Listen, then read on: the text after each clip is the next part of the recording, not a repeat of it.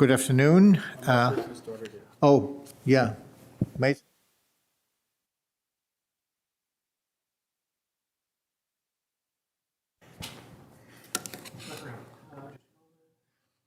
Okay.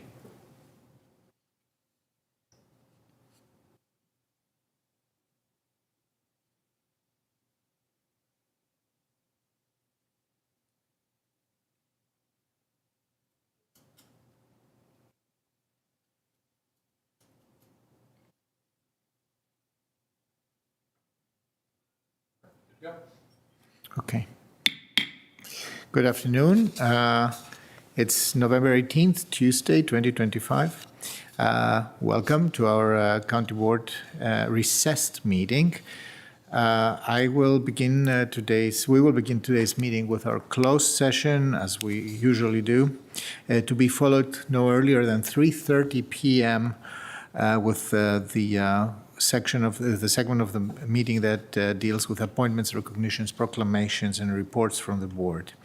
I will now move that the County Board convene a closed meeting as authorized by Virginia Code Sections 2.2-3711A1, 3, 7, and 8 for the following purposes: discussion of potential candidates for a board-appointed position, and discussion on or consideration of the acquisition of real property for a public purpose where discussion in an open meeting would adversely affect the bargaining power or negotiating strategy of the public body, consultation with and legal advice from the county attorney regarding liability risks with certain county assistance programs, consultation with and legal advice from the county attorney regarding two active lawsuits where such consultation in an open meeting would adversely affect the county's litigating posture, consultation with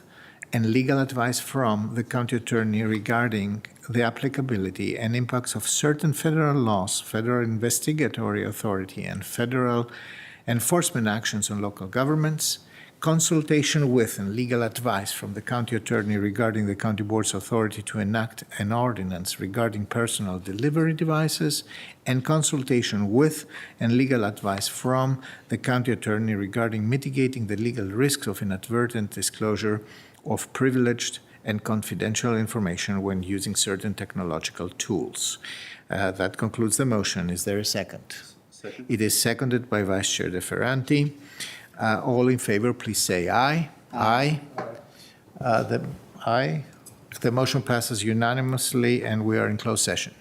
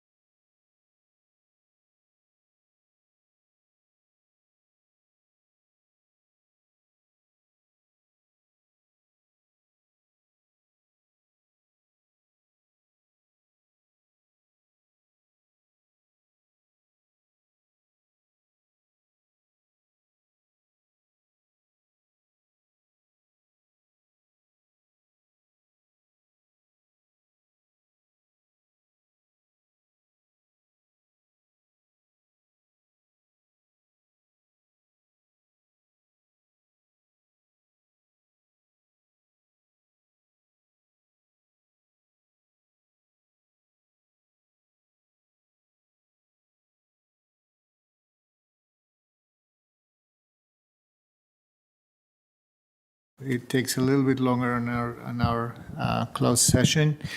I'm going now to start with governing us out from the closed session we just had. I move that the members of the county board certify that at the just concluded closed session, first, only public business matters lawfully exempted from open meeting requirements under Chapter 37, Title 2.2 of the Code of Virginia, and secondly, only such public business matters as were identified in the motion by which the closed meeting was convened were heard, discussed, or considered by the board. Is there a second? Second. It is seconded by Board Member Coffey. Mr. Clerk, please call the roll. Of course, Mr. Carantonis. Yes. Mr. DeFerranti. Yes. Ms. Coffey. Yes. Ms. Cunningham. Yes. Mr. Spain, Sr. Yes. So the motion passes 5-0. We are out of closed session and back in open session. Good afternoon, good evening almost, everybody. Thanks for being with us tonight. The segment of the meeting that we have in front of us is appointments, awards, recognitions, proclamations, and report. We'll begin with our usual advisory group related actions, which are appointments. I will move the following appointments. As an animal control officer, to appoint Crystal Mott as deputy animal warden. To the Arts Commission, to reappoint Lucy Bowen McCauley for a term ending November 30th, 2028. To the Climate Change, Energy and Environment Commission, C2E2, to appoint David Friedman for a term ending November 30th, 2027. To the Commission on the Status of Women, to appoint Adriana Lopez for a term ending November 30th, 2028. To the Community Services Board, to appoint Asha Patton-Smith for a term ending November 30th, 2028, and to appoint Judy Dean for a term ending November 30th, 2028. To the Crystal and Pentagon Cities Council, to appoint Carol Fuller as the Crystal City Civic Association representative for a term ending November 30th, 2027. To the Economic Development Commission, to reappoint Pravidaran Meyan for a term ending November 30th, 2028. To the Industrial Development Authority, to reappoint Edwin Fountain for a term ending November 30th, 2029. To the National Landing Business Improvement District Board of Directors, to appoint Shannon Flanagan Watson for a term ending November 30th, 2028. To the Technology Advisory Commission, to appoint David Chong for a term ending November 30th, 2028. And to the Transportation Commission, to reappoint Suhail Hussein for a term ending November 30th, 2028. A second to this motion is not required, so colleagues, if you want to indicate your agreement, please say aye. Aye. Aye. Any opposed? The motion passes. Congratulations to all the residents who we appointed today, and thank you again for those who are volunteering their time and their talent to the betterment of all of us, of the commons of Arlington County. Which brings us to recognitions and proclamations. But before we go there, Mr. Clerk, if we can pull up the slides for resources we do that every meeting right now. So first and foremost, we have food assistance and free resources with some reminders and updates. The supplemental, we talked a lot about the availability of the Supplemental Nutrition Assistance Program, SNAP.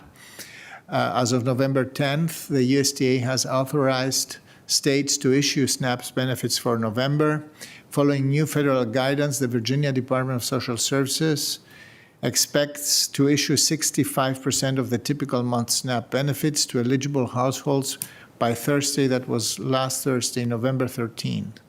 And as far as I know, this has happened. The Virginia Emergency Nutrition Assistance Funds, which is a part of, which is a program that was put in place by the governor of Virginia during the last leg of the shutdown. So any such funds that are already on EBT cards will remain available for up to 90 days. No additional VINA funds will be issued in November. No additional VINA funds will be issued in November. VINA was designed for urgent food needs. If unused after 90 days, the remaining balance will be removed from the cards. There are more details, and they are on our website for beneficiaries to find out. Local food assistance and community support. We have unanimously approved emergency funding for the Arlington Food Assistance Center, AFAC, which is expanding its food distribution capacity to help meet increased community need. We hear very, very often from all the volunteers who work there that the need right now is steadily over 3,500 households weekly. So next slide, please. So there is also a map, an online map that shows different resources available in different places in Arlington, from food pantries where school meals are served, and thank you APS for making that happen, where prepared meals are available, and where discount groceries are available.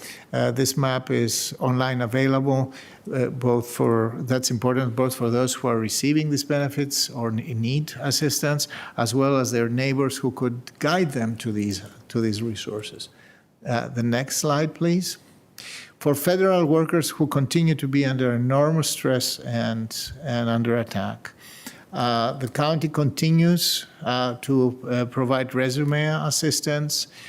We have all the programs that we have for mental health support that are at their disposal. Food security, I just talked a lot about that, is at their disposal as well. Housing resources they can be found on our website, and resources on how to maintain or how to find, again, health insurance. Shutdown resources, it looks like an older item on our slide, but a lot of federal workers still are on the mend from the shutdown. This has not yet completely ended. So the next one, please. And for our immigrant neighbors and refugees, the county website provides there's a special page for that.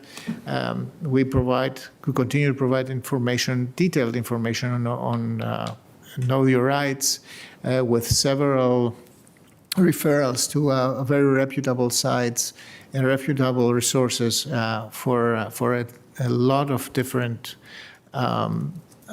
cases. Food resources, housing and eviction resources, English classes and citizenship classes and scholarships are all to be found on our website. I never miss the opportunity to say, if you have an immigrant neighbor who has lived here for many years, and can be eligible for the U.S. citizenship, please encourage them to take that path. It's extremely important to do that. A lot of people think that this is an insurmountable burden. They have quite a lot of PTSD from their path until the permanent residency. They should not. They should dare, and they should feel, and they are supported by us as well as by their entire community. So, Mr. Clerk, I think this concludes these slides and brings me to the proclamations. Today we have three. The first one is a proud one on Veterans Day, on the occasion of Veterans Day, and I will pass this. I will ask my colleague, Mr. J.D. Spain, who is a veteran himself, to present the proclamation of the board. Well, thank you, Mr. Chair, and good evening to everyone in attendance. And it is my pleasure, of course, to present on behalf of the county board the proclamation for Veterans Day, which was November 8th. Just to note, we did have a ceremony here in which county employees and so many others were invited. It was a grandiose affair, I would say, and I'm very grateful not only to the staff at the county manager's office, the staff that works alongside our MVAC committee, and everyone in attendance that day, because it was really one for the history books. That being said, I will read here our proclamation. And as a Marine, I will tell you that those who serve our nation, and I've served our nation, worn the cloth of our nation for 26 years, I stand here not here as just a board member or sit here as a board member, but as someone who knows firsthand what it means to wear the uniform. And Veterans Day is not just a day on the calendar, my friends. It is a moment to honor every man and woman who answered the call.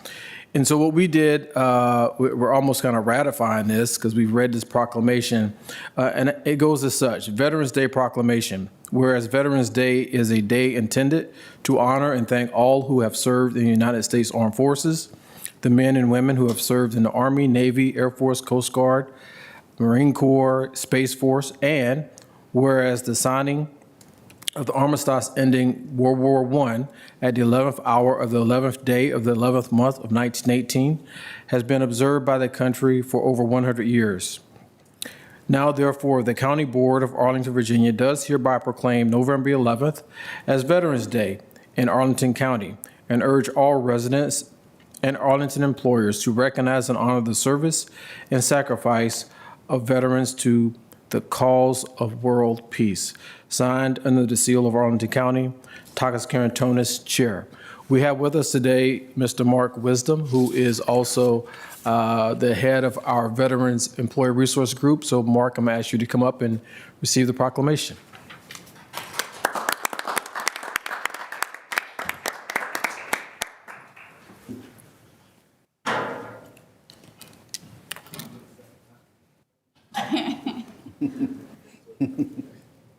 You're hopefully proclaimed here. See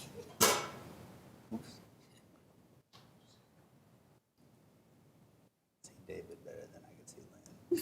Just thank you. Awesome. We need polos. He keeps you guys keep asking. My colleague, Mr. Spain, said for the second time, because a few days ago, just before the actual Veterans Day, I think it was on the 9th or the 10th of November, we hosted our veteran employees and friends and family, and we celebrated them and their service. And thank you, Mr. Spain, for being the host of this event as well. The next one, it's not very unrelated to veterans, because many veterans, after service, they start a small business. They're very entrepreneurial, but not only them, but a lot of Arlingtonians too. And this is for Mr. DeFranti to read the proclamation to Small Business Saturday that's coming up. Thank you, Mr. Chair. This invokes conversations I had with Ms. Shannon Flanagan Watson during COVID about how small businesses are the lifeblood of our work, and she came up with an idea in conversation one day that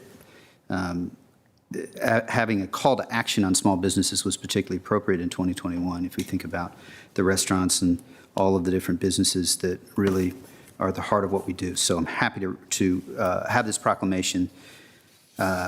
Small businesses are at the heart of Arlington. They create jobs, strengthen our economy, and help shape the character of our neighborhoods. Across the country, small businesses make up 99.9% of all U.S. businesses and employ half of the nation's workforce. Their impact on local communities is powerful and lasting. Studies show that when we shop at a small business, more of that dollar stays right here in Arlington, supporting workers, local suppliers, and other neighborhood businesses. Arlington is home to an estimated 9,600 establishments, with approximately 90% operating as small businesses, less than 50 employees. Small Business Saturday is a chance for us all to show our support for our merchants and entrepreneurs, not just on this day, but throughout the year. And certainly as you consider the holiday shopping, One year I did all of Stretch right on Langston Boulevard as all my presents, which may reflect that I need to get more presents, but it's also, small businesses have an extraordinary impact. So thank you for the chance to share this proclamation with all of you. Onward. Thank you, Mr. DeFranti, Vice Chair DeFranti. There is a third proclamation today. November is Native American Heritage Month. And you may remember that at the beginning of the year at our organizational meeting, with the help of Ms. Cunningham, we read for the first time one part of the introduction to our historic preservation plan. And this introduction included a recognition of the land, which basically is a reflection on where Arlington's history begins. And it's long before the county as we know it today was established. The land we live today is the ancestral home and the hunting grounds of the Doig, the Toshin, and the Piscataway peoples. Many of these nations are part of the Algonquin language group, and some were connected to the Powhatan Paramount chiefdom, reflecting a deep and long-standing cultural root system in this region.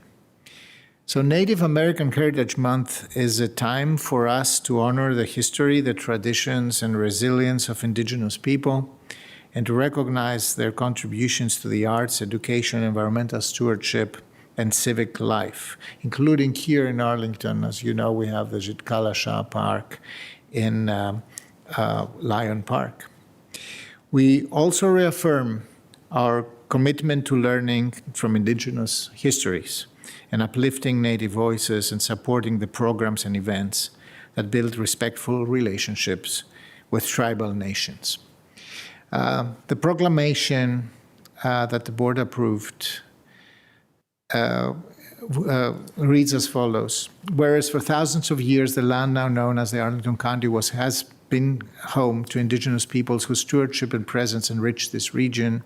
And whereas we acknowledge that the land comprising present-day Arlington County is the ancestral home and the hunting ground of the tribal nations that I just mentioned, whereas the arrival of settlers brought profound disruption to indigenous communities through displacement, disease, and cultural loss, yet Native peoples across Virginia and the nation continue to thrive and contribute to our shared society. And whereas Native American Heritage Month provides an opportunity to honor the history and traditions and resilience of indigenous people and to recognize their enduring contributions to the art, the education, the environmental stewardship, and civic life. And whereas Arlington County affirms its commitment to learning from indigenous histories, uplifting Native voices, and fostering respectful relationships with tribal nations, now therefore, the County Board of Arlington, Virginia does hereby proclaim November 2025 as Native American Heritage Month in Arlington County and urge all residents, educators, and community partners to support events, programs, and initiatives that honor indigenous people and strengthen our shared commitment to inclusion and respect. And had the honor to sign this under the seal of the country as the chairman of the county for this year. Thank you for my colleagues for honoring this important occasion. It's important to remember that we are always living on borrowed, at best borrowed, at best borrowed place, borrowed land. So, moving along, we have a treat today, and I see here Ms. Kim Rucker from our treasurer's office. Thank you for coming here. We expected Ms. Carla de la Pava, to be honest with you. Yes. But we have I a did slight too. suspicion why she avoided this meeting. I believe that she didn't want us to sing happy birthday to her. You know what? I You think might be this was a smart move by her. But you can come she downstairs. She won't escape. You We'll can sing get to her tomorrow. Yes. Okay. Thank you for afternoon. joining us Yes, today. thank you. Good afternoon, Chair Karen Tonis, members of the board, Mr. Schwartz. Unfortunately, Carla did have a family emergency, and she's very sorry she can't be here today. But she asked me to come give her report on Arlington County's tax delinquency for fiscal year 2025. Oh, are we moving, Mason? Let me see. It's not going. There we go. Magic touch. Okay. Our tax delinquency rate at the end of FY25 inched up from the prior year to 0.185%, but remains at less than 0.25% as it has for most of Carla's tenure as treasurer. The amount of unpaid taxes at the end of a collection year is an important measure of how the treasurer is doing with their mission to bill, receive, and collect state and local taxes and other revenues. It can also be a good indication of how well Arlington taxpayers are faring in the economy and coping with other factors that impact their ability to pay. Although we were initially relieved to start the collection year with combined tax delinquencies that were 10% lower than the year before, we were still faced with over $16 million in unpaid taxes. Other than FY24, this was the most daunting starting point we'd seen in 15 years. In the first part of the year, we were keeping pace with prior years, but you can see on this graph that our progress began to slow around week 32, which was mid-March. That was when we started to see the cumulative impacts of inflation, trade tariffs, and DOGE layoffs. In fact, in the first 3 months of 2025, Arlington's unemployment rate increased 65%, the beginning of the immense challenges that members of our community have faced. Let's start by looking at vehicle tax delinquencies, which are always the vast majority of total delinquencies. At the beginning of the FY25 collection year, vehicle tax delinquencies accounted for 70% of total delinquencies. Despite a lot of progress, by the end, they accounted for 82%. This is not surprising, however, because vehicle taxes are always much harder to collect. As we all know, cars are getting more and more expensive, increasing the tax burden on our citizens. In 2021, only 15% of cars assessed in Arlington were valued at over $20,000. Now they account for a quarter of taxable cars, a nearly 70% increase. The vehicle tax burden on our taxpayers has also increased because Virginia has not adjusted the allocation of personal property tax relief to localities since 2006. When the PPTR allocation was established, it was meant to cover 70% of the tax on a vehicle's value up to $20,000. Now it represents about 35% of tax on eligible vehicles. Moving on to business property taxes, also known as business tangible tax. The bad news is that business tangible tax delinquencies after the due date increased by 50% over FY24 to reach a new record high. The good news is that by the end of the collection year, our team had reduced business tangible delinquencies by more than 80%, despite having started in a far more challenging position. And finally, looking at real estate taxes, which, as you know, make up the largest portion of our tax base. We started the collection year with $5.6 million in real estate tax delinquencies, which was just below where we had started in FY24. Over the year, we had reduced that to just $143,000 in unpaid real estate taxes. To give you a sense of the work that was done, this is the beginning of the collection year with each dot representing a delinquent property. And by the end of the collection year, the properties with delinquent taxes had become few and far between. As you've heard us say before, the best way to achieve a low delinquency rate is to prevent taxpayers from going delinquent in the first place.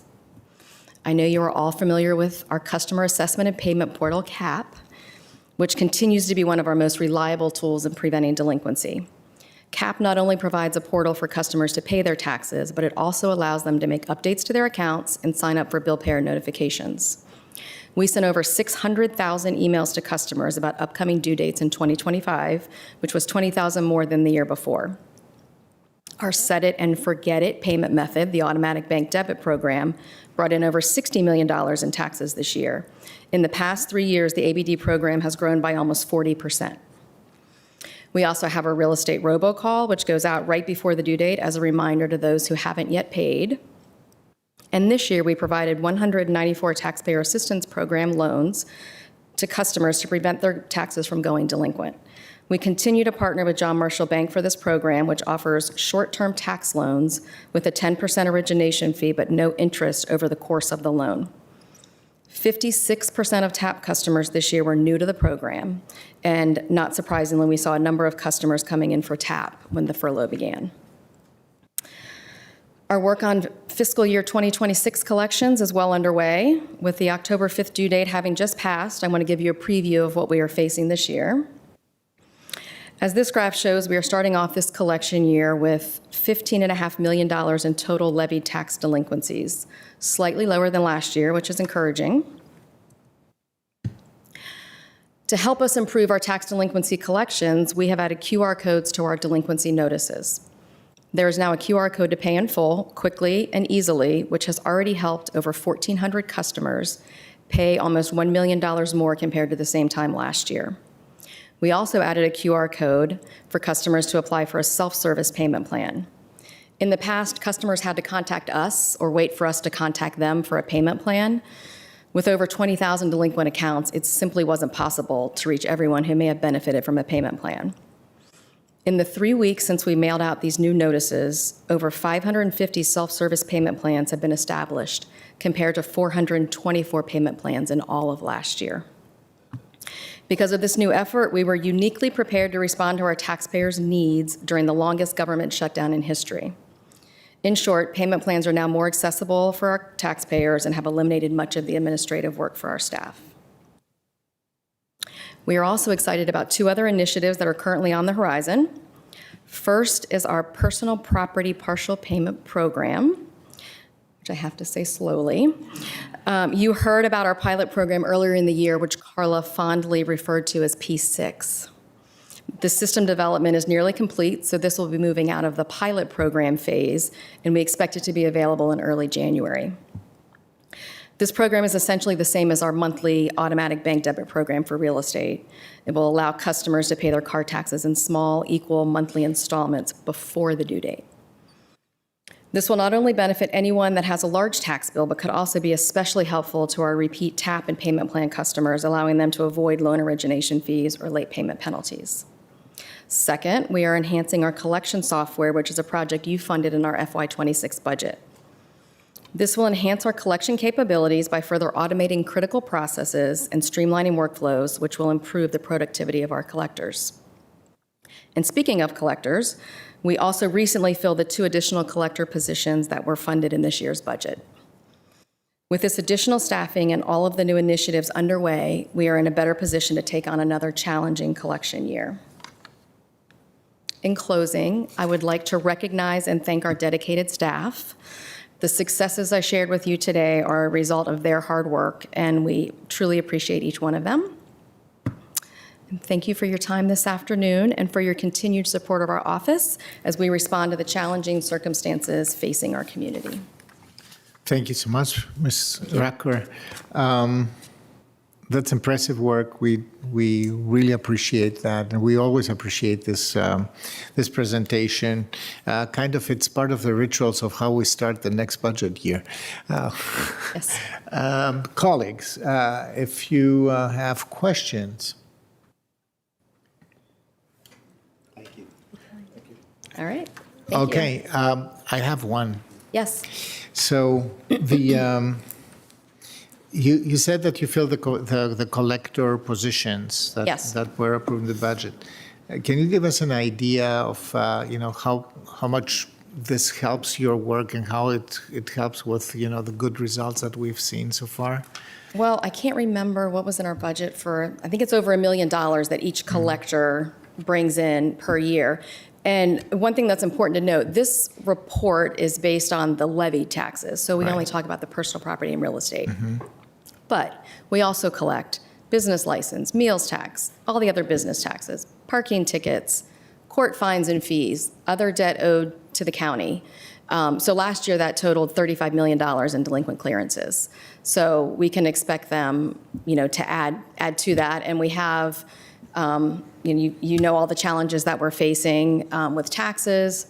We have more and more county agencies are coming to us with different programs that they want us to collect overdue revenue to the county for. So the work just continues to grow.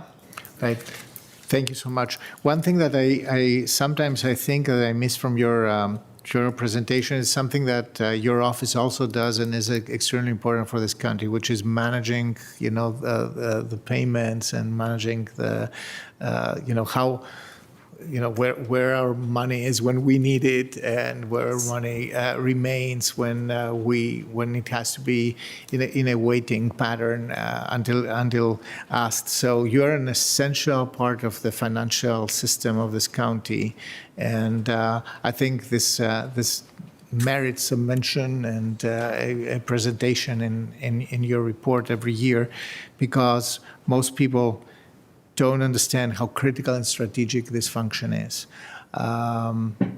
When we have to make payments, when we need to either acquire something or honor a contract or pay a contractor, etc., somebody needs to be there who will not only process the payment, but have made the provisions, the financial householding provisions to so that these payments can be done without any issues. And your office is actually a great steward of this responsiveness of Arlington County. So for that, I really thank you. Thank you. Thank you very much. Mr. Vice Chair DeFerranti. Seek to be super succinct. Thank you each for what you do. It's just a challenge. And then thank you as well. I was a little quizzical, and I think Ms. Coffey may have reminded, I think you've done your last budget cycle. And I was surprised to see, because I think retirement was at least discussed. And if you have unretired, we're all grateful. I have. Oh, we are. Yes. Yes. I retired. I came back in August. It's great to be back. I will say Great. a lot can change in 3 months, and there's always new things on the horizon, but it's Great. great to be back. Thank you. I just was wondering what I was missing. So I was just confused, but thank you so much, and to the team. I didn't want to tell you that, but you remember how unhappy we were when. Thank you. It's great to be back. Thank you. Thank you. Okay, thank you very, very much for this always insightful report. Then we go on to chair's reports, 3 short items. If we can pull the slides. So Vice Chair DeFerranti talked about Small Business Saturday. This campaign, every year we have a campaign. This date is November 29th. It's very important because it's the middle of the Thanksgiving weekend. Next slide, please. So we asked now, I have to tell you that small businesses in Arlington are actually big business. About 96% of our business licenses is a business that employs less than 50 people, which is by definition a small business. They employ about 30% of our, a little bit more than 30% of our residents here in Arlington, of our workforce. So they are actually a big employer. They only produce 20% of total business volume. But nevertheless, they still employ 1 out of 3 Arlingtonians or workforce in Arlington. So there is a program that's called Open Rewards, and I invite everybody to go to the website, especially the website of the Arlington Economic Development, and to look at this. This is when one gets a 5% reward if you shop local, especially in challenged sub areas in our county, like on Columbia Pike right now, my neighborhood. You get this 5% back, and we invested here. This board has invested through this budget process. There are many actions that you can see which businesses participate in Columbia Pike, almost all of them, with window cleans, street decals. There is a social media marketing campaign going on, and there is a strong and ongoing collaboration between business improvement districts, our urban partnerships on Langston Boulevard and Columbia Pike, and the Arlington Chamber of Commerce. This is Small Business Saturday is really it takes a huge village to get it done and to get most of it. But shopping local should be really what we should have in our minds right now. Small businesses have been extremely stressed by everything that's happening, from the federal impact, the government shutdown, and the immigration crackdowns. This is not easy to digest on top of all other challenges that a small business has. So it's up to us as a community to stand up and help them. Next slide. So the Open Rewards program, I want to really put a plug on this. It is. It says, the slide says, double the Open Rewards. We're turning up to cheer this year. And when you shop local, you earn 10% back on Open Rewards on Small Business Saturday on the 29th of November. That's an extra 5%. The regular rate, the everyday reward is 5%. On Small Business Saturday, it will be 10%. So there is an app. This is linked, and you can find it under BizLaunch in the Arlington Economic Development website. And you can see there also there is a list of all the participating Arlington businesses. So use these rewards. I know because we have gone through a very difficult situation on Columbia Pike over the last couple of years. I myself had to advocate for this program, and all of a sudden now I have a growing audience for that, and I'm very happy to see that people actually use that, and businesses are happy with this. Next slide. Local businesses are everywhere. But sometimes it's difficult to find them, especially if somebody doesn't, there is a facility to just go online and try to buy what one needs. It's a little bit more difficult to go outside and go to a small business and actually be a patron. So Small Business Directory exists. This is a very complete Small Business Directory. Actually, it's a joy to browse through that, because you will discover amazing places and amazing entrepreneurs. And it's a perfect way to plan your shopping route, as Mr. DeFerranti referred to that, and uncover new favorites while shopping in our neighborhoods. Next slide, I think. So shop local. This is the everything we want to convey to the holiday shoppers this year. Strengthen Arlington at the same time you bring joy to your home, to your family, to your friends. So the next one is that's we can go to the next slide or to the next presentation. So a few days ago, colleagues, we received in my opinion, extremely insightful report from the county manager. And I want to just put some highlight here in the public domain so that we so that we have a common understanding what we're talking about when we mention federal impact over these many, many months that seem to be an eternity. So these will be data and insights that reached September 2025, so just before the federal shutdown has started. But the insights are still very impactful and very impressive. So next slide, please. So we lost funding. Arlington County has lost funding in 2 instances. Supporting lunches for the Juvenile Detention Center and an APA grant, about $1.1 million.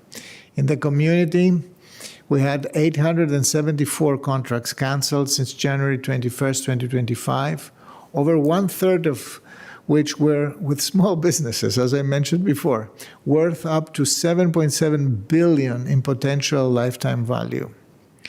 Next.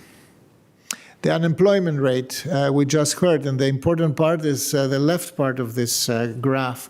The employment rate is significantly higher than the equivalent of the fiscal year 25. The fiscal year goes from July to June. So right now it is significantly higher, over 30%, 30% higher than last year, and it has been climbing since then. The August 2025 unemployment rate was at 3.5%. The change from August 2024, so a year before, is 40%. So it's solidly between 35 and 40% higher. This has a lot of implications for our households, for households who not only experience unemployment, but also experience employment precariousness, which is another effect that adds stress to everyday life for many Arlingtonians. The next one, the unemployment claims have been increasing as well. As you see, we had in our joint session, work session with our legislators, we talked a little bit about how difficult it is to access the Virginia unemployment insurance.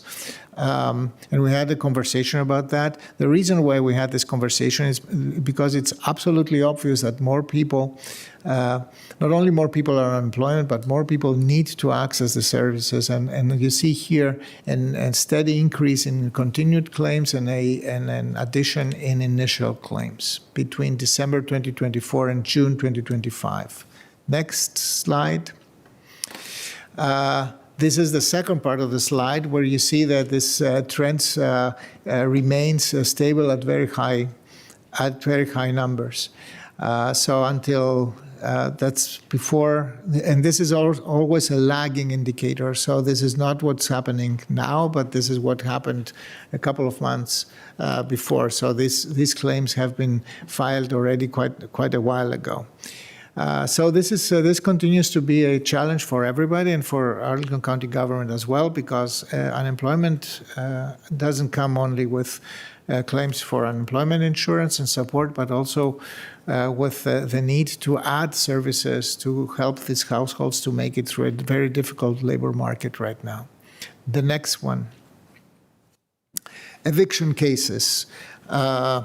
This is a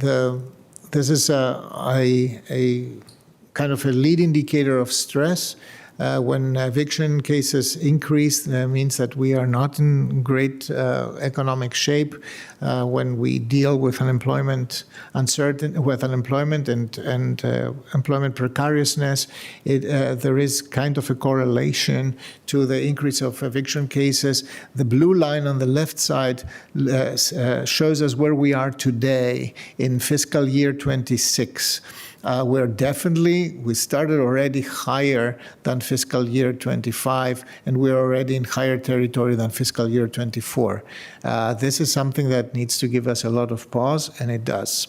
The homeless shelter use is always higher in the winter months, like November to March 25, but it's steadily high, as you see, until September 25, until last September. And we must brace for another hard winter. And we know that our shelter capacity, that our shelters are almost all at capacity right now. This is a challenge for all of us.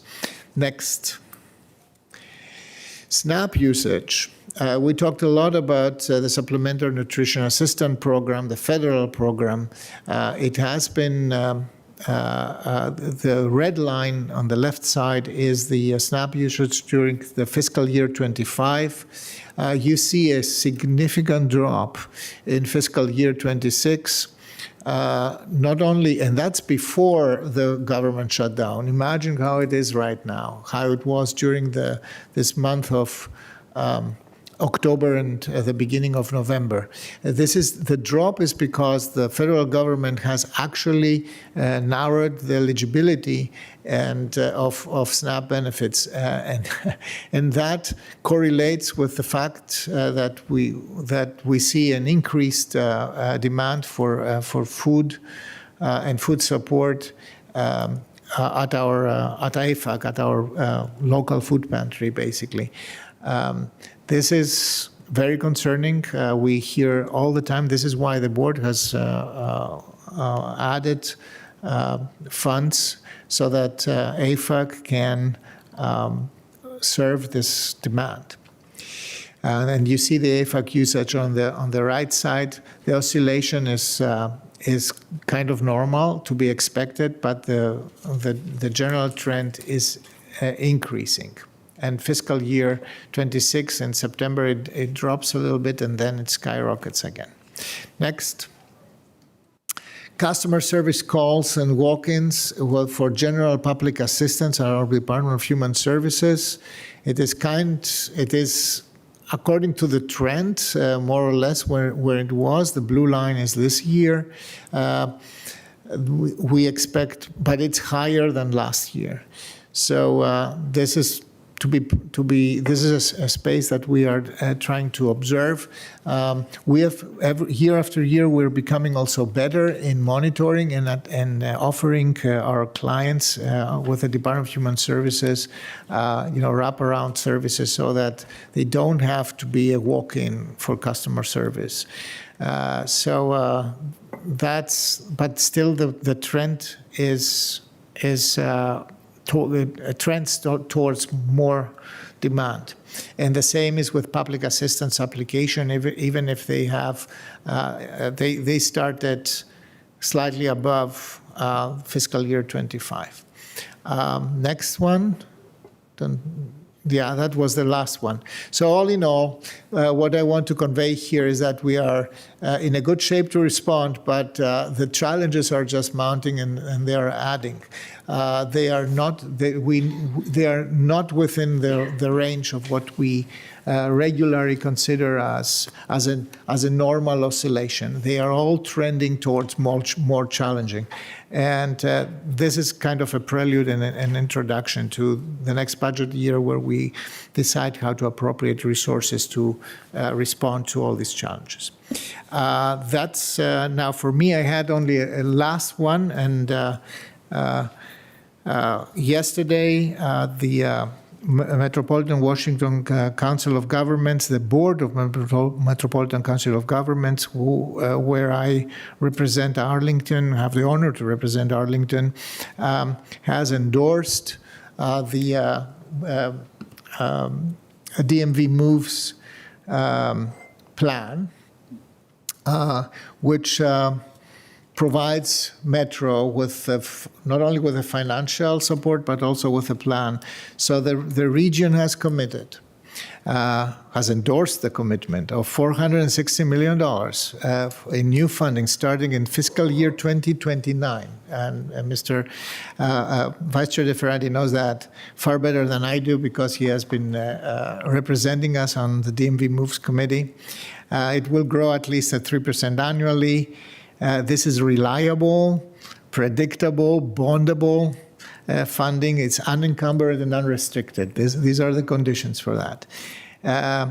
There are 6 action areas to advance regional transit integration, and there is a plan to partner with Metro to develop and implement an initial bus priority corridors, and also to invest in automation, in further automation modernization of Metro Rail.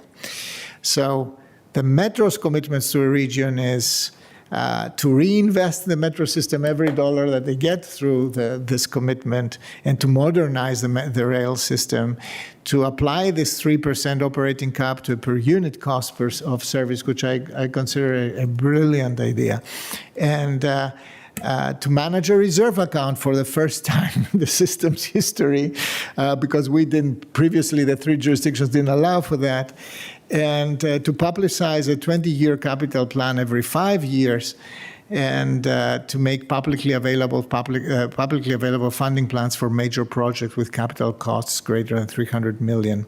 So all this is to say, this is a historic moment for this region, that we have really a reliable, unencumbered commitment to support one of the most important systems that support our economy and our people.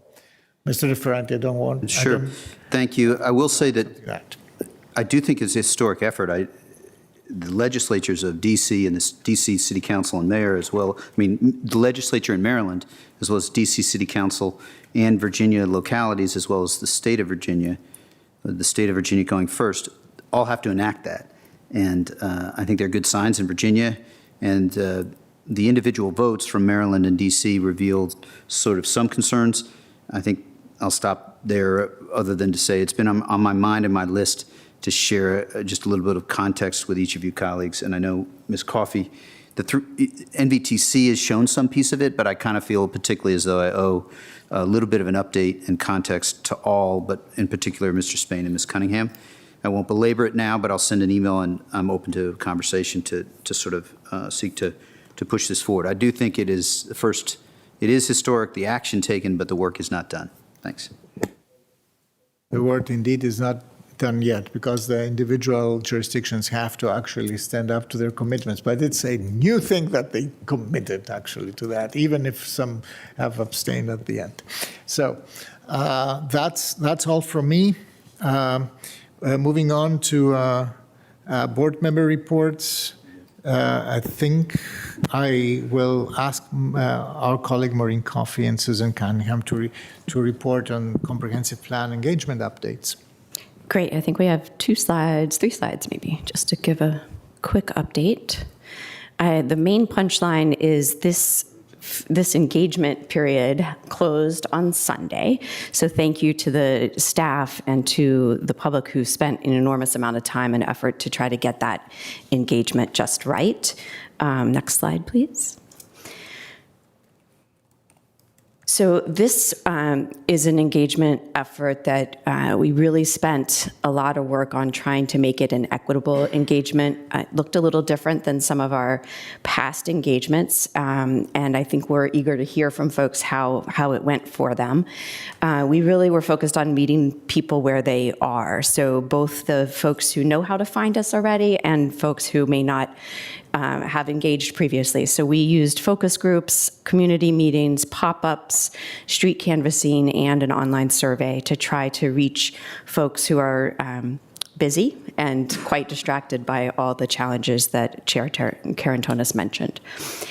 In the end, we were able to reach contributors from over 50 neighborhoods, a good balance of renters and owners, a good balance of ages, including the elusive 30 to 40-year-olds that we have sort of a lower participation rate from historically, and then both non-English and English speakers. And in that, what was really cool, and I think Member Coffey and I got a chance to be in person as well as online for some of these, but it was great to see the mix of our community and the diversity of our community engaging with each other to talk about what's important to them, what's important to their view of future Arlington. Next page. And so there'll be a much more detailed effort summary from staff who are digesting this incredible amount of information, 6,700 comments. But I just wanted to share as a progress report, we had the 10 sessions of focus groups with 100 participants. Those were largely less engaged areas of the population.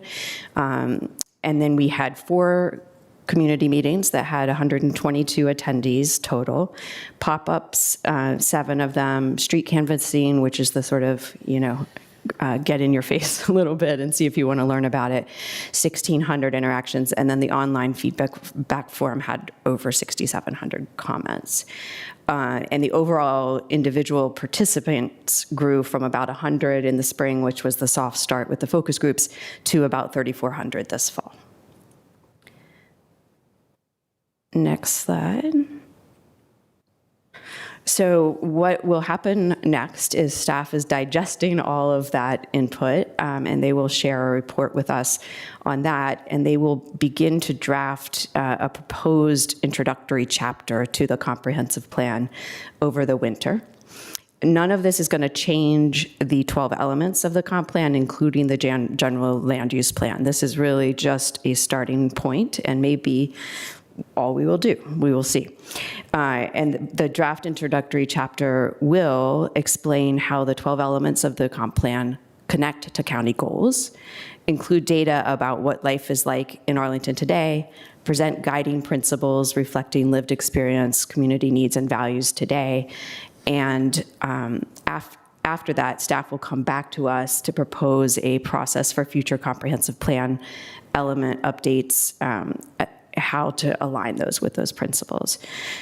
All of that will just be conversation, really cool conversation, and well-informed by our staff and community, but nothing will change unless the board acts or chooses to act on any of these recommendations. So that's just a little bit of a summary, and then I would say a big thank you to staff and to Ms. Coffey. We decided to put 2 members on this to have liaisons that had different viewpoints, and I think that's been really helpful to hear the community and to for us to get another upfront look at how amazing our staff can be in engaging with our community.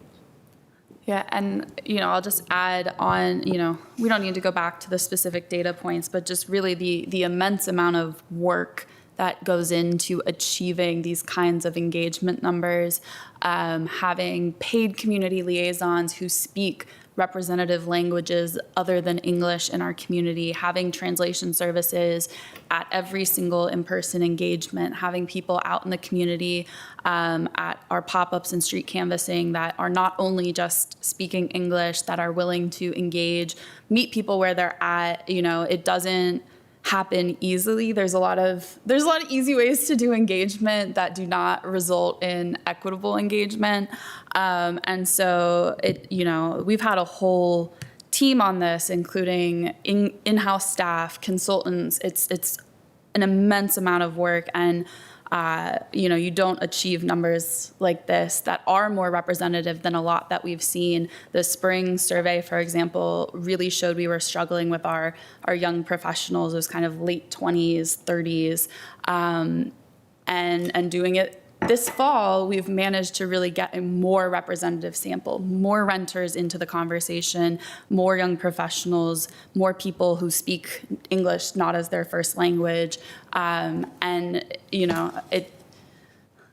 of these things happen because of intentionality, not because of accidents. And so just massive kudos to our staff.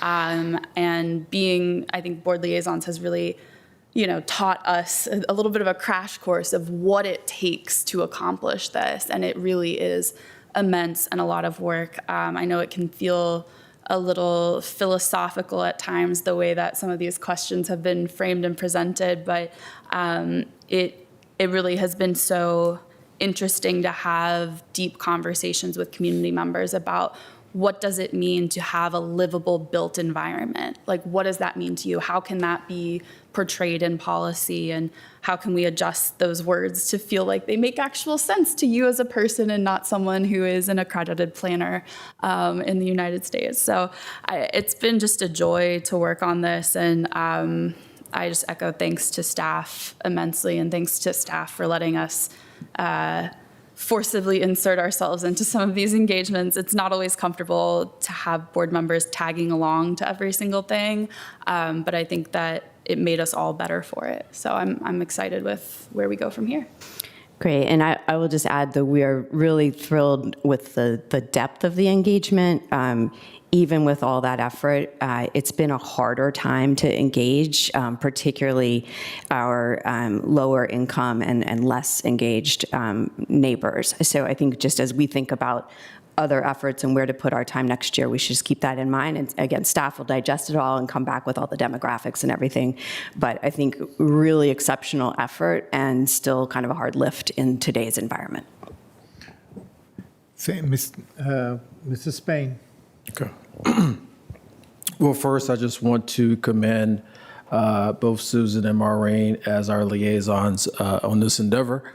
It was, I know, not an easy task, and I've been able to follow it closely and attend one of the in-person events sparingly, but I'm happy where we are. It's always interesting to me, right, as I think about how we engage, how we measure our engagement, and we're using equity lens, all those things considered. What does right look like in engagement? I think for me, quite honestly, I don't have a really sound answer on that. I think I'm still exploring it as our county continuously grows, and we have a very diverse population of folks. I think you hinted on this, Susan, about how we reach and how do we get into those areas where folks may not know much about our government. I say that because just this morning I was briefing at a chamber event as a guest speaker, and a room full of small business owners, and they were talking, and I lifted up the comp plan, right? And I asked, how many of you heard of it? And look, we're not going to reach everybody in this county of 239,000 people, but a lot of folks didn't even hear about it. And I'm at the chamber in a meeting, right? And so what I say is that as we look into the future in these type of engagements, and we really going to have to, I think, put our hats on to think about stakeholder engagement, how we measure community engagement, our confidence levels, and all that statistical analysis that goes into it, because that's important if we want to get a good cross-section of our community on any initiative that we take forward. But this is great. I look forward to looking at all the demographics and data that's going to come out from the team to better inform me about how this process went. But thank you for your hard work, and I know it was a lot of long nights, long days for both of you, so thank you very much. Yeah, and I would just add, we've already been receiving, I think everyone up here knows, from various community members, ideas about how to do engagement better. And I think one of them is particularly around businesses, around organizations. And so keep coming on that. Like, we don't have the magic formula yet, and times change. So let us know how you would like to be engaged so that we can continue to refine these processes going forward. Vice Chair Ferranti. Just a thank you to you both. I do know it was a lot of work. I may loop with you to see if I can just glean a couple of lessons learned on some of the details. I'm grateful, but for all the work, and so I'll try and do that just to see if I can understand the outcomes and a couple of lessons just as we go forward. Thanks. Thank you. My turn to thank you profusely for your engagement.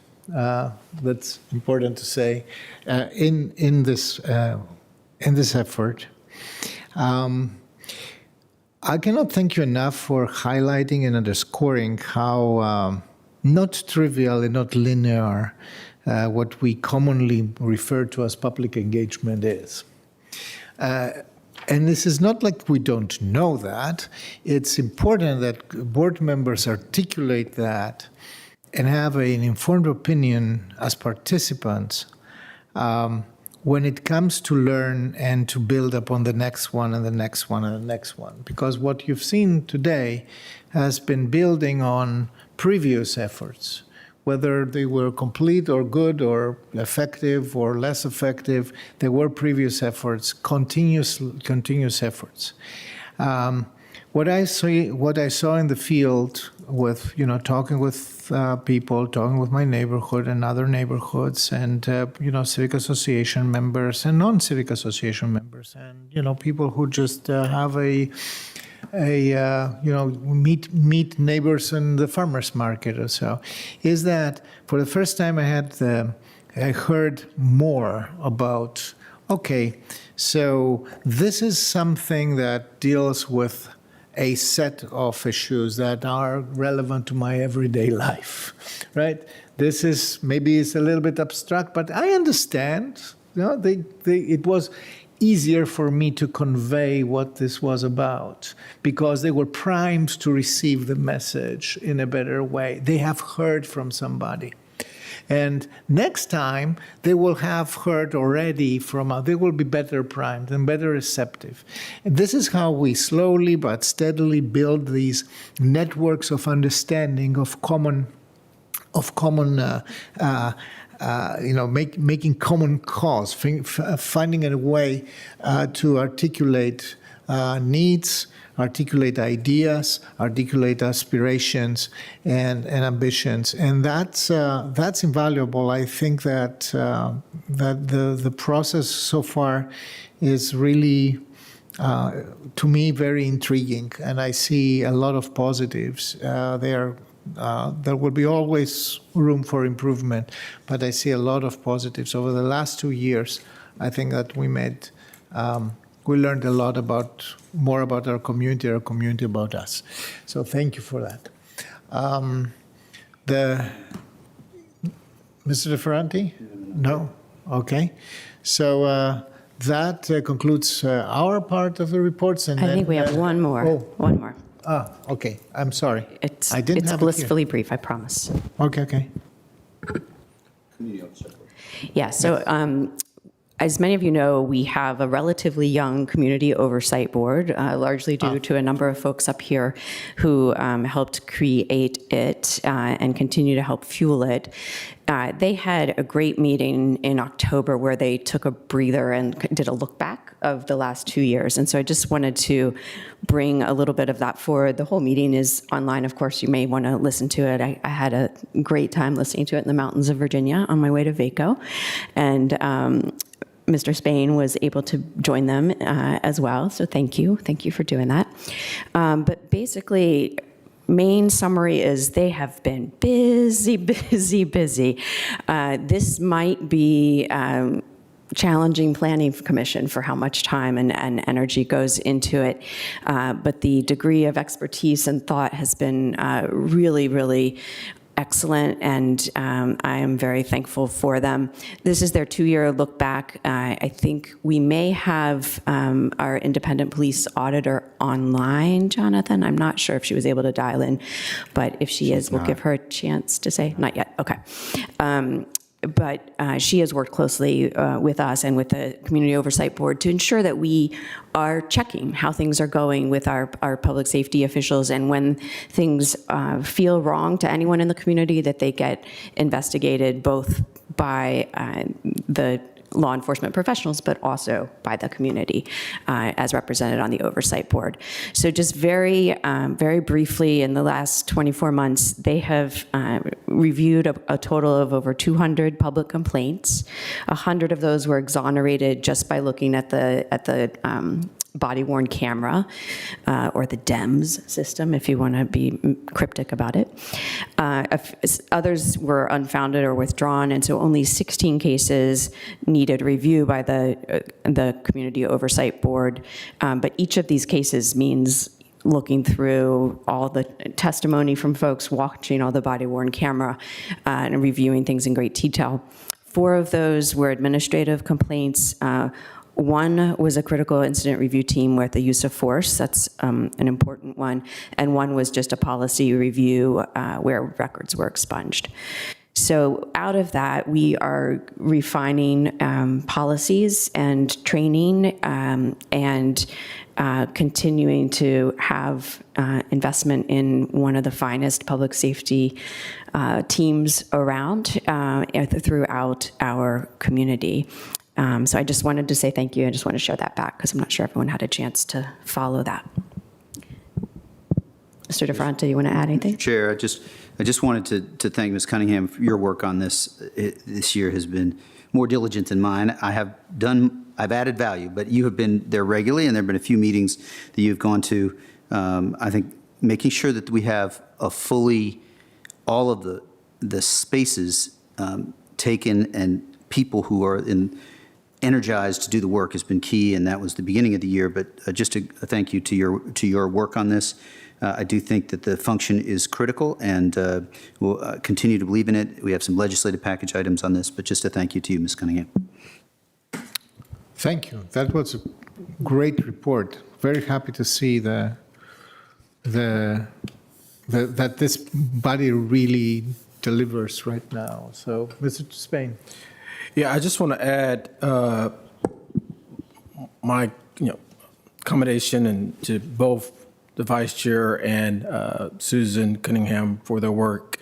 This is an area that I also kind of watch closely. And again, kudos to the IPA and to the chair of that committee. And to the county manager, quite honestly, I think the IPA and the newly hired assistant got the role, were able to go out to the annual NACOLE conference a few weeks ago to get the latest and greatest about oversight. So really appreciate you supporting them and the entire team in that endeavor. So great work by all, and thank you for your leadership. Just for clarification, IPA means not what most people think, but it's the Independent policing auditor, sorry. Independent policing auditor. The independent police auditor is online. Who is the chief staff officer of the Community Oversight Board? She actually is online now if you want to go check it. Ms. Abraham, would you like to, yeah, thank you. Thanks for joining us. Do you want to say anything or just introduce yourself so people know where to find you and if they have any concerns or want to volunteer, where you are?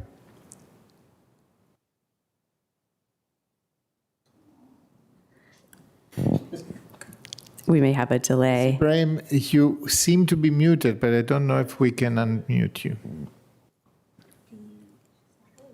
Well, I will speak on her behalf for this time, but I think we'll have another chance. Oh, did you get off? Yes. Oh, yeah. Can you all hear me? Yes, we sure can. Awesome. Thank you. I just thought you might want to introduce yourself and share any observations you'd like to about the COB. You've done an amazing job, both staffing the office and dealing with. Can you all hear me or no? We can. Yes, we can. Okay, great.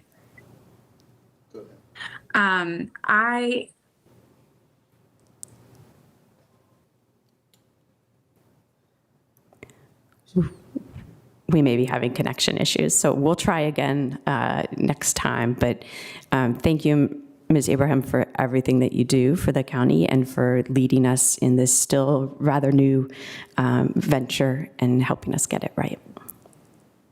Thank you. I think that there's a little bit of a feedback. Sure.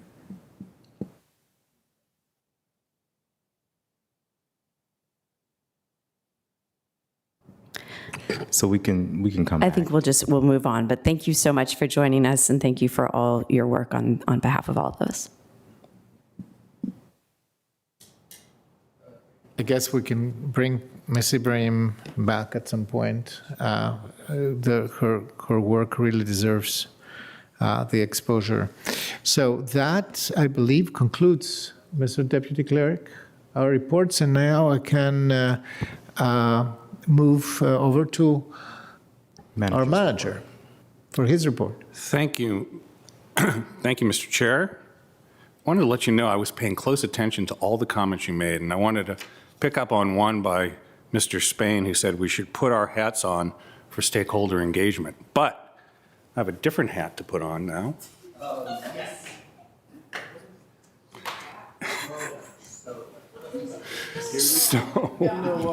So today I wanted to talk about the Department of Parks and Recreation. You feel free to take a picture. As part of my manager's report. So even in a year where we have a lot of challenges, we should stop and celebrate our achievements. And I'm so excited to highlight that 2 months ago, our Department of Parks and Recreation received the National Gold Medal Award for Excellence in Parks and Recreation Management. And this is a big deal, okay? So this is like, you know, the Oscars for Parks and Recreation. It really is. And we received gold in Class 2, that's for communities with populations between 150,000 and 400,000. Okay, so we're going to go and we'll talk a little bit about, you know, something else that happened a month later, which was a month ago. DPR brought home 4 statewide awards from the Virginia Rec and Park Society. And so I wanted to talk a little bit about, in that case, they were recognized in the category for populations above 200,000. So these are the awards that they got. So you can specifically see them highlighted here. The first award was for the Battle of the DJs, which is the best new special event. And this is a teen-driven event that showcased talented members of the Teen Entrepreneurial DJ program. And I'm sure that if county board members wanted to join that, they probably would be welcome. The next program, which is really cool, and if you want to advance the slides, I think we have pictures with each. This is the Battle of the DJs, okay? And just in case anybody's confused, the DJ is in the forefront there, and everybody, okay, thank you, okay, just wanted to clarify that. Let's go to the next slide. And there's no vinyl, it seems. Yeah, no, we don't have volume with this. This is, okay, so. Oh, vinyl. Yeah, I have a lot of that at home, okay.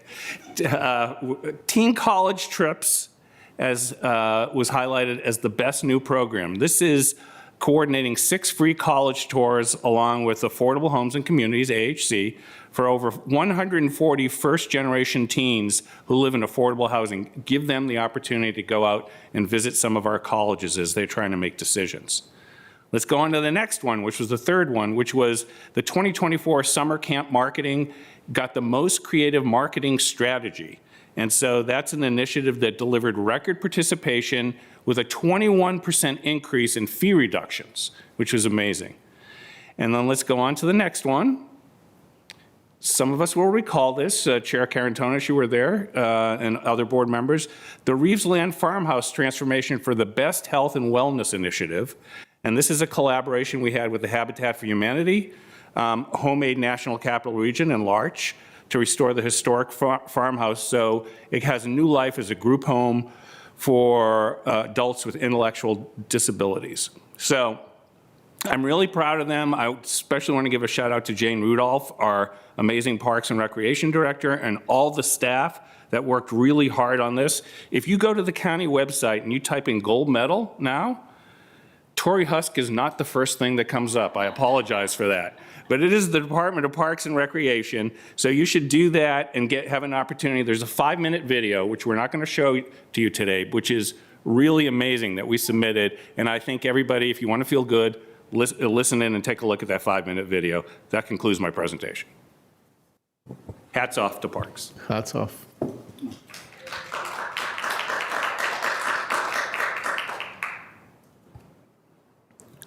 That's it, Chair.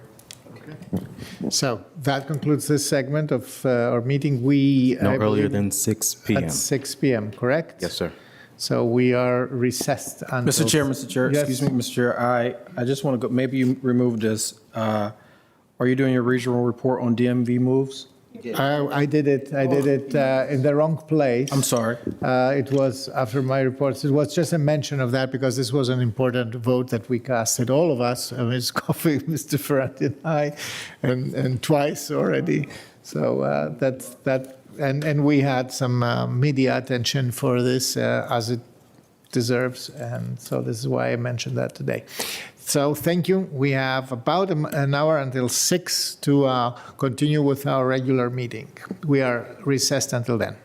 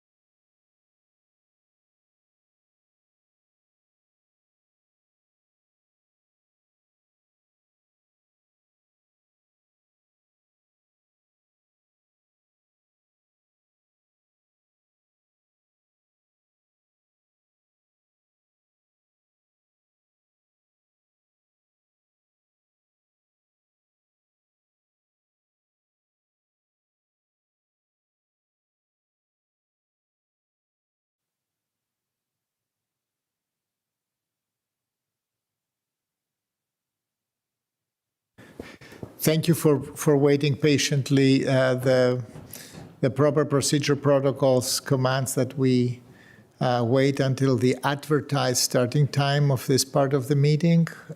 So I think 6 p.m. The advertisement says that the items that we will be discussing tonight won't be heard before 6 p.m. So we are at 6:01 p.m. And the grace period for board members to join this dice is 2 minutes. Charge them and advise them of their rights to appeal. So we ask for everybody's understanding. We have been meeting today in our recess meeting since 1 p.m. So it's a little bit of a long meeting, and people need some refreshments and some food and some time in between segments of this meeting. So we're waiting for our colleague, Ms. Coffey, and she will be momentarily with us, and then we will start.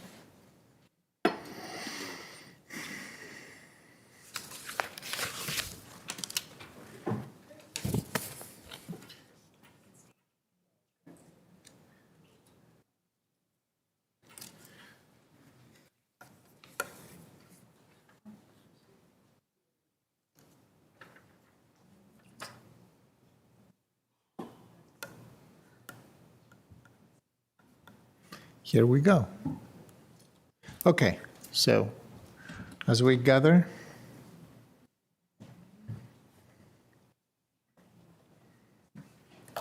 okay, we're all seated and ready to go. Mr. Clerk, you tell us when we are ready. We are.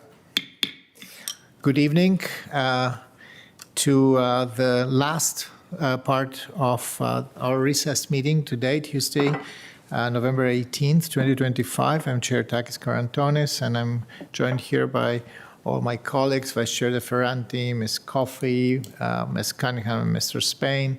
Thank you so much for coming tonight. This is the part of the meeting that we will take on hearing items. So we have some agenda items that are already that have been pulled from our consent agenda last Saturday. And I believe, Mr. Clerk, that we will start with these. So if you can, please call the next item, which I believe is item number 3. Yes, of course. Item number 3 is a site plan amendment to alter, excuse me, building configurations for buildings number 2 and number 3 at the Harris Teeter site plan, which is site plan number 315, located at 600 North Glebe Road and 520 North Tazewell Street. Okay, so that's the Harris Teeter. And Mr. Manager, I believe Yes. that the ball is on your court. Thank you, Mr. Chair. I'm going to turn it over to Gabriella Green, who is going to do a verbal presentation. Mr. Green, thank you so much for joining us tonight. Of course, thank you. Hello, good evening, everybody. I'm Gabriella Green. I'll be giving a quick overview of the Harris Teeter site plan amendment. So the site plan was originally approved November 2019, is located in the Buckingham neighborhood. The original approval included 3 buildings. Building 1 has been built with the Harris Teeter grocery store, but the applicant is in the process of preparing to construct Building 2 and Building 3.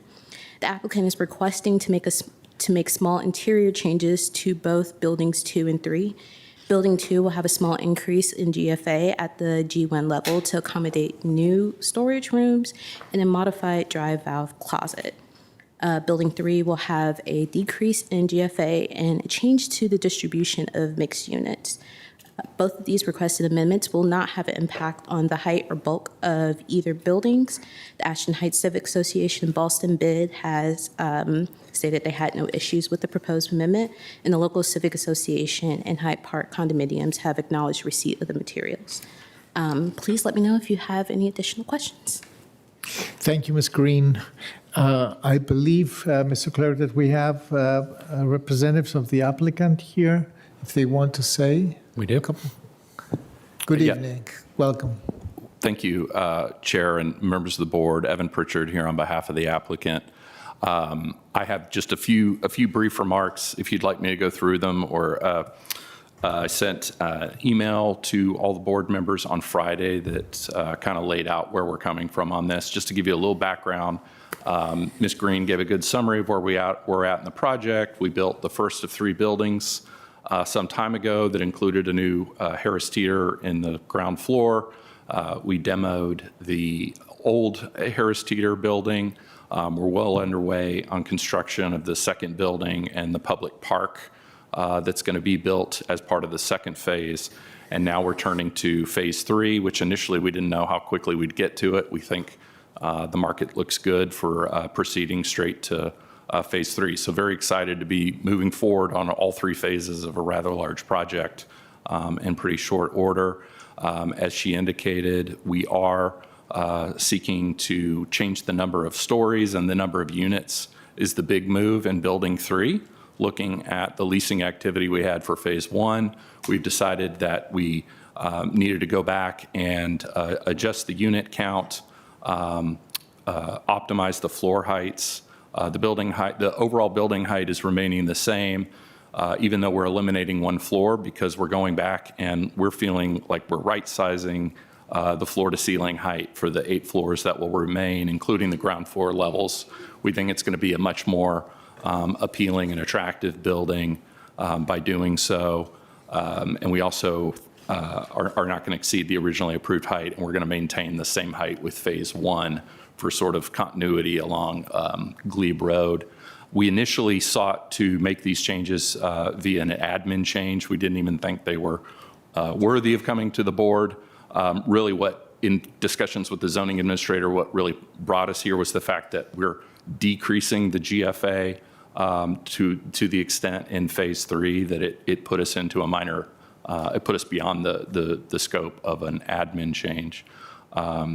So with that little bit of background, there were a number of concerns that were identified by the community.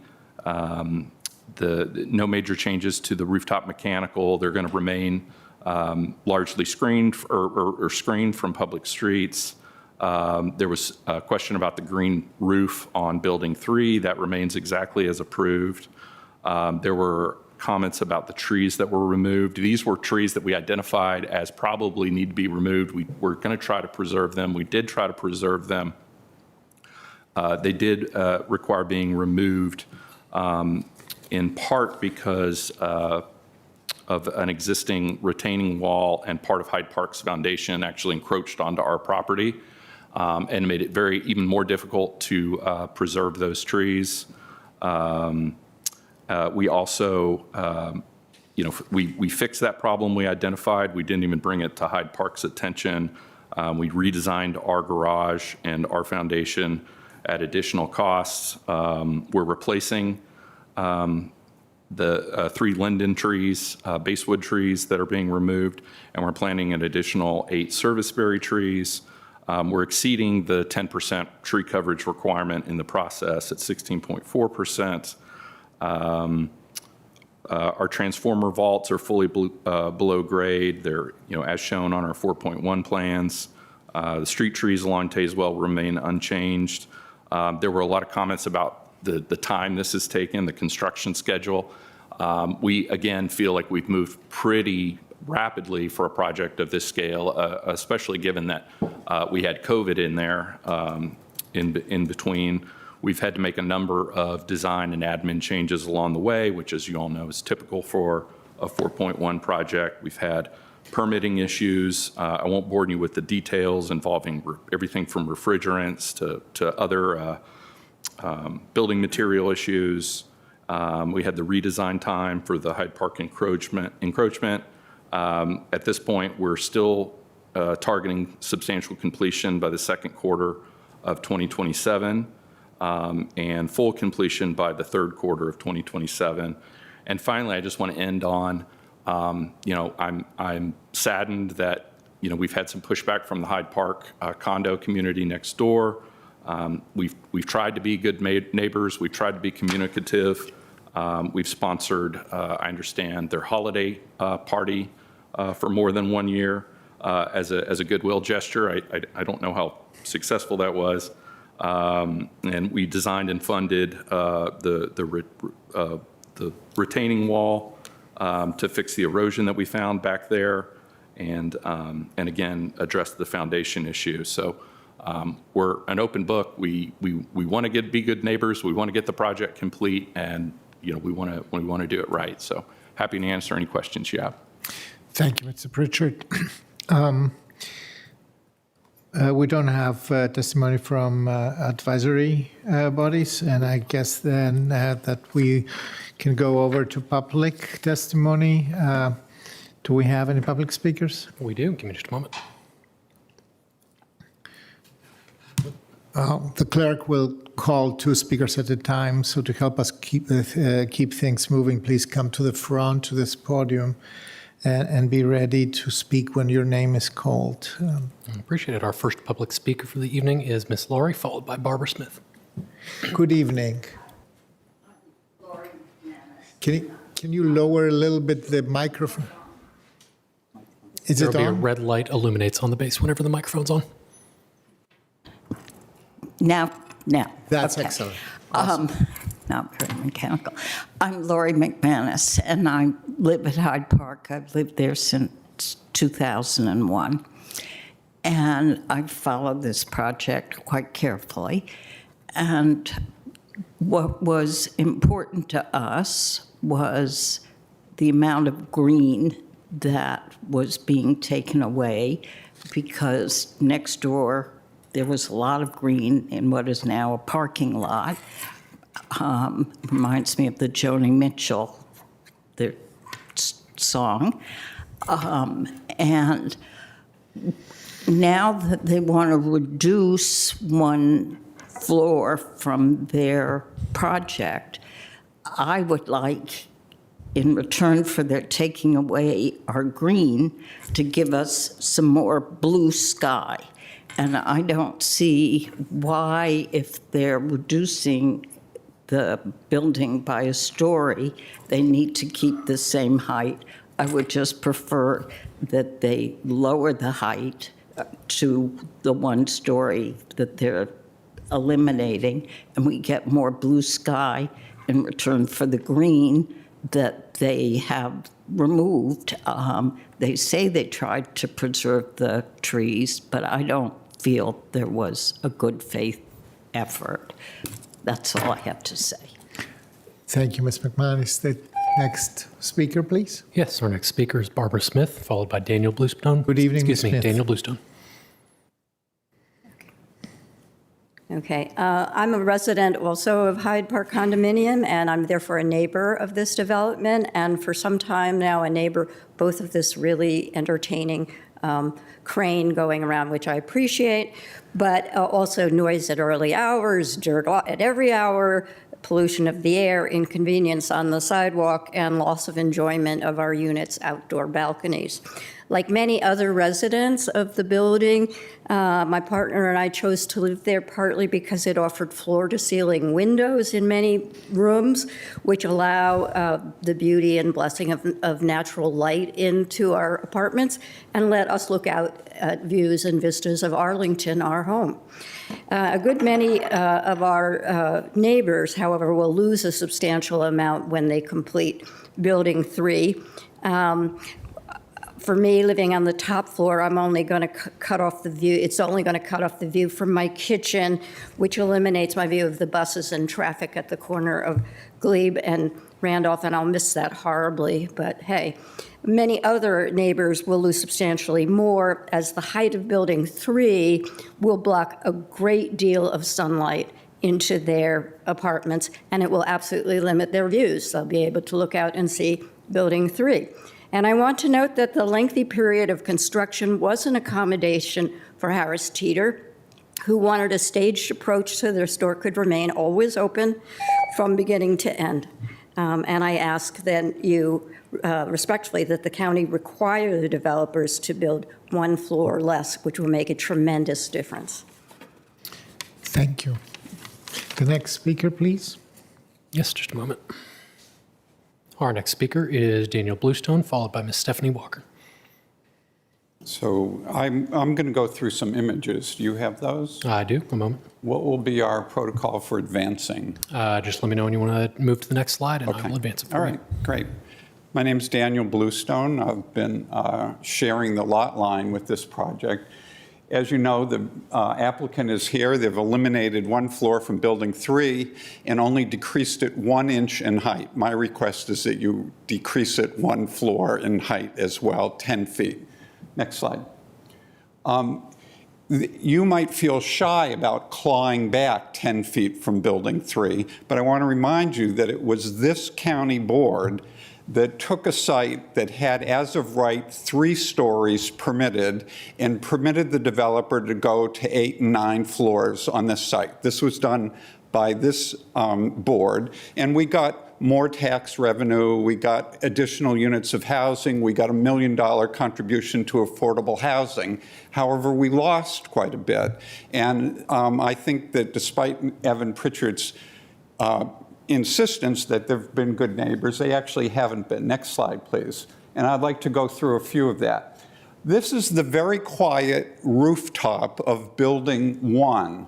You can see it in a bird's eye view, you can see it in there. Next slide, please. This is what it actually looks like. It's covered with random mechanical sheds, which were done through an administrative review. The county board, the public that participated in this process never saw those, never commented on them. They came in through the back door through an administrative adjustment. Next slide, please. These are the trees. The furthest trees there are the American basswood, the line of basswood trees that Evan says they can't. They did not work very hard to save these trees. And that was what the site looked like. And losing those trees is a major problem. I participated in the site plan review. We went to the mat about those trees, and they were left in. Next slide. It says preserve. It doesn't say we might lose them, we will lose them. It says preserve those trees with a little caveat. Next slide, please. And this is where we end up. It's just outrageous that in a county that cares about tree canopy, these were so easily disposed of. Next slide. This is a view down Tazewell. The planning document has trees on both sides of the street. And I want you to look at the trees on the right side of the street. Next slide, please. And realize that those 3 concrete bunkers in the foreground, I thought, oh, they're the tree pits. Actually, those are where transformers are going. It's going to be very hard to have street trees on top of transformers. They're precisely where they're viewed in the document. Next slide, please. Green roof, I haven't heard anything about the green roof. They certainly haven't been represented in the documents that were provided. Next slide, please. Mr. Bluestone, if you can conclude. I'm going to try to. I could also grab another 2 minutes for representing the Buckingham Civic Association. This is there was planning done in 2012, 2013 about making this fit in comfortably. Next slide, please. I'll go very quickly. Concluding remarks. I'll go very quickly. They're way off, behind by 2 to 3 years, actually, on what we were told was the construction timeline. Next slide, please. Your concluding remarks, please. Yeah. Your time has elapsed. So I have a handful of additional. This is the view we now have of thank building you, Mr. 2. Bluestone. Unfortunately, I have to interrupt you here. We go to the next speaker. Okay. I think that, if you represented a civic association, you should have let our clerk know so that you would have the 5 minutes. But 3 minutes is 3 minutes for everybody. I'd like to with have you flexibility. just look silently. I won't say a word. Go through I'm the sorry about additional that. Let's go to the next speaker, please. And we'll be happy to share these slides for the record. Our next speaker is Ms. Stephanie Walker. Yeah. Hi, I'm Stephanie Walker, also a resident at Hyde Park. I don't have slides, no fear. I agree with my neighbors who spoke earlier that given the fact that a large percentage of Hyde Park residents are now, when these buildings 2 and 3 are completed, will just be looking at, building walls and have a substantial reduction of sunlight and sky, if you want, that the developer do what they can to, and now we have this opportunity. They have removed a floor from building 3 to reduce the height of the building by those 10 feet or whatever they actually come out to be. I don't see why maintaining the same building height along Glebe is going to make any difference whatsoever, aesthetically or otherwise. The architecture is not really, how shall I say, coherent anyway. But it would make a significant difference to a significant number of residents to have more sunlight and, be less confronted with these massive buildings in their backyard. Our plaza is the green buffer between the Harris Teeter development and Hyde Park, and whatever the developer could do to ease that would be, I think, to the benefit of the larger community. Thank you. Thank you, Ms. Walker. Are there any other speakers? I don't see it. There are no further speakers on this item. Okay? No. Okay. So, colleagues, this is now the discussion is now with the board. Are there any questions for staff or for the applicant? Ms. Cunningham, I see your light. So I was not on the board, I don't think, when this one was approved. So I'm catching up a little bit. Maybe some others who've been here longer can guide us through. But it did sound like in a couple of the, I think Mr. Bluestone's testimony, the picture of the trees that were supposed to be preserved, I saw there was a note, but it went by kind of quickly. Can you give us an update on kind of what the community benefits and agreements were around the trees, green roof, and sightlines? I don't currently have all of their community agreements here, but I do believe, Phone a friend. I can help Gabriella with that. My name's Aaron Schreiber with the Planning Division. So when this project was entitled, it was a 3-building project, and the significant community benefit from the project was the creation of the public park that will be delivered with the 3rd building. That was a park that went through a public review process concurrent with the site plan review. That will still be delivered. There were other affordable housing commitments as well, but nothing over the bonus amount because they earned all of their additional density by way of their green building incentive policy participation. As far as the trees go, we do have standard site plan conditions that allows for any trees that were called for to be preserved, such as those trees as they were shown on the plan. Applicants do have to post a bond for those, and for any tree that they indicate will be preserved and they can't due to unforeseen construction elements, they can either pay into the county's tree canopy fund, or they can work with the urban forester to find replacement value trees elsewhere on the site. And I think they've done that here. And same thing goes for trees that unfortunately can't be installed due to electrical transformers. This is a more common issue.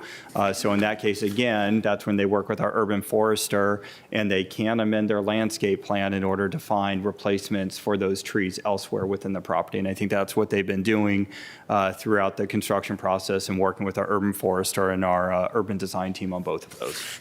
So the conditions do contemplate alternative plans when some of those trees can't be saved or installed as shown.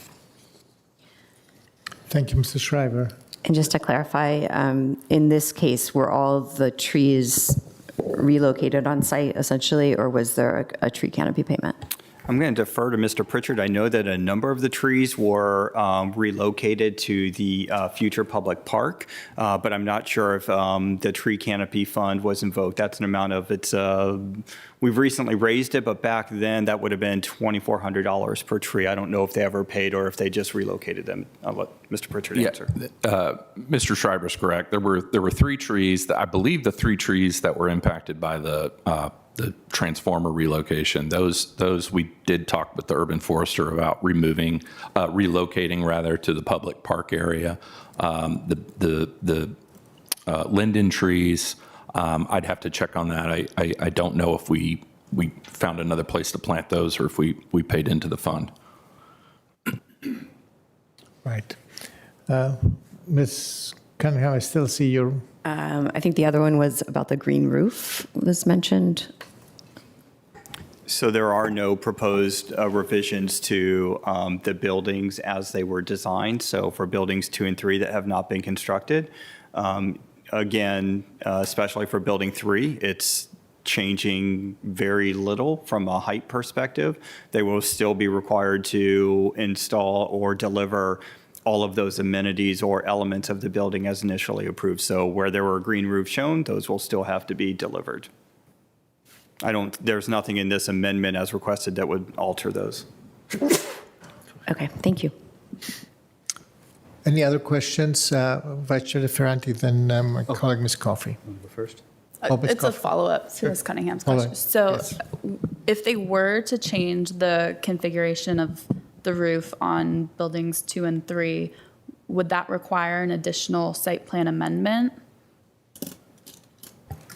It depends upon what they're looking to change. I think one of the things that Mr. Bluestone spoke to were some of the installations of screening elements on the rooftops. Again, that is something that is contemplated by the site plan conditions, where there's a requirement that any rooftop mechanical equipment be screened from view through opaque materials, and that those be shown on the facade elevation plans, which are correctly, as Mr. Bluestone referred to, those are administratively approved. Those don't come back to the board for review. And so where there are individual air compressors or other mechanical equipment, those were shielded by opaque materials. And so to the degree those have to go up on buildings 2 and 3, it would be the same process.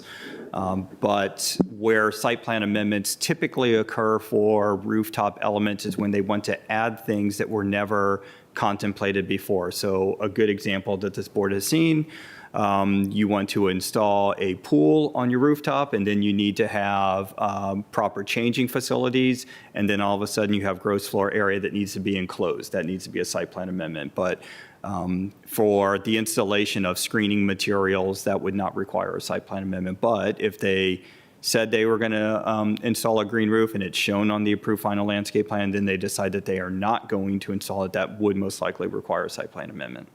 Okay, great. And then my second question, is it a correct understanding that the amendment itself that's before us is really a change to what is inside of the building rather than what is outside of the building?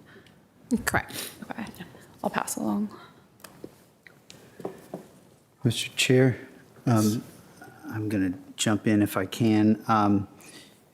I was on the board, Mr. Bluestone reminded me before so I was on the board, so I can take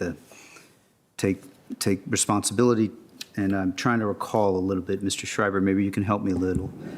I don't think we've yet discussed Tazewell Street, which is raised by Mr. Bluestone. And then I got to go into a couple of condos a while back. And so I remember, I guess I feel as though building 3 was flipped around. At one point it was solid wall, the back facing Hyde Park. And I'm not sure if that's correct. So those are the 2 questions. Can you speak a little bit to Tazewell Street and to building 3's configuration? I'm not sure it's even possible. It is plausible that Tazewell Street was differently configured at one point in the discussion as we led to the original use permit, original site plan. I'm I'm going to ask Mr. Pritchard to help me out. I know I had a role in the review of this, but it was a few years ago. But I have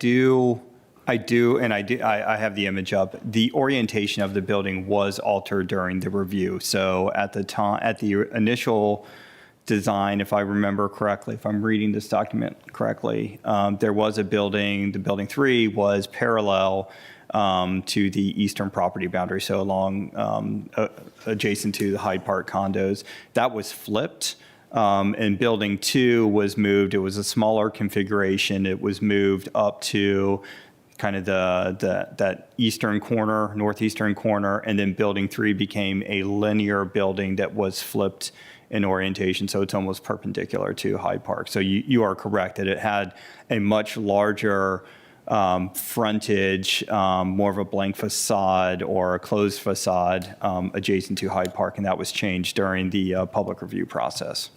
Thank you. I'll come back to Tazewell and the trees there, and I keenly remember that step was not sufficient to, Mr. Bluestone still had concerns, to be fair. But can you speak a little bit to some of those changes? And then the two of you, I might ask about Tazewell Street and the concern whether the trees there. But first to the building flipping, if you can. I do recall making that we did make some changes. I should have introduced Jan Makovinik with Davis Carter Scott Architecture, who's the project architect, and maybe I'll just let him speak to the changes that you're referring to. Yeah, good evening. My name is Jan Makovnik from Davis Carter Scott. I'm the architect, and I was the architect on the project from the beginning. Yeah, we actually, the U-shaped building, the building number 3, actually used to have courtyard, but it was long before that was facing west the other way. And then we actually flipped it, and we kept and made the open courtyard actually facing the Hyde Park. So there was no wall, but it was more articulated and had the courtyard. Great. Thank you. I think if I recall correctly, the courtyard wasn't the same as the view that was there before, and that was pointed out to me clearly enough that I remember. But I do feel like, moderate progress and mindful of that. Do we know about the trees along Tazewell and it doesn't quite look that the trees are at the stage of the buildings, and so maybe I think it's for Mr. Schreiber first. Has there been changes to what we think we will see from this, from the diagrams, or, and maybe Mr. Pritchard also can then tag on and see, there's a difference between a sapling and 10 years, and it's a huge difference. I think the issue is sometimes during the construction, unforeseen construction elements show up, and in this case, it was I'm not sure if it was the size of the transformers or the placement or the depth that Dominion required. I don't want to say anything negative about them, but Dominion holds the cards, and they get to decide ultimately where those transformers are, the size, and things of that nature. And they do not allow for trees, canopy trees, to be planted within certain proximity to their underground transformers. So where grates need to be located so that they may service those in the future, they won't allow trees to be planted there. So even though we had a landscape plan that showed 3 trees in that vicinity, in order to get Dominion's permission to install them, I think they had to relocate those trees elsewhere. In this case, I do believe that those trees were relocated to the public park, so they are not there yet. They are now committed as part of the amended landscape plan to be installed when that park delivers, along with Building 3. So this is not an uncommon situation. Luckily, they have the ability to relocate those trees on site. In other cases, we haven't had that ability, and that's where we get into the Tree Canopy Fund contribution. Great, thank you. That's helpful. On the 3 trees, I did read the details of the note. The recovering lawyer in me thinks that the note may not be ideal, but it also seems to provide for this possibility, at least in my view. I guess I'm curious, maybe Mr. Pritchard, you can talk about, we are where we are with the 3 trees, but going down Tazewell, is there hope of, or can you speak if Dominion has said no dice. I mean, we would plant along there. It won't look like the pictures tomorrow, but can you say if you know any, maybe either of the two, if you know any down that street? Well, Mr. Schreiber captured it accurately. We did look at this quite extensively, and we did quite a few iterations with Dominion to try to figure out how to make this work. We thought we were going to be able to bury the transformers deep enough to plant those trees. In the end, we got a hard no on that. And he's correct that those trees are still going to be planted. They're going to be planted in the public park. To the extent, Mr. DeFranti, you were mentioning did you ask about the caliper of the trees as well, or just the number? I didn't, but the number, and as they go down, if all of that street is covered by transformers, so we're really out of luck, that's one thing. If there are parts of that street where 2 or 3, some of the trees might not be able still to go in, I'd be curious to know. And if it's not the case, better to be honest, and, but I just want to. Yeah. As far as I recall, we're planning we want to plant the trees. We think they add to the project. We're not anti-tree, but those are the only trees I'm aware of that we just couldn't put in the place we showed them on the plans. Got it. Thank you. Appreciate Mr. Chair and colleagues giving me a moment of grace since I was the person who was here. Thank you, Vice Chair DeFranti. Any other questions? I have a couple to the. I agree with my colleague, Ms. Coffey, when she said this is about actually the interior part of the building, right? So the discussion we heard here, why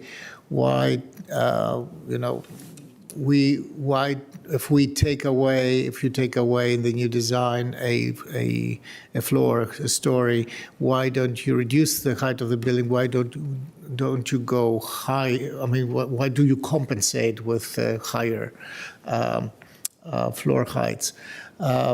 What is the gain from that? How does this work in your project to go from, I don't know, I mean, typically an apartment in Arlington has like 9 feet something of height, and that would mean that now it's 10 to 11 feet in your case, right? Because in the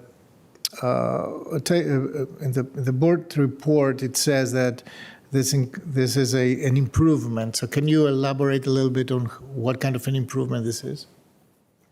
Well, when we originally designed this building, we designed this in phases, phase 1, phase 2, and phase 3. And we actually changed the structural system for the building 3 now, because the cost, and originally the building was designed a system called a light gauge steel system. Mm-hmm. And we changing the building in the concrete. And when you do that, when you have units above the retail and the garage, they never work together really well. The columns always end up in the wrong place. So you need more significant transfer system for that, which happens in that ceiling of the retail usually. And also, so we had to add about 2 feet, I believe, roughly in that floor, in that ground floor retail. But we also, when we originally designed the project, we always knew that project is very tight. We had 9 floors and we had 95-foot height limit. So we did have, we always had to really, really look at it. So we also knew that the retail would be a little bit lower than we would like, the ceiling in the retail. So we ended up adding basically almost 3 to 3.5 floors, I think, on the ground floor of the building. So that's where we added. Then also, because again, we were trying to minimize the floor to ceiling heights, the mechanical system now that's being used, and even on the phase 1, what we realized when we were constructing it, that by central air distribution for the whole building now, you need a slightly more ceiling, floor-to-floor heights to achieve still a market 9-foot ceilings in the buildings, which pretty much every single residential building needs to have if you want to be able to lease it and be competitive. So we ended up putting another, I believe, 8 inches on every floor to just fit everything perfectly and make it just right.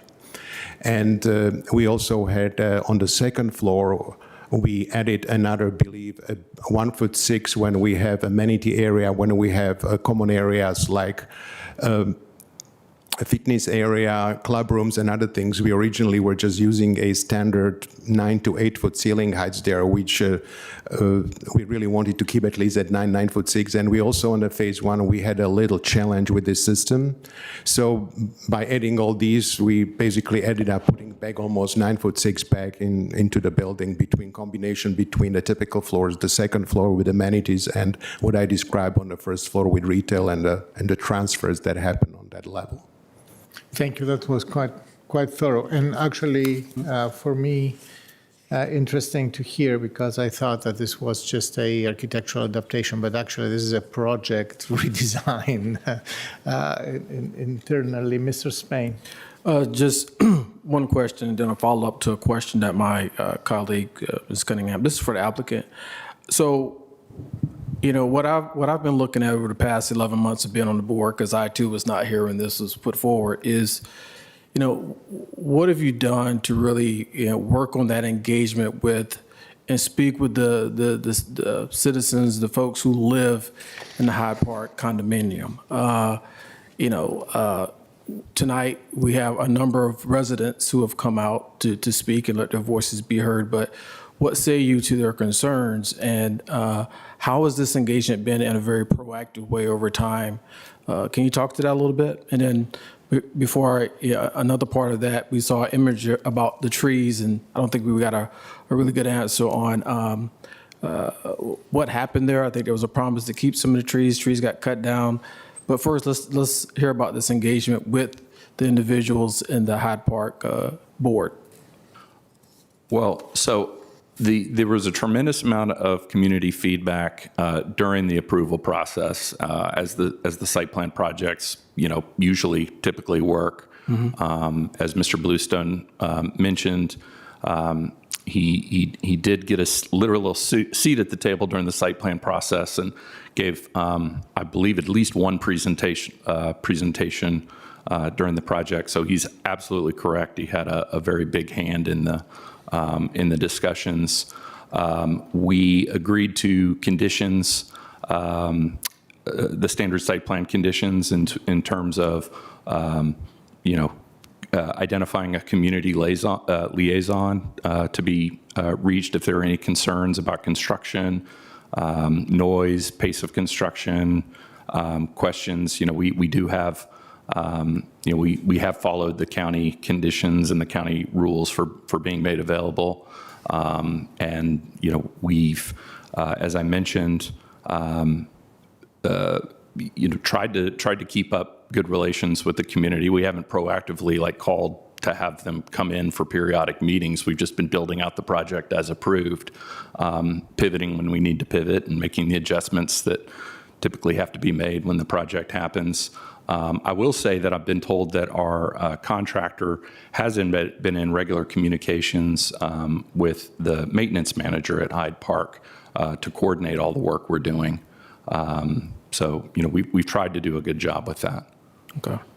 I just want to make sure I'm clear on this question. So just to get me clear, there was an image that came up earlier that the gentleman showed about the trees that were cut down. Talk to me a little bit about what happened there. So as far as I understand, there was an encroachment of the foundation of Hyde Park onto our property that had to be addressed. There was a retaining wall issue. There were erosion problems. So there was work that had to be done in that area that interfered with the tree's root system. Okay. And to do that work, the trees couldn't survive, and they were ultimately removed. Go ahead. Just going to ask if the clerk could put up page 7 from Mr. Bluestone's presentation as a backdrop. It's the backdrop. Give him a second. While he pulls that up, is there any thought of putting in some trees to replace those? We are replacing three linden trees that have been removed, and we're proposing 8 serviceberry trees. Yeah, this is it. So again, we're exceeding the canopy requirement. Gotcha. We're meeting, we're exceeding the plans that the county has reviewed, and approved. Again, I'm not personally involved in the conversations with the urban forester, but I know we've had, our landscape designers had multiple conversations with that department to try to maximize the number of trees on the site. Yeah, I can't direct you from this place to what to do and what not to do, but there's nothing wrong with being an overachiever, right? Thank you very much. Thanks. Thank you, Mr. Spain. Ms. Cunningham, you requested the 7th slide of Mr. Bluestone, which shows the trees. I wondered if you could just talk through, I think you said it, that there were retaining wall issues and encroachment issues. I assume it's on the left side here. Is that right? Could you just orient us all a little bit more and then tell us what's going back in that space? Because I think that was envisioned as a green buffer. How long will it be before it's a green buffer again, or is it something else? So what you see here on the left side, that's the garage wall of Hyde Park condominium building. Mm-hmm. So you see it's an extremely tight condition, and that's what Evan mentioned. There were basically some foundation there were, I think, built a little bit under almost that wall. And the problem what you see, it's just the wall, but the wall actually, it's just, I'm not exactly know how they call it, but it's like a Tyvek or something, if you will, that it goes back. Mm-hmm. So they are basically in between the root system, and that wall was not preservable because structurally wasn't sound, and we were building very close to it, so there was no way to preserve that. We originally thought that might be possible, but once we discovered and started to dig and see what the support system, what that was buried, so that wall can't stand. Got it. And so what goes back there? I think you showed it to us earlier on, but I don't think we have an exhibit here, but we are actually creating a planter wall, new planters on that side that will be made out of concrete. It will be part of phase 2 on that side wall, and we're going to be replanting this area. And it's going to be large trees, but it's going to be a significant greenery along the entire edge that almost cantilevers because of, again, we can't build down, and that's what Evan again mentioned, was we can't go too close because of the foundations below. So we actually partially also cantilevering from our building and putting planters with the planting. Got it.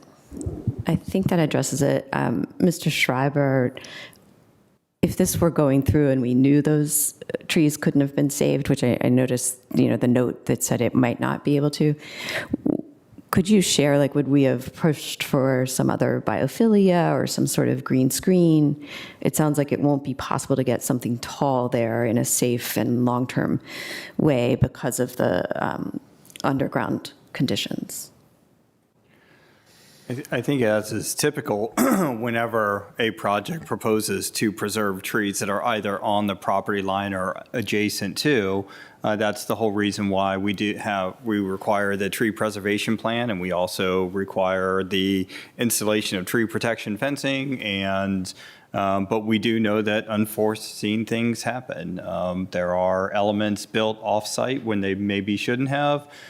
You could have utility conflicts, all of those things. So we definitely do our best. I think that's why we have the conditions that have an alternative scenario, again, paying into the tree canopy fund, which we've recently increased in value.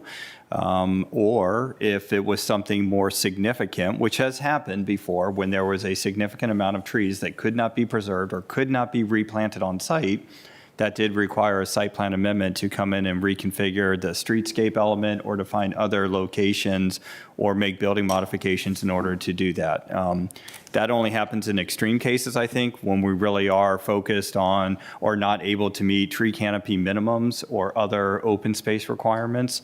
But in this case, I think that, every effort was made, and it was noted on the plans that they were, those trees and those retaining walls were to remain if possible, but there was always an alternative plan that if they can. And I think we need to have that in the construction phase because we can't guarantee that everything that is shown on the plan can actually be done because of, again, this situation where unbeknownst during the entitlement phase, but a portion of the off-site garage encroached onto this property and it complicated some matters. So those happen, and I think that's why we have those standard conditions to address them if it ever happens like that. But in this case, I don't anticipate anything new from a landscape plan element. However, it doesn't mean they can't, if they wanted to, come back in and seek some administrative change to their landscape plan to find additional green elements that they could put there, whether it's a new screening wall, plantings, something that wouldn't impact the below structure, that's possible, but nothing that would be required at this stage. Great. And just one last question, and I'll end. I guess highlighting that, I know costs are tight and these projects take a while to get settled out, but I do think the expectation that there was going to be a green buffer between the existing homes and the new homes is an important one to consider. And I would ask that you think about, is there a way to do a planted vine wall or something else, magic beanstalk? I'm not sure what it is, but you guys can come up with that. My last question was about the park completion time. And again, sorry if I didn't quite track it at the beginning. Are building 2 and the park completed at the same time? Is that still the plan? Yes, and that is the significant element, the park element reaching back into the community. So yes, that is still tied to the delivery of that adjacent building, which I assume would be the final phase. That's correct. We can't get our final CO on building 2 until we hand over the park. Thank you. Colleagues, are there any other questions or comments? Do we have a motion? Thank you. Some of us have it closer than others. Okay, I move that the county board adopt the site plan amendment ordinance attached to the board report dated November 7th, 2025, namely to alter the building configurations for buildings 2 and 3 at the Harris Teeter site plan SP 315, located at 600 North Glebe Road and 520 North Tazewell Street, RPC 20-012-398 and -400 and -401. Is there a second? Second. It is seconded by Vice Chair DeFerranti. Ms. Cunningham, if you want to talk, to speak to your motion? Sure. Thank you all for being here tonight. I know that these site plans we try to think of everything in the process, and the community works with the applicants to try to make sure that you think of everything. There are sometimes surprises, though, and I regret that those underground conditions were found so late, and that Dominion's placement of transformers is not always quite what we all would like them to be from an architectural standpoint. But I do think that, that it makes sense to go forward with this, go ahead and get the park moving at the same time. And I would just ask that you engage with the community and continue to look for, are there other treatments? Are there balcony treatments? Are there other green buffers and walls that could make that space feel alive and feel like the buffer that it was envisioned, whether that's on day one or a couple of years in. So. Thank you. Others, Vice Chair DeFerranti? I'd align with Ms. Cunningham's comments regarding seeing what's possible. There's a difference between that and a full amendment. I am also mindful on the staff report on slide 14. The ledge that precedes to the left, as we were looking at those 3 trees and the stumps, is over time there have been the trees that are on Hyde Park's property that have grown up. That's not the view you had, that's not the world you had, but it is, for me, relevant to some of the concerns. And so respectfully, that's what leads me towards yes vote. I don't recall every piece of the conversation, when we worked on this, but I think that we anticipated that it's possible that the 3 trees wouldn't stay. And I'm sure that we all went on about how we wanted that to occur. That's different from the language that is in there. And mindful of the challenge, respectful of the concerns, that's why I'm support. Thank you, Mr. Vice Chair DeFerranti. Other comments? I may offer some. Actually, I was thinking about what Ms. Cunningham said. That precedes my time too. This has been almost 6 or 7 years in the making. It's not in the timeline in the board report, we go back to 1968 with trying to organize this block on Glebe and North Garden Springs Road, or between Thomas and Glebe. One thing is for me very clear. While the planning that we all together have decided for this section of Ballston on Arthur Glebe is a more dense and residential setting with high amenities, better retail. All together feels far better than it felt like 5, 7, 10 years ago. We forgot a little bit to plan for the interior of the block. So the neighborhood manners between relatively big buildings, legacy buildings. The Hyde Park condominium is a legacy building. It's a relatively big building. This was built in an era where neighborhood manners were not so important because there was enough space to buffer to whatever the next use or the next property would be. So today we make better use of the land, and we try to use land in a way that enhances and improves living. And I believe that in that case we have not. I mean, we probably could have done a better job. It is very clear to me from the photos, Mr. Bluestone, that you gave to us, that these trees would have been very precariously preserved if at all. So it doesn't look really like a good location there. But it's probably a location that can be landscaped in a different way so that it is pleasant and it provides a buffer, also aesthetically a buffer. I do understand the concerns. However, and I asked on purpose about why, when we take out one story, the building actually grows almost as much, and still the mass of the building is the same, or almost the same. And I believe that the answer is satisfactory.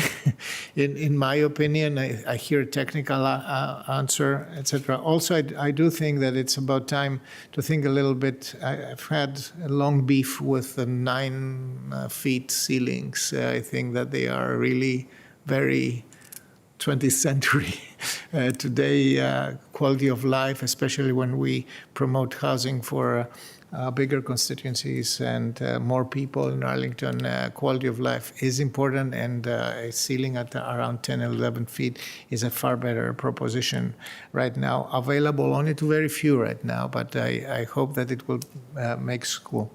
So with that, I will support the motion because we want this to see this building going forward, but we have to be really pay attention to the landscaping and to the buffering and the neighborhood manners of both sides. I mean, there is no issue of damaging the relationships to the Hyde Park community. Actually, you want to have good neighborhood relationships there. That's the long concluding comment from me. Any others? Oh, no. So then I will take a vote. All in favor of the motion of Ms. Cunningham, and, which has been seconded by Vice Chair De Ferranti, please say aye. Aye. Anybody opposed? This carries unanimously. Thank you.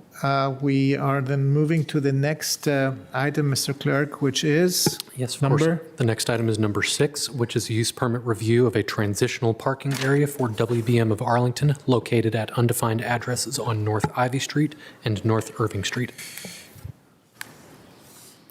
So, I'd like to Manager. turn it over to someone who you just met previously, Aaron Schreiber. Yes. This is a lot of overtime, Mr. Schreiber. Yeah. We really appreciate that. Happy to be here. What I wanted to happier than we are. What I wanted to do real quickly is just show you a few images just to focus on some of the things that have taken place on the site since we started our review of the use permit in June earlier this year. So if you bear with me for a moment. Just show you a couple quick slides of what the current situation is. And as they're coming up, just to remind you, this is a use permit review for a transitional parking area associated with WBM of Arlington, which is located on the south side of 10th Street in the Ashton Heights neighborhood. It comprises two R6 zone lots that are in between the used automobile dealership and two single detached lots on the south side.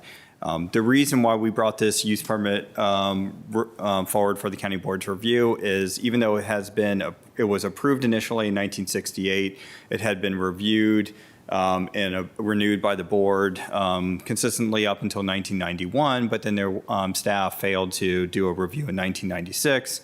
And over the last few years, there were a number of zoning violations. And those violations, as a reminder, were related to unpermitted work on the transitional parking area, unpermitted storage of vehicles, some other activities occurring within the right-of-way on Irving and Ivy Street, as well as some dead and diseased plantings or non-adherence to the landscape plan. So we started our review and just wanted to show you kind of what has been taking place since then. So here, these are some images I took of the site last week because the purpose of the review was to continue working with the owner and operator as well as community members on what they were doing to try and come into compliance with the use permit conditions. So these are some images I took last week when I visited this site. You can see on the left-hand side, that's evidence of where the property had been surveyed, and those wood stakes with the pink tags on them, or even the spray paint that shows the extent of the property. The reason why this was significant is because one of the things that we noticed in one of our site visits between myself, Laura Schaub, our landscape architect, and then Daryl Smith, our zoning enforcement staff member working on this, is that as you can see on the image on the right, that's the buffer area between the transitional parking area and the single detached houses. The conditions require a 20-foot buffer. In certain areas, we identified that it was only 17.5 feet. So in order for them to install a new fence, they actually had to submit a fence permit that required the submission of a surveyed plat, which they did not have. So they contracted with a surveyor who did stake the property and is in the process of preparing the plat. The fence permit application has been submitted, and we are awaiting the submission of the plat in order to be able to approve that so that they can install the fence to provide the full 20-foot buffer. The image in the middle, you can also see on the left-hand side, that's where some replacement plantings had occurred, where plantings were done last year, but they didn't survive the summer, and so they were reinstalled last week as well. The next image, just wanted to kind of show you what the site looks like and how it's evolved over time. Image on the left-hand side, that was from a site visit in June, and what you'll see, this is an image taken from Ivy Street. Image, what I want you to focus on is this area here. This is where there was a lot of unpermitted storage of vehicles. Those are vehicle stackers. What you'll notice is on the right-hand side from last week, those vehicle stackers have been removed from the property. What else you don't see here is other vehicles or inoperable scooters or mopeds were also being stored on the property. Those has also been removed as well. So that's what's been helping to clear some of those zoning violations. Here's an image taken from Irving Street, and you can see on the left-hand side, again, from a site visit in June, you're going to see a lot of unpermitted storage of trailers and other vehicles on the site. And then on the right, you can see how those have been removed, again, from last week. So I just wanted to show you a couple of those images just to give you a little bit of a flavor of some of the things that they've been doing to help resolve some of those outstanding violations. But happy to answer any questions that you may have or even discuss what we see moving forward with the site, which hopefully will be the resolution to all outstanding violations with the installation of the new fence. Thank you, Mr. Schreiber. Mr. Clerk, I don't believe that we have an applicant in the room or remotely. Actually, yes, Ms. Edmonds is here. Okay.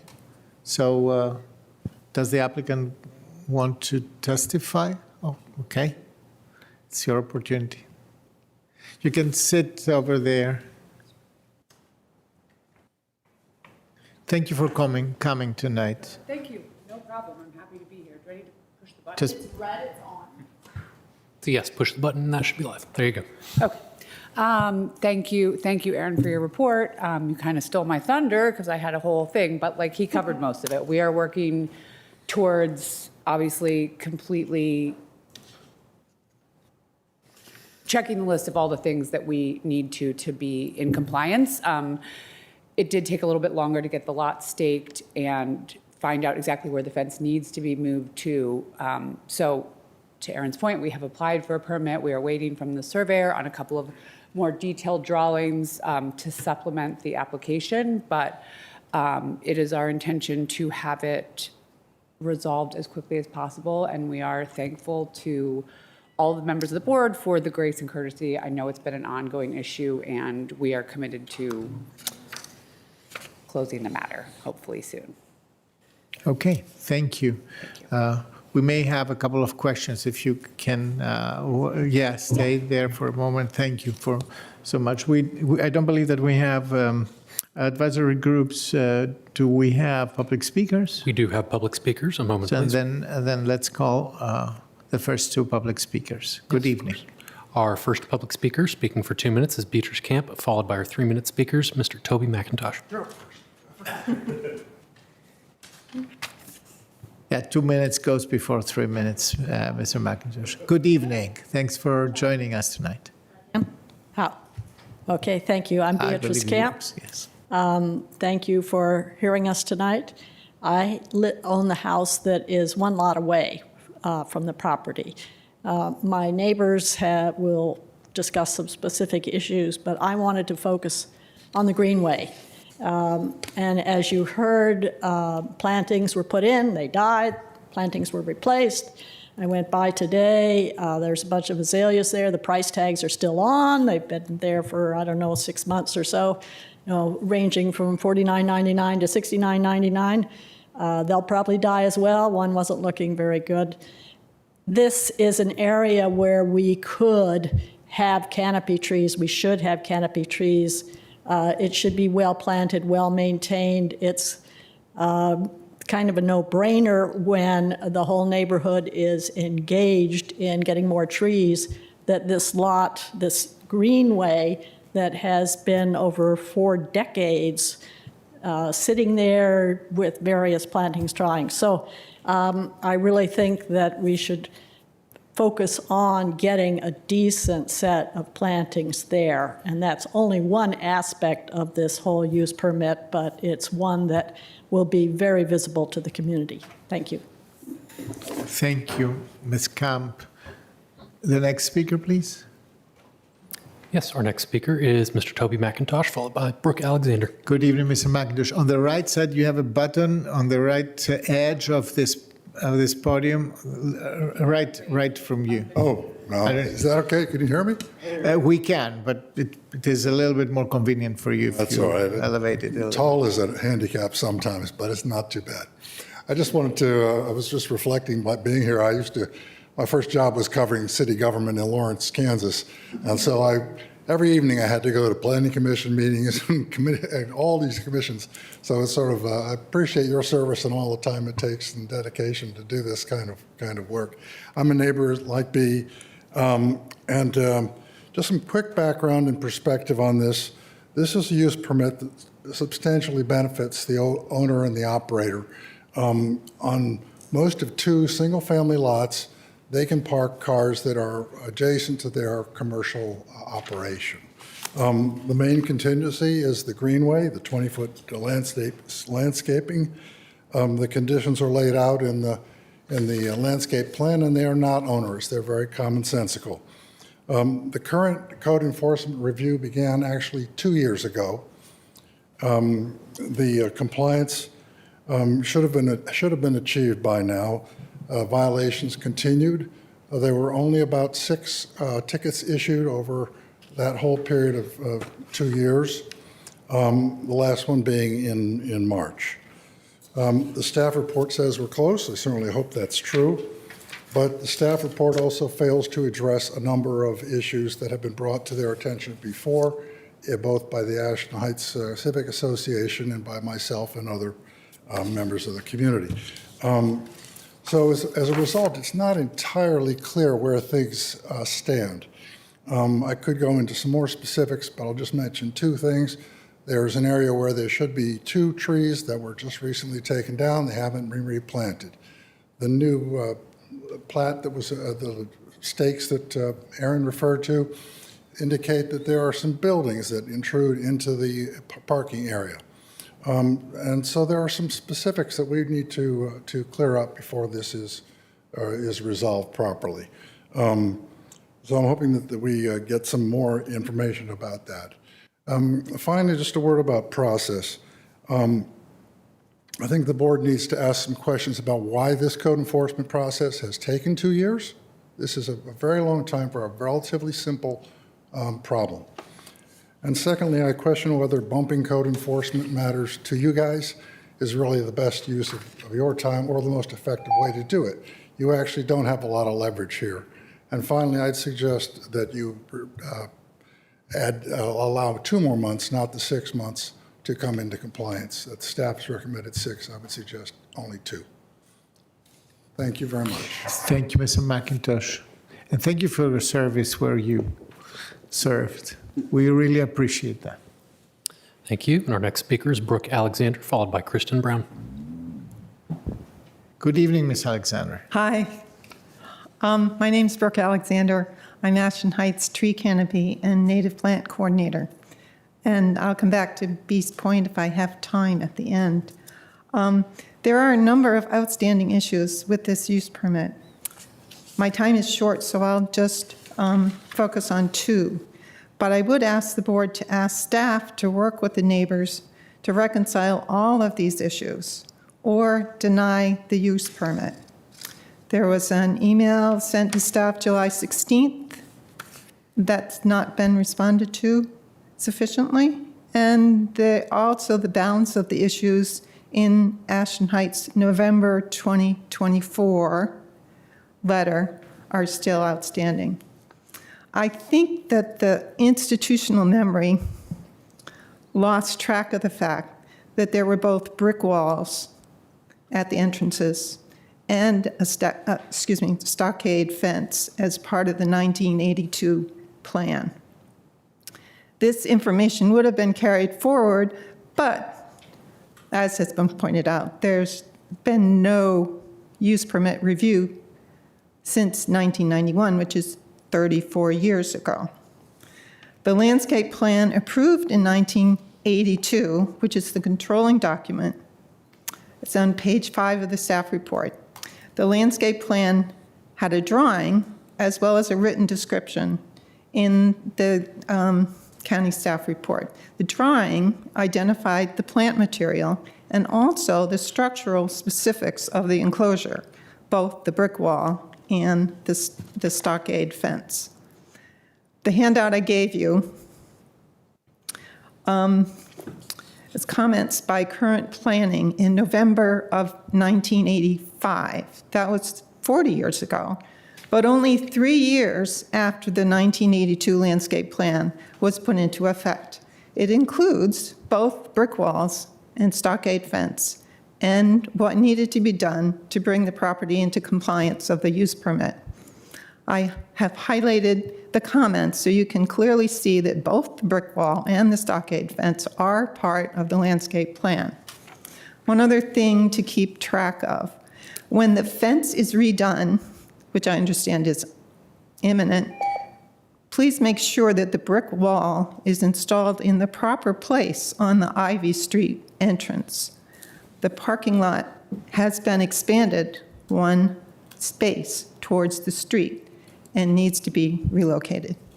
So I have 13 seconds. I worked with the operator of the business there for a year to try conclude to get the canopy trees put in. Mm-hmm. And I'd be happy to tell you more about that sometime. Thank you. Thank you, Ms. Alexander. The Our next speaker, please. Yes, our next speaker is Kristen Brown. Ms. Brown, good evening. Good evening. Thank you. It's rather serendipitous that I am here tonight because I'm here to speak about another matter, but it so happens I live on Ivy Street. Just FYI, I tried to pull up electronically the details of the use permit extension that's being sought here, and it doesn't come up on the website. I've had several people outside of the room try to send it to me, so the link doesn't work. I think I understand the details well enough for these purposes. I'm really here trying to say, as a resident of Ivy Street since 2016, WBM anchors Ivy Street and 10th Street. Across from Ivy Street and 10th Street from WBM is the lot. In the summertime, that is a huge accident waiting to happen. It's a separate issue, but it's related to WBM because I can say, as a resident of that street, the photos that were taken that show all of the cars parked carefully in the lot and didn't see the Vespas on the other side, I never see that. Normally, many cars from WBM are parked along the street, as is true for the Vespas as well. I will say, Ivy Street is a very narrow street. A separate issue should probably be whether it should be a one-way street. I have commented on that many times with family and others in the vehicle. What's relevant here to that is that I took a Lyft approximately 2 months ago to work. Happened to be on my phone in the Lyft, having just gotten into the Lyft, headed toward 10th Street on Ivy Street. We passed a moving truck. Moving truck on Ivy Street's a nightmare no matter what. The moving truck was just before WBM. The Lyft driver very carefully, in my view, I was on my phone, but skirted the moving truck. We cleared the moving truck barely, and there was a person on a Vespa that he did not see. My Lyft driver ran over his foot.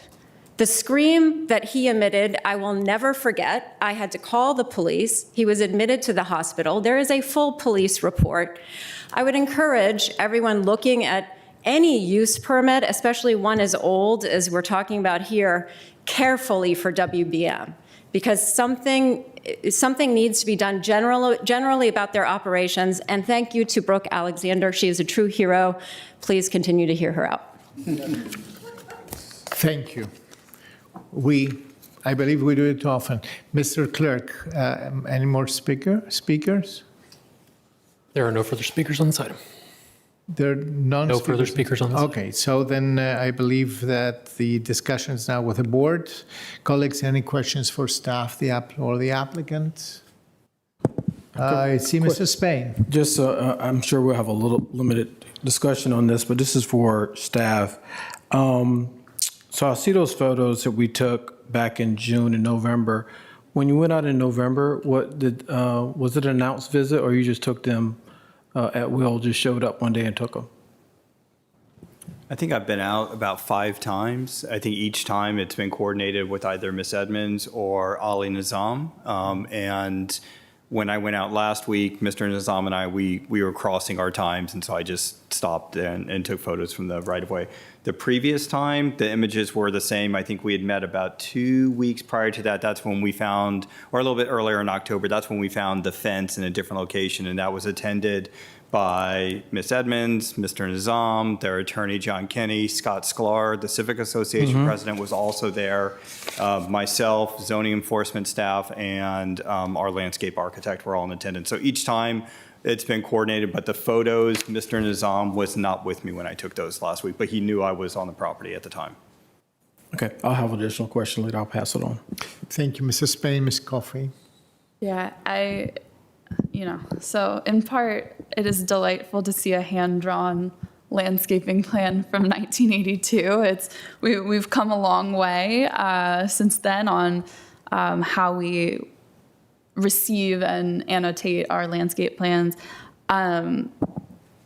Is there ever, as part of course of renewing use permits, assessing these use permits, would we ever look at updating this? Like, is this landscape plan akin to something that we would ask for or want today? Or is there a process to kind of modernize this and bring it into perhaps non-handwritten times of work. So the reason why there's a landscape plan is because there was a condition from 1968 which required it. And so those conditions, there were 4 conditions. The first one is that they provide a landscape plan, and specific things that it had to provide was a 20-foot buffer strip between the southern property line and the residential uses, a solid wood fence 8 feet in height along the southern boundary, and identification of materials to be used for rebuilding the gates. And so those were the specific elements that needed to be shown.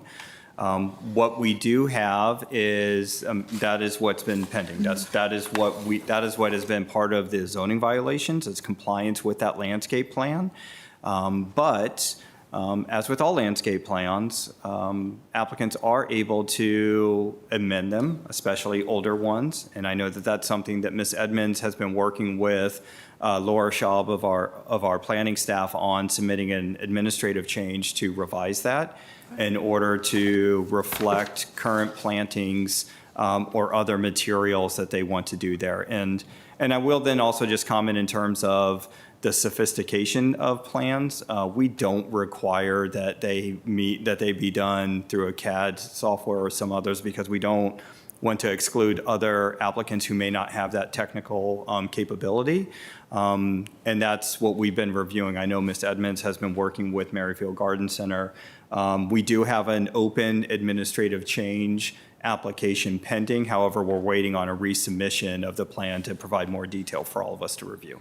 Okay, and would we expect that that can be completed prior to the recommended 6-month review? I think so. I mean, it also depends upon Ms. Edmonds' ability to continue working with their contractor, but I wouldn't see that would be a significant challenge, I would hope. Okay, that's helpful. And then I think there's kind of 2 buckets here. One is getting back to compliance with the code, and then there is, to me, I think a more important bucket of how do we keep in compliance with the code. It seems like, Ms. Alexander, this is quite the interesting document here that, it seems like this has been a continual problem, at least as of 1985, to maintain compliance with the landscaping plan. And so from the code enforcement side, or from CPHD's perspective, how do we make sure that even if we are able to accomplish compliance by the 6-month review, that we don't, then lose this from our work plan and never come back and check and maintain compliance? The board could always recommend a review cycle so that it does continue to come back to the board on whatever interval you would like. Okay.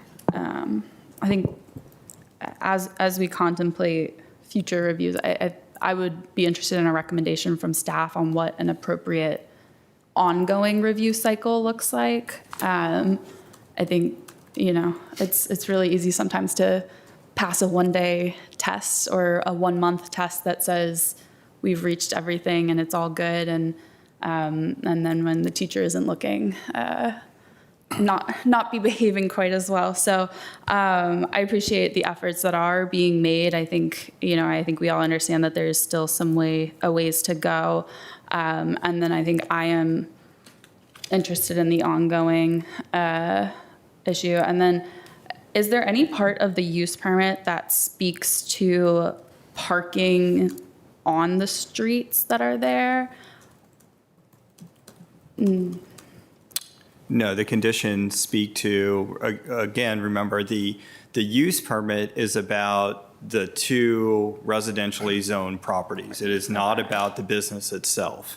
Okay. And so again, what the use permit allows is solely for the parking of vehicles on that.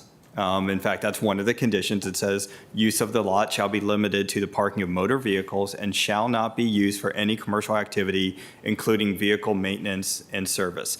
That is what they've been cited for violations on. They were doing vehicle maintenance, they were vacuuming cars, they were doing that on the transitional lot. They were also doing that out on Ivy Street, I believe, as well. And so, yes, any activity is just solely parking. The moment they go off-site, it depends upon what they're doing. If it's an employee parking on a street, if it's not residentially zoned, obviously they have the right to park there, but the commercial vehicles should not be stored there. Again, ongoing code enforcement matters that could be addressing that. Okay, great. Always helpful to kind of bucket things. The last thing I'll add is Ms. Brown on the lot. That was always intended to be a temporary use that has become longer, as a Clarendon neighbor, has become a longer use than any of us could have imagined. I do believe my understanding from the owner of that site is that they are finally planning to move forward. I'd be happy to talk offline with a little more on the timeline and what we're doing internally about our friends at the lot. That's not a here conversation, but there is more to share. So pass along. Thank you, Ms. Coffey. I do believe that a lot of temporary uses have been transcending decades there on both sides of 10th Street. Any other comments or questions? I have a very simple one. 6 months. What exactly? I mean, is that an appropriate time? We've heard. I mean, I recognize that there is kind of the neighborhood's a little bit. Let's say impatient to see improvements that should have been delivered before. So, is 6 months good? I think so, but I actually have been listening to this pretty closely, and I just, to Ms. Coffey's point, I don't know how many use permits we have in the county, but there are hundreds and hundreds of them. And so in this particular instance, it's because of my neighbors in Ashton Heights who approached me and said basically, and because I'm very familiar with this, in 1987, I actually walked the Greenway in Ashton Heights with my wife. And ever since. No, but I'm familiar with that. But the fact is that the county cannot, as we had a work session, I think a year and a half or 2 years ago, we don't have the resources to go out and check on all these use permits on a regular basis. So it turns out to be complaint-based. In this specific instance, I think, I'll say this, there's been a better dynamic built up because it's going to require the residents to be in communication with Ms. Edmonds on a constant basis to make sure the work continues to get done. So answering your question whether 6 months is enough, I hope it is. I will tell you that I think everyone's been working in good faith. If it looks like they're not working in good faith, I will bring it back sooner. So would 2 months be impractical? I would say if you wanted to have it shorter, I would say 4 months. But I just say is that there were a number of comments made today. I think Brooke offered to talk about tree canopy. I think Kelly is here to talk. I would just encourage people to have communications because I think they made a lot of progress having communications. As all powerful as Aaron Schreiber is, I think the conversations that they have mutually will be good. And if they can come back to us in a couple of months and give us an update, that'd be great. I would say no less than 4 months, just given the press of what's with the holidays and everything. I personally, I guess my colleagues will be in the same space. I'm more interested to get things done there and not to see it again in 6 months from now, or not having to see again and not having to spend the time and the effort. And rather have more. We would like that too, but I think it's going to take some time to install the fence and sort of get the plat done. And we can come back. We'll come back earlier and ask you to discontinue the review if we have consensus, which I think the odds of that may be small. If there's a motion on the floor, I don't have right now an appetite to amend it. Is there? Did you see a question? I did have a question. On the issue of the landscaping plan, so when it was drawn in '82, it shows low bushes, azaleas. Is there any reason it couldn't be canopy trees or a little microforest or something else in there? There could be. That is not what the applicant has proposed. And so again, I think what they're trying to do is get back to what was on the approved landscape plan to the degree they want to make any additional changes. That's something that I know Ms. Edmonds has been speaking with Ms. Schaub on our staff about in terms of what appropriate plantings would be. I do not know what Ms. Edmonds' receptivity to replacing some of the arborvitae with canopy trees, as has been suggested. Those are options, but I just don't know what may show up in the request to amend the landscape plan, but it is something that we will keep in mind and we'll have a discussion. There is obviously a cost, and what can fit there is something that we would all have to evaluate. But the site plan would allow that. Like, you can put more in, or do you have to put them exactly the same as it was drawn? No, Ms. Edmonds has the ability to request through the administrative change process alterations to plantings, walls. What she can't do, which is part of the reason why we're here, is not have an 8-foot tall fence, not have it 20 feet, and not have a buffer, and not have gates at the entrance to the site from Ivy and Irving, and that's what they're working on. Great. So I think as you work with the community over time, we have a lot of different resources for planting trees and increasing our tree canopy. And it does look like that might help you with your cooling and kind of comfort of the lot, as well as helping the neighbors. So if we can be helpful in that, happy to discuss that over time. For the manager, so it's leaving aside the fact that we lost track of this in 1991 or so, and it wasn't we, not even you, but it was lost track of. It sounds like the code enforcement, even once there was a complaint, has been long. So were there any complaints before 2 years ago, and then why has it been so long? Actually, I don't know if there were complaints before 2 years ago, but I think I will say this, and this is also, I think one of the speakers brought up the question about the lot. It's good that the acting county attorney left so that he doesn't have to answer this. But the code compliance process, I will just say as a resident, it can be maddening, because what we have is we have a process where we send out our code inspection staff and they have a conversation and they say, please come into compliance. Okay, and then the next thing, if they don't, they come out and they cite them, they give them a citation, and that has a cure period with it. And so we do everything we can, and we talked about this at the work session like a year and a half ago, we do everything we can to not get into litigation with them and try to achieve voluntary compliance. That is a difficult balance. In this particular case, I will tell you that when I was contacted about this, I said, we're putting it on the county board agenda so we can get some attention to it, okay? Because the code compliance process, even if it had worked as effectively when the citation was given that there was compliance, that doesn't happen in all cases, and it takes a while. We have to let those periods run. And then if there isn't, then the situation we face is we have to go to the county attorney and potentially look at taking a civil action in court. And that by itself will take a long time. So we definitely, and I'm just saying, I feel my neighbor's pain on this, will lean very, very hard to try to do this voluntarily. And that sometimes leads to piling up of citations and what seems to be, and is in fact, not the most effective approach to it. I'm not sure what the alternative is. So can I ask for, as we enter the budget season, this may already be in the 1,001 pages, but could we have an analysis of how long enforcement actions are taking? How many there are, how long they're taking as one of the KPIs? We can take it offline, but I think that'd be really helpful. I think so. I mean, we have a list. I think we do track the citations. As far as the timing with that, we'll have to see what the database shows, but that is a reasonable request. Okay, great. And then lastly, it was mentioned that there was a July email and a November of last year letter that, at least in some view, was either not responded to or not adequately. Are those two familiar dates?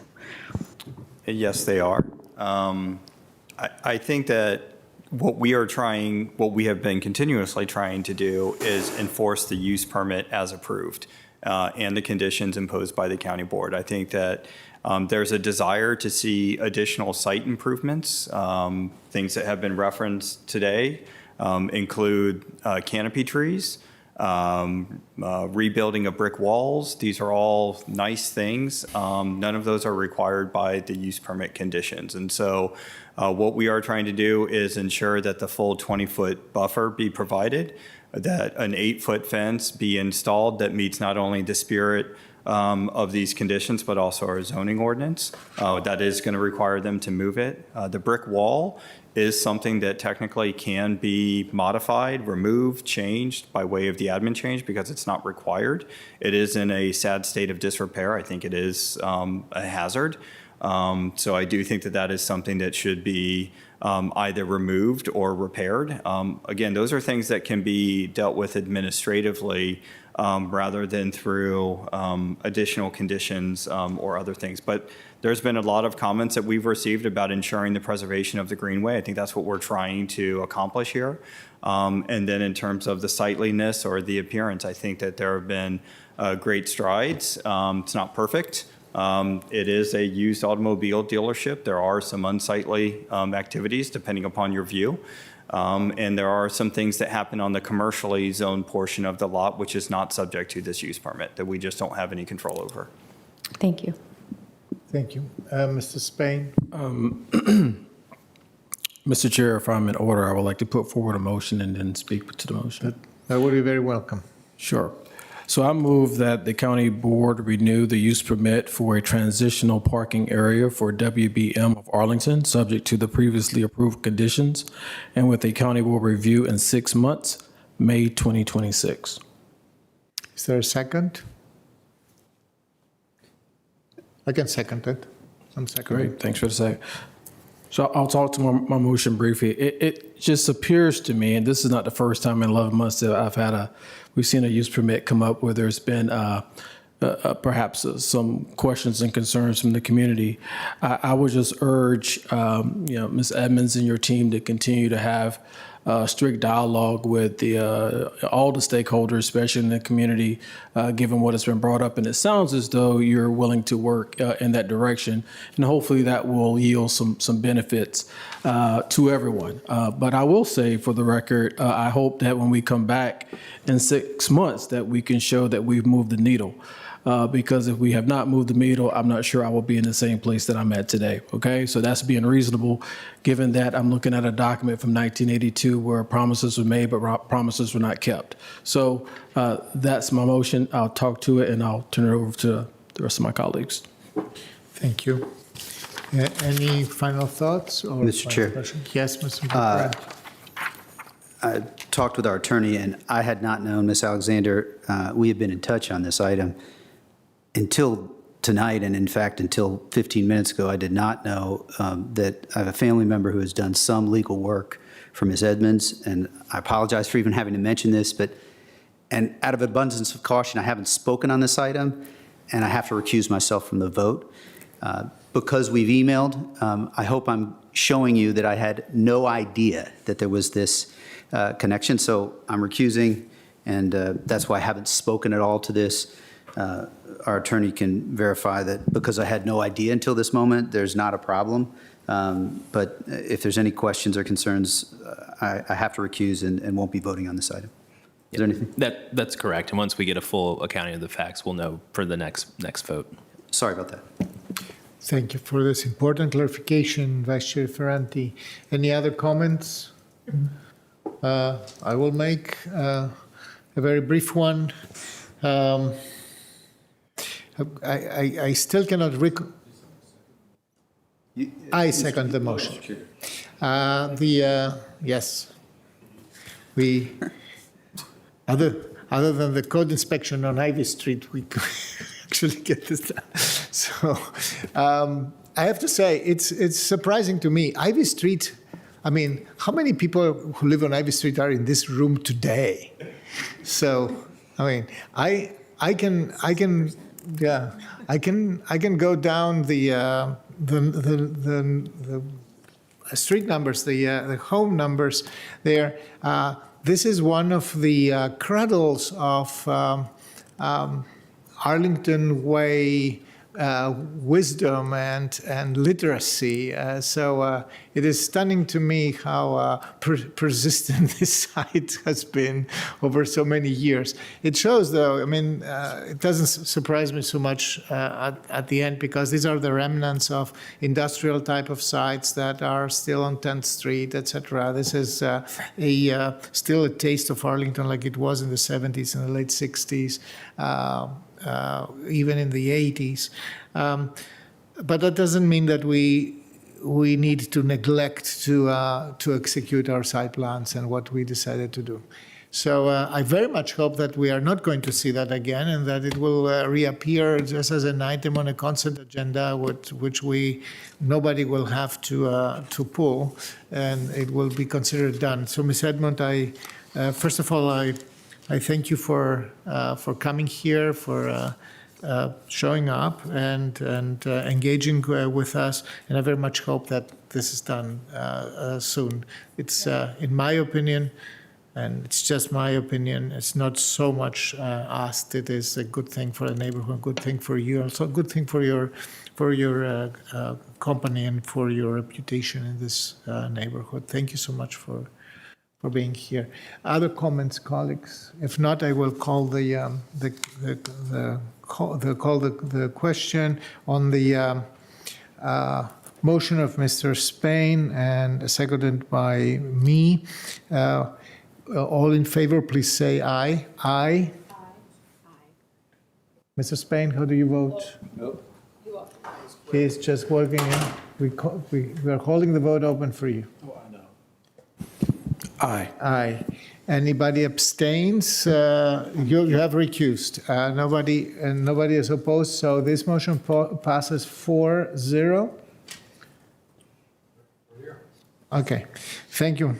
Mr. Clerk, we have another item from our consent agenda. That's item number 8, if you can call it, please. Yes, of course. Item number 8 is a two-part item concerning the 23rd Street South and South Eads Street Park. Part A is a use permit for a public park at 23rd Street South and South Eads Street in the C2 zoning district located at 501 23rd Street South. Part B of this item is the naming of the 23rd Street South and South Eads Street Park to 23rd Street Plaza, located at 501 23rd Street South. Thank you, Mr. Manager, with gratitude to all staff who has been... Yes, and I'm always excited to see Cedric Sutherland here.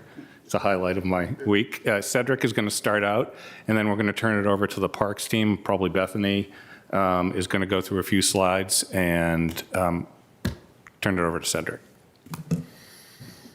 All right, good evening. I have a short presentation to go over the use permit for the effectuation of the park so they can begin the renovations. Again, this is a use permit for a park in the C2 zoning district. The site is, the subject site is located at 501 23rd Street South and is within the C2 zoning district with the general land use plan designation of service commercial, and is within the Crystal City Coordinated Redevelopment District. The portion of public land was once part of an Arlington County fire station, which was demolished according to our records in 1952. Since then, the county has installed hardscaping, seating for pedestrians as they traverse the Crystal City neighborhood. The Department of Parks and Recreation has maintained the site for some time and is proposing to renovate the site with new hardscape material, seating, and lighting, which requires building permits. In order to obtain the necessary building permits, the site must come into conformance with the Arlington County zoning ordinance for by attaining a use permit in a public park within the C2 zoning district. The approval of this use permit will satisfy that requirement. Therefore, staff is recommending to approve the subject use permit for a public park on county-owned property at 23rd Street South and South Eads Street Park, located at 501 23rd Street South, subject to the proposed conditions of the staff report. Now I'll turn it over to Bethany Heim from the Department of Parks and Recreation for item B, I'm sorry.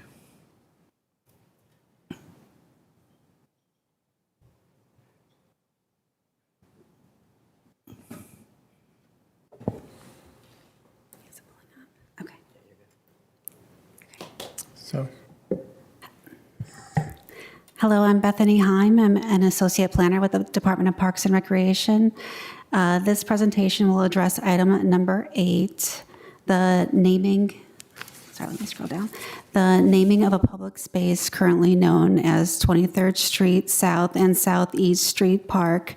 The site location is shown on the bottom right map with a red star and is located within Crystal City, the Aurora Highlands Civic Association, and the National Landing Bid. The renovation area is approximately 900 square feet and will update site amenities and materials. The project is using tax increment financing funds and is identified in the fiscal year 2021, 23, and 25 capital improvement plans. The funds must be spent within the TIF boundary. The budget is $475,000, and this covers design, surveying, permitting, soft costs, and construction. During the design process, the National Landing Bid recommended that the county add lighting to create a livelier public space, and the lights will also improve visibility and safety. The bid provided $49,999 to offset some of the costs associated with lighting. While the county is making site improvements, we thought this was a good time to address the park name. This slide shows engagements related to the park naming and design process. There were 2 online engagements, and staff presented to the Civic Association and multiple county commissions as called for in the county policy for naming and renaming facilities and parks. The first online engagement was posted in May 2024, and 73% of respondents supported renaming the park. The second online engagement was posted in May 2025, and 65% of respondents supported the new park design and trees. Also, the second engagement presented 4 potential park names for the community to consider. And the majority of respondents supported 23rd Street Plaza, followed by Restaurant Row Plaza. The Aurora Highlands Civic Association and RNAC both voted to support the name 23rd Street Plaza. The Historic Affairs and Landmark Review Board voted to support either 23rd Street Plaza or Restaurant Row Plaza.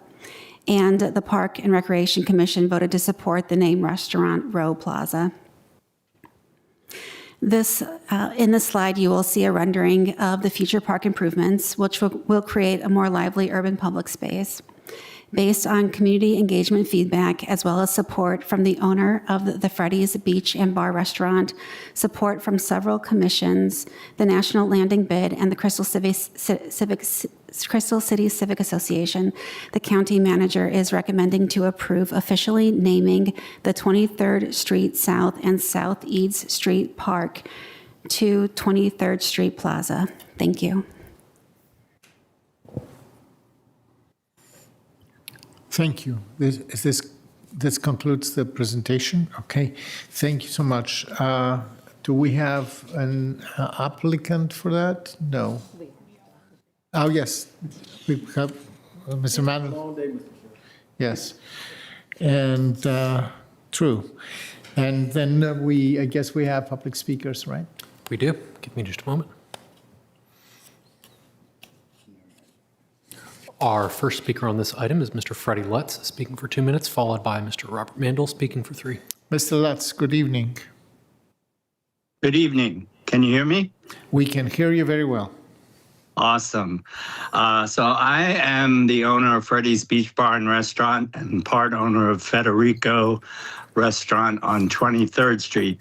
I live up the hill in the house I grew up in since I was 3 years old. And I've been either working for restaurants or owning them on 23rd Street for over 55 years. In the 73 years that I've known people in the neighborhood, I have many friends. One thing I know about the neighborhood is nobody likes change. really of any sort. So I know this is a hard one to swallow, but this is the gateway to Restaurant Row. It's always been a dark corner, vagrants hanging out there, and I think the lighting and sprucing it up is just going to be fabulous. I went to design school. I think the design is great. They're doing apartments and condos behind us on Eade Street, and I'm sure that's going to have new Carlisle lighting and everything.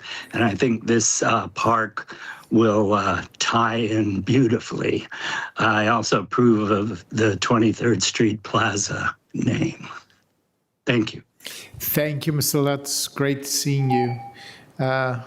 I see already Mr. Mandel with the Business Improvement District, National Landing Business Improvement Good District. evening, Good Chair evening. Karen Tonis and members of the County Board, Mr. Schwartz and my friends from DPR. It's great to see you this evening. I'm here to share strong support for the renovation of the small park at 23rd Street South in South Eads. For those of us who spend a lot of time along 23rd Street, we know the space may be very small, but it's incredibly visible. It is the gateway into 23rd Street's Restaurant Row, as Freddie mentioned, one of the most active and recognized destinations in National Landing. At the bid, we're focused on making the public realm feel welcoming, comfortable, and reflective of the neighborhood's identity. That's why we see real value in this project. The improvements, which include better lighting, new seating, landscaping, and higher quality materials, will make this entrance to the corridor feel safer, more attractive, and more inviting for everyone. I want to thank the county team at DPR. They've worked closely with us, with community members and nearby businesses, and have been very responsive to design ideas received throughout the engagement process. As a case in point, joining stakeholders expressed a need for additional lighting to address perceptions of safety. The county, with funding support from the bid, from us, incorporated the feedback into the final design. There are a number of other local stakeholders that agreed to let me recognize them also as supporters of the project. The owner of Portofino's, Rich Michelli, Zena Poland, the owner of Beauty, Champagne, and Sugar Boutique, and South 23rd Street LLC, the owners of 542 and 554 23rd Street South. They see this project as strengthening the experience along the corridor, benefiting their customers as well as the broader community. I also want to take a moment to acknowledge the two civic associations that submitted letters about this project. Both raised thoughtful points about the use of staff time, the planning process, and how this fits with other needs in 22202. I think those make sense. I hear those concerns, and I appreciate the spirit in which these were raised. I do think it's important to remember that these funds were restricted to park investments within the Crystal City TIF district. They can't be redirected to other area parks or unrelated priorities. Given that limitation, this location is one of the few places where these dollars can make a real near-term difference, improving safety, appearance, and the overall experience of a corridor that sees heavy daily use. This investment doesn't take away from long-term park needs elsewhere in the area. Those needs remain extremely important. This project is simply a practical, tangible improvement to a space that many of us walk past every day while we collectively work towards broader park infrastructure projects critical to supporting a livable urban community. Finally, we want to offer our support to the name of 23rd Street Plaza, which simply reflects where it is and how people use this space as a clear, recognizable gateway to the corridor. So on behalf of the bid, thank you for your partnership and for advancing this investment. We're excited to see it move forward and celebrate once it's complete. Please approve the use permit. Thank you very much. Thank you, Mr. Mandel. Right on the second. Mr. Clerk, before I misspoke, I didn't ask for applicants of whether we have any advisory bodies. Oh, we do not today, no. Okay, good. So then, colleagues, the discussion, I don't believe there are other public speakers. There are no more speakers on this item. Okay. So then the discussions with the board, are there any questions? Mr. Spain, Spain's first. Vice Chair Friend. Just a quick comment. One, and recognize Aurora Highlands Civic Association, who did send in a letter, who I had a chance to look over and really thanked them for their input. However, this, upon further review and as stated in the board report, this is an item which is approved in our FY 2023-2025 CIP. And I really applaud the efforts and what's going on in and around that area. And thank you, Freddie, for kind of lifting up some words about no one likes change. And it's hard for a lot of folks at times. I kind of get it. But in this moment in time, as we think about innovation and reimagining, changing from street to plaza, I think it just plays right into what's going on down there in all the right ways. So I'm fully supportive of this and look forward to the motion. So thank you, Mr. Spain. Vice Chair Ferranti. I'm ready to do a motion unless there's objection. I have a couple of questions. Ms. Coffey, before the motion. So, I mean, I think one of the reasonable concerns I've heard from the community is just around the actual dollar figure that is in the plan for this. It is a small area, it is constrained, and we also know that doing construction in constrained areas is extra challenging. But can you just speak to a little bit why this is the dollar amount that we've come to for this park? Thank you. Irina Lazik with DPR. This project fund will cover replacing entire surfacing of this site, adding benches, replacing 2 trees, invasive trees that are currently on the site, adding new lighting, as we mentioned earlier. We are dealing also with some of the utility constraints. It includes also engineering for lights and other analysis that needs to take into place, and of course, cost of the construction and soft costs, meaning staff cost as well. So that is all included. We think that this is estimate that it's in the range of what we are seeing. Unfortunately, there is an increase in materials. We are seeing that over the years where things are just getting more expensive. So, but we think this is a right estimate for the project of this scale. Gotcha. And then the other part of it is that these are TIF funds that are restricted geographically. They have to be reinvested in the area that the TIF is instated in. Are there any other projects in the near-term pipeline where if theoretically, if we didn't spend the dollars on this, is there some other community priority that's been identified in our CIP or otherwise that this money could have gone to? Like, are we taking this money? Is there something that is not getting funded because we're spending money on this? Good evening, Eric Beach, DPR. So right now there are other projects in the CIP that utilize TIF funding. So we are working right now, we currently have an engagement for Metro Market Square along Crystal Drive and 18th Street. We're also getting ready to kick off the Center Park, master plan for Center Park. And there is funding for 15th Street when there's a road project there that will rearrange that and allow us to do it. Those are all fully funded over the next years from beginning in 25 all the way out through almost 29, 30 in the CIP. And so those projects are the ones that are funded in there. There is a pretty healthy budget of TIF funding going to that portion of parks. The other part, just to think about in Crystal City, the county owns very little real property in Crystal City as far as public space for public parks. All the spaces that we rely on are developer either provided or easements and things like that. So when we're looking at how to allocate funding, particularly with a project like this, trying to make a quick impact, a large impact to help the quality of life in the neighborhood, there are not a lot of spaces for that money to go. And so what I would just leave it with is that there is limited places to place those TIF dollars that we had available, but we have lots of stuff coming that is relatively robustly funded in the CIP. It's funded, yep. And I think Deputy County Manager Ms. Cowan might be interested in. I just wanted to chime in that I completely agree with Eric and the team on the limitations or the why we have the Crystal City TIF, National Landing Bit TIF in place to fund projects in that area. We will be talking to you all about this, but what we are seeing in terms of construction inflation, impacts on capital projects for other, like regulatory requirements is huge. So somehow we need to be talking to our community about, this sounds like a big project, $400,000, $475,000. It isn't that much, especially when you consider soft costs and other things. So I'm hopeful that we can have that conversation and recognize what that means going forward as we talk about the CIP.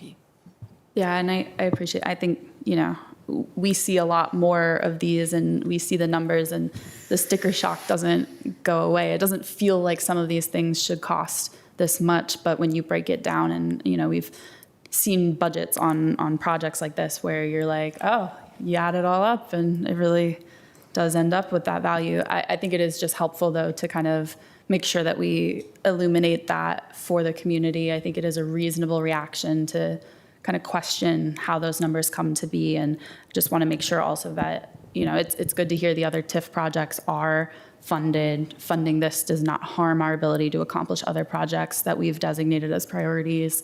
To me, that's very important. So I'll pass along now. Thank you. Ms. Cunningham or Mr. DeFranti? I'm ready with the motion, but if Ms. Cunningham has questions. I had a question also about the costs. So this is an approved CIP project, and you're anticipating being within the total bucket that we allotted. Does staff time get capitalized into that, or is the staff time separate? Yes, staff time is included in this cost. Okay, terrific. And then I think just the obvious that will become more obvious as we go through the next couple of items this evening. We're in a period of likely major austerity. So as we look forward to the future CIP projects, recognizing in particular that the costs of raw materials and services are going through the roof, we may need to reimagine how we do those projects, whether we group them together, whether we don't do quite as extensive a naming engagement, whatever it is. But know that this board is here to innovate with you, and that we know we are going to need to either drastically slow the projects or do more with less. Thank you, Mr. Cunningham.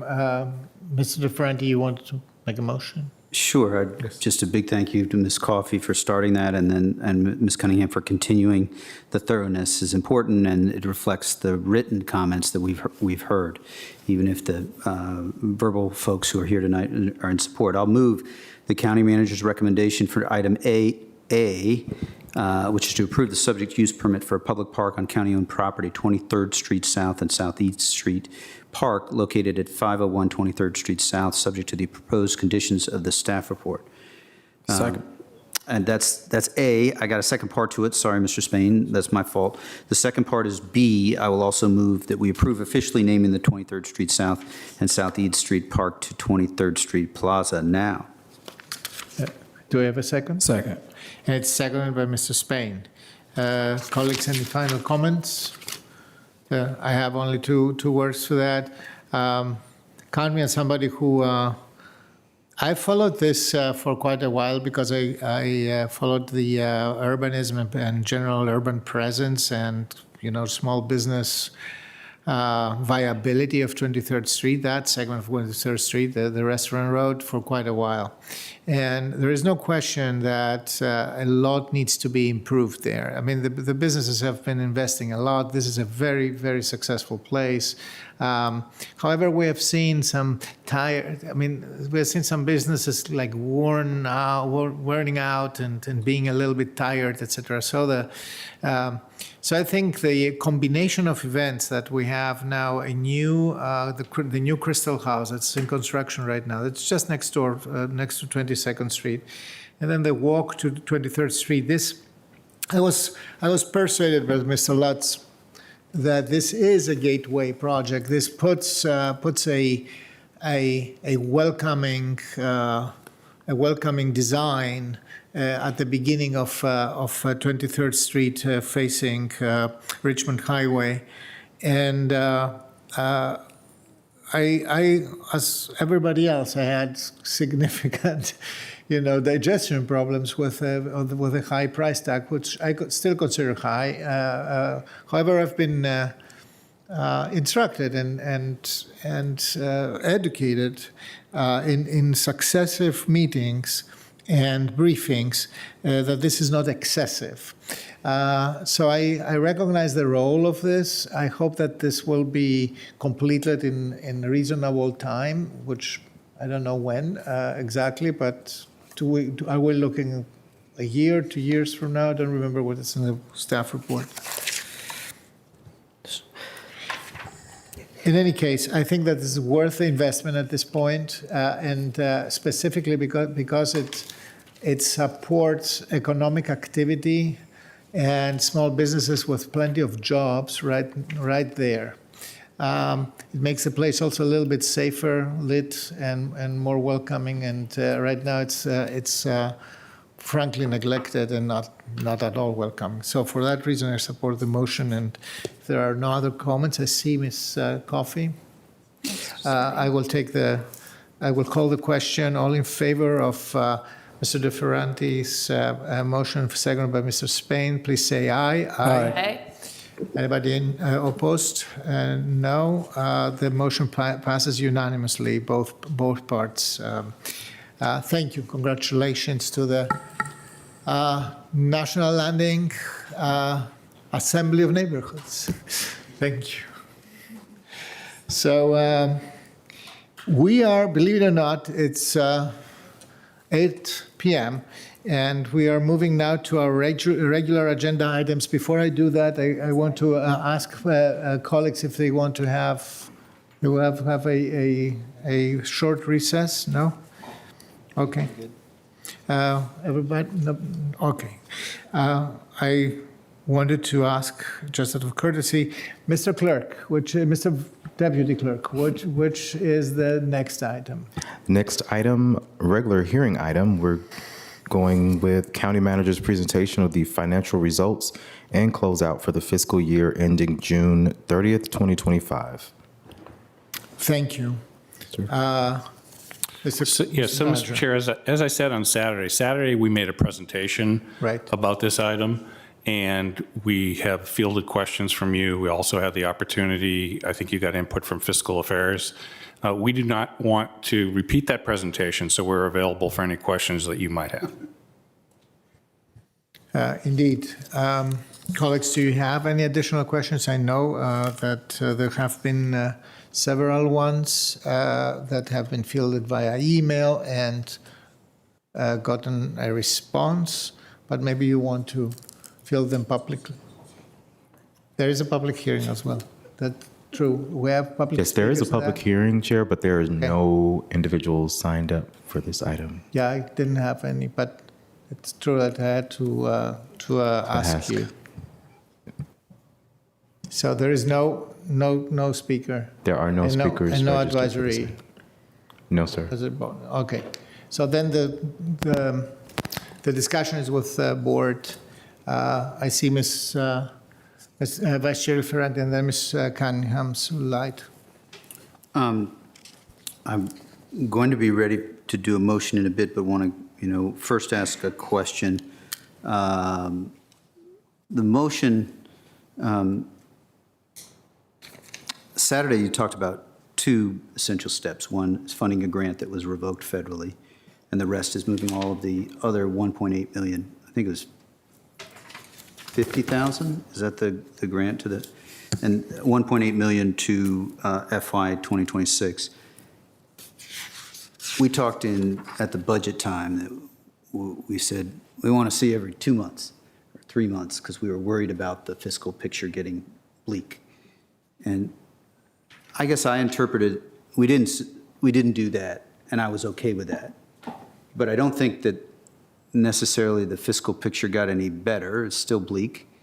I might say that it's, I think I'm the least bleak of the five of us on the board, but a deluge of arguments will, I'm sure, come to me about that I should be more bleak. But the question, just as sort of process-wise, we might have needed every 2 months if the fiscal situation had fallen through the floor. Maybe it didn't do that, but also from a practical standpoint, you didn't want to do a massive quantity of DMF work every 2 months. Is that sort of what happened? I'm remembering the last year's, when we adopted the budget, we said, I did distinctly remember, we said, we might be back in June, we might be back in September, and then we might be back in November. And for all our sanity, I think it's probably good that we just came back now. But can you tell me a little bit about whether that was, in the end, unnecessary we didn't fall through the floor, or it just seemed more practically better for us to just. Yeah, so when I mentioned coming back every 2 months, that was a reflection of my anxiety. My anxiety has not gone away. Sure. And so what we have done, and the chair spent some time this afternoon looking at some of the indicators we track on a monthly basis. We also have another set of financial indicators that we've shared with you on a monthly basis that are tracking receipts in our tax revenues and then our non-tax revenues. So there wasn't something precipitous enough for us to come to you and say we need to take action, and we felt like we wanted to close out the books on fiscal 25, be some part into fiscal 26, and then in fiscal 27. So it was, I think this is the witching hour. So we wanted to spare you all a piecemeal conversation, because I think if we had come back to you 2 months ago, we wouldn't have had the full picture.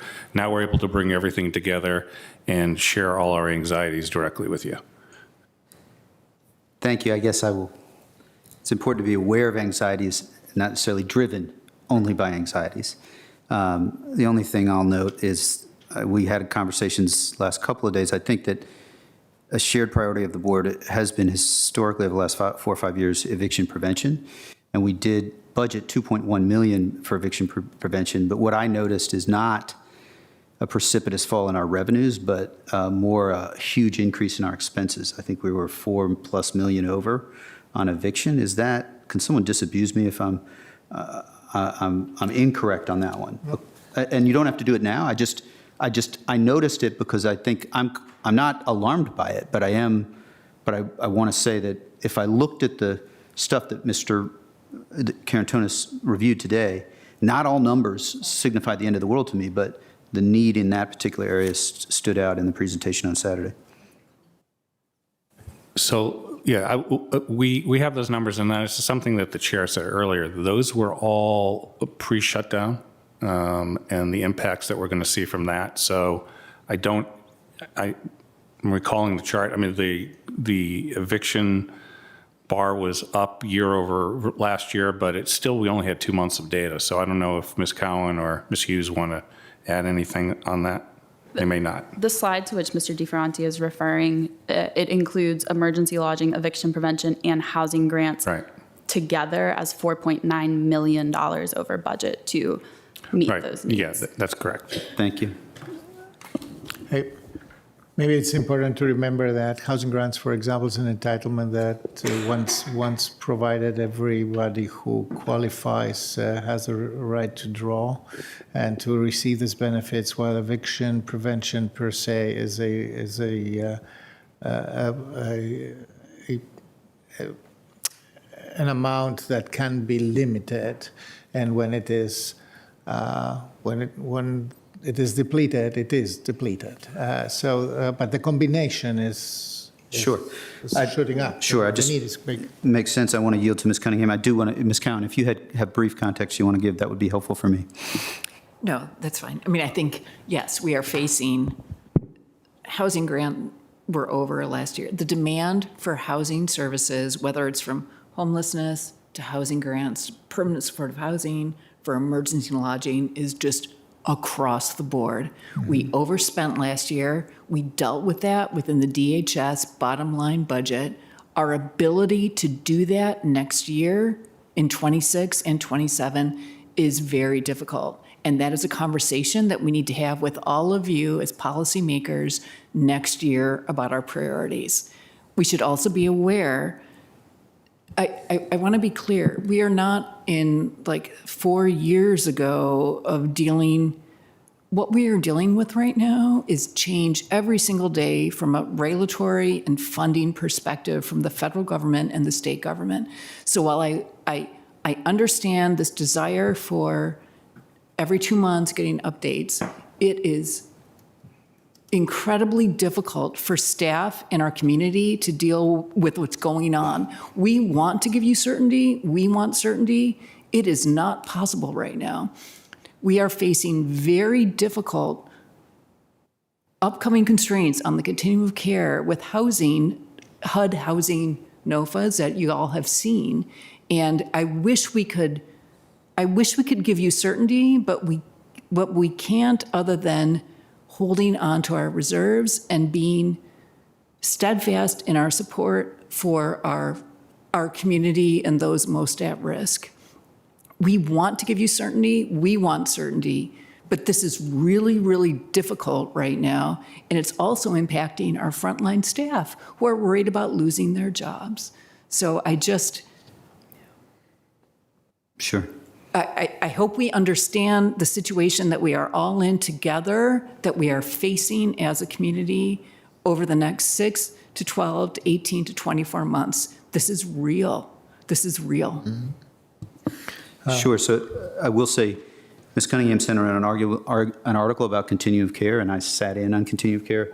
That I have a high-level concern on. We'll have to do fact-based analysis on the housing choice vouchers, which is also a concern. But we're going to have to be intellectual endurance, and I want to be as loud as I can in saying I'm super thankful that you didn't come back every 2 months. I really didn't want that, but I just wanted to try and understand the context for why we didn't, if that's okay. Thanks. Thank you, Vice Chair Ferranti. I see Ms. Coffey's light and Ms. Cunningham's light. Whoever, I think. That works. I unfortunately missed your beautiful presentation on Saturday. I think everyone knows my grandmother passed on Friday, and so that was my priority. But, you know, as Mr. DiFerranti says, he may not be the most pessimistic. I fear sometimes I am the most pessimistic on the board. And I think about the levels of uncertainty, even of the last few weeks, even with Governor Youngkin stepping in a pretty historic and frankly unexpected way that took effort and time, and that took everyone's attention from all kinds of other stuff that we were working on just to try and react. We know that our PIT count, even before the shutdown, even before federal impacts, our homeless population has been increasing. It costs more to serve every individual with housing now than it did a year ago, and we are serving more individuals now than we did a year ago. And so the price pressures on our kind of critical, you know, taking care of humans things, which I view as like our most important role of local government, is to take care of other human beings.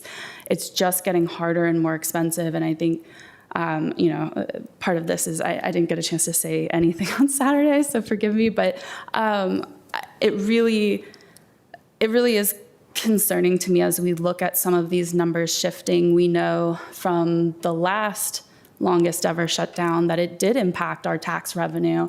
We now know we had the longest ever shutdown. That will have an impact, particularly given we already saw some hesitance in these consumer spending indicators. And we just, I really, really caution us all to be, you know, I would rather err on the side of pessimism and then have extra room that we didn't expect to invest in the things we would like to do than to overpromise and then have to cut from things that people are relying upon us for. And I think, to me, you know, we don't know, no one has a crystal ball, but I think if the situation stayed exactly the same as it is today, that would be my best case scenario looking forward. I think the more likely scenario is it does get worse, and the question is how much worse it's going to get. And we can't know that, and we can't predict that. And so, as much as, you know, I am a progressive and I believe in investments and I believe that the role of government is to do good things for people, it's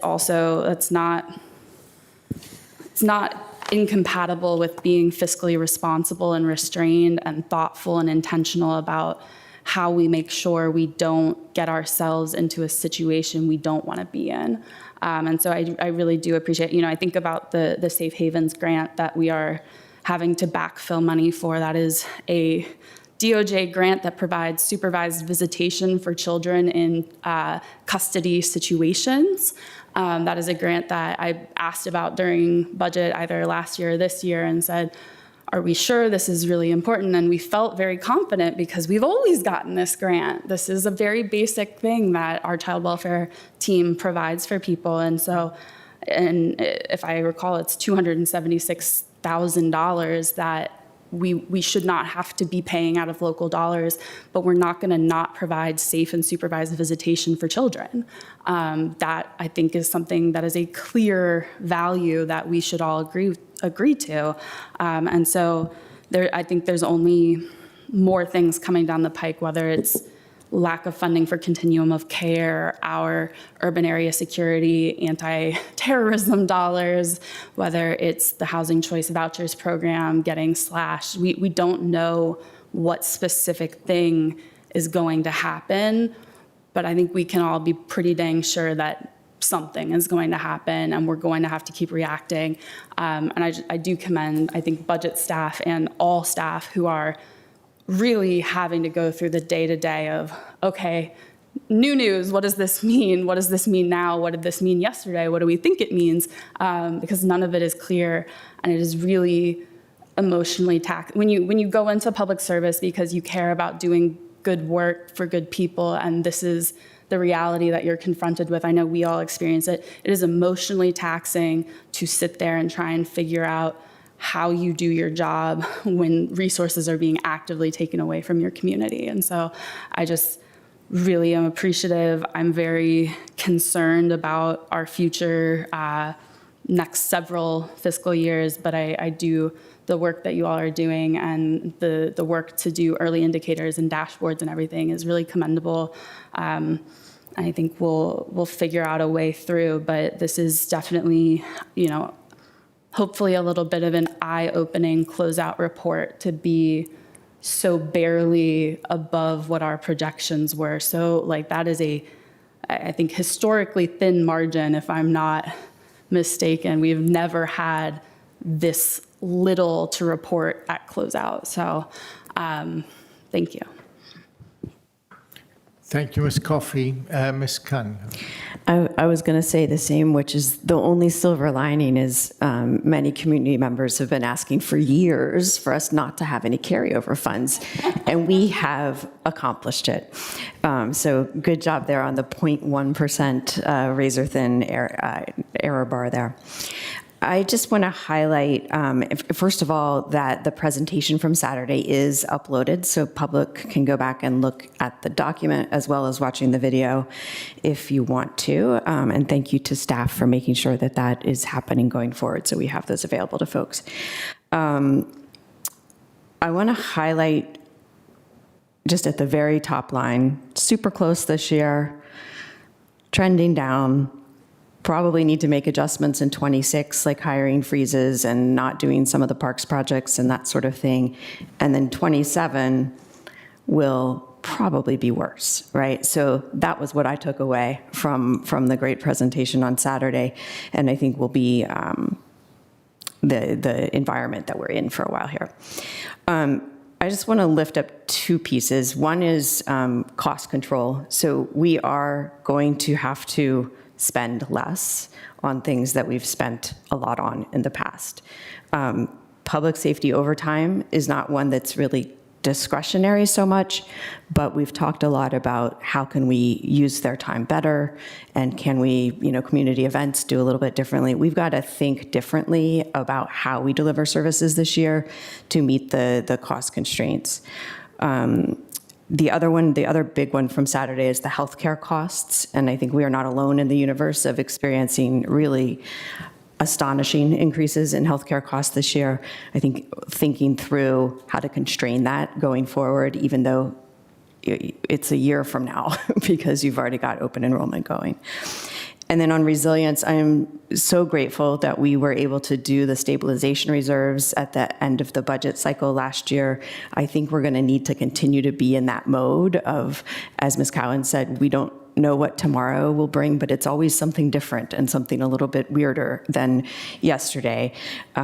So we need to continue to focus on that, as well as how we are using staff time so that we are as careful as possible, as crisp as possible, maybe doing fewer things, maybe doing less engagement, but being careful about staff time.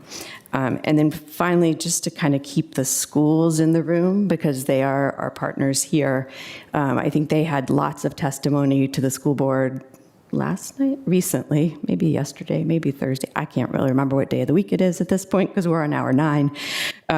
But they have some deferred capital needs that are crucial, and they're going to have some big asks. So, Thomas Jefferson, I think 130 to 250 million was the range. That's their whole CIP. So just keeping all that in the mix, we have a lot of hard decisions ahead, and some of it's going to be going slower on some things that we wish we could go faster on. I just see that we are providing final statements, but the motion is not on the table. It needs to be made. Sure. If Mr. Ferranti wants to do that, and then we can continue with closing statements. I move the county manager's recommendation that we adopt the fiscal year 2025 county government appropriation resolution shown on attachment 1A of the staff report and allocate remaining balances from fiscal year 2025 to legally restricted and priority areas identified by the county board as shown in attachment 1B of the staff report. Third, that we amend the fiscal year 2026 county operating budget by approving the appropriation in attachment 2 of the staff report. Fourth, that we deappropriate $500,000 from fiscal year 2026 Washington Metropolitan Area Transit Authority funding to reflect final contribution to the stabilization reserve in line with fiscal year 2026 budget guidance from the county board. In addition, appropriate $350,000 from the stabilization reserve to the Department of Human Services for additional food aid during the federal government shutdown. Thank you, Mr. Second. And it's seconded by Councilwoman Member Coffey. We continue with closing statements before I take a vote. Mrs. Yes, I will ask him. Thank you. I'm happy that we actually got the $500,000. But the rest of it is bleak, tough, and we also are going to invest massively in public safety, and we'll have to remember that as we consider our most vulnerable. Thank you, Mr. Ferranti. Mrs. Payne. Yeah, again, I know this is round 2. We got the brief on Saturday, public briefing, and I just commend all the leaders on our team in DMF for putting together a pretty robust report, which is, to what you've heard, is perhaps not, doesn't have you jumping up and down and ringing bells, especially with the closeout of FY 2025. But this is how I look at things, right? Are we in some hard times? Yes. Are there budget constraints? Yes. But I think there's also an expectation here in Arlington that a county that is have some of the best and brightest folks in America, that we are going to figure this out and do what's right to ensure that our social safety net programs, that our services, that our food insecurity, that we take care of our people. And I'm committed to that. Again, this is some challenging times coming up with the lack of federal funding. I get all of that, but I also don't want to project, and be careful not to project that, I'm fearful. I think we can get through this together, but we're just going to have to remain steadfast. And I know reporting coming out every 2 months, Michelle, will be tough and difficult because things are changing constantly. But, keeping your finger on the pulse, because we don't know, right? In this time of uncertainty, what's going to happen in 2 weeks or next month. And that's a lot in part is due to what's going on across the Potomac. Make no mistake about it. This havoc that has been wreaked upon not just Arlington, but the entire nation is because of bad policy at the most highest levels of our government. And so now we're left to deal with it. And so, but I don't think we as Arlington need to just platoons halt, stop everything we're doing. We also need to look at some of the efficiencies within our current structure, our budget, and make sure we're doing what's required, but also not perhaps extending ourselves too much. So with that being said, thank you to the team for your support in this, and I look forward to staying in contact as we get through this together. Thank you, Mr. Perry. Thank you, Mrs. Payne. My concluding comments, I don't want yet to enter the territory of providing budget guidance because this is something we will revisit on in our December meeting. 2 things. First of all, when I see a presentation like the one that you provided last Saturday, I always remember that this is a performance of Arlington County, but this performance happens in an economic context. And, nobody has, missed to observe here that we have had more than usual, in my opinion anyway, more unusual, more Saturday meetings without enough site plans on the docket, without the economic activity that typically sustains and supports the business model of the budget, etc. Now we are seeing increase in unemployment rates. We are seeing a structural, some structural weaknesses. These are not just seasonal or, because of a unique event like a shutdown, a black swan event, if you want, etc. So there are things that are moving in our economy in a direction that should give us a lot of pause, because this is a more long-term trend, and there are others that also move in a positive direction. So I think that we have to balance the both and see whether we can reposition the county there. I have no questions. For me, it's very clear that the goals of the fiscal year 2026 budget, which is the current year, if I take your slide number 11 and I go through and I see how high we have to jump to get to what we budgeted for, and that was already very conservative the moment that we took these decisions, then it gives me a lot of pause. And I understand lagging effects, etc.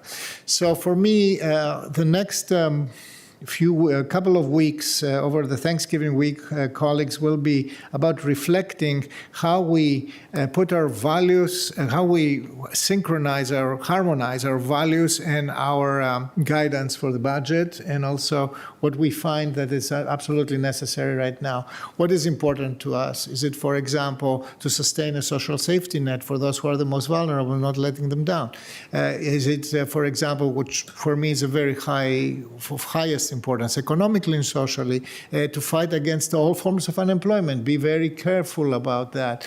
Make sure that economic development is not a side business or side business line, but a central business line. And we want to acquire the business under all economic circumstances.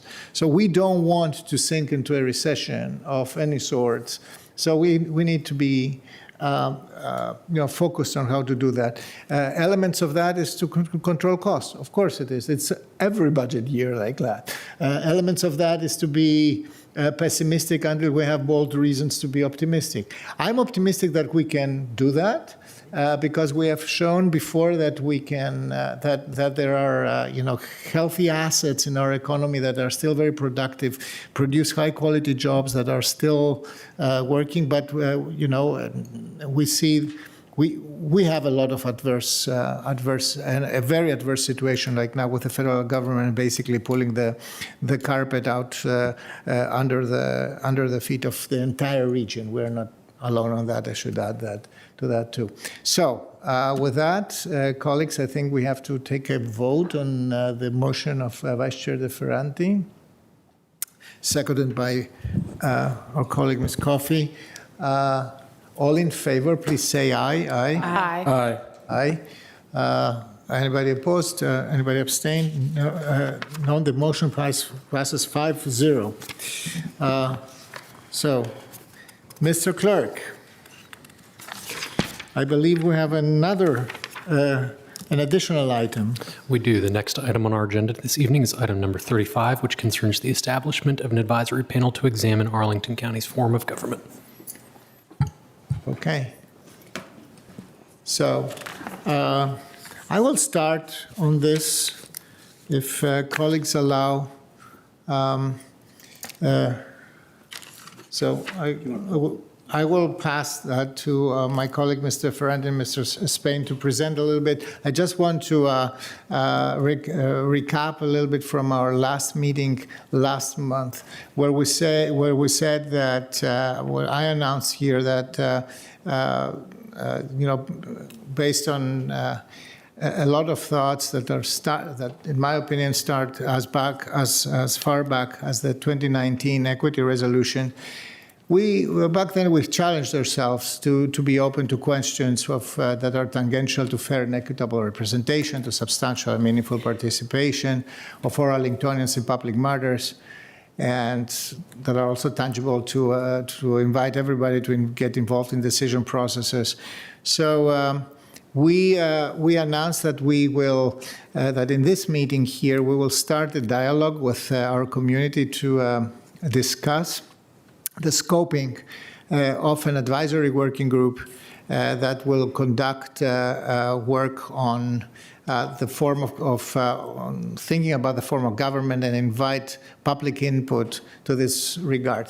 This today is the first step of that after this announcement, and I will pass it to my colleague, to Vice Chair De Ferranti, to start a presentation on this item, and then we will have public input from speakers. Thank you, Mr. Chair. There is a presentation.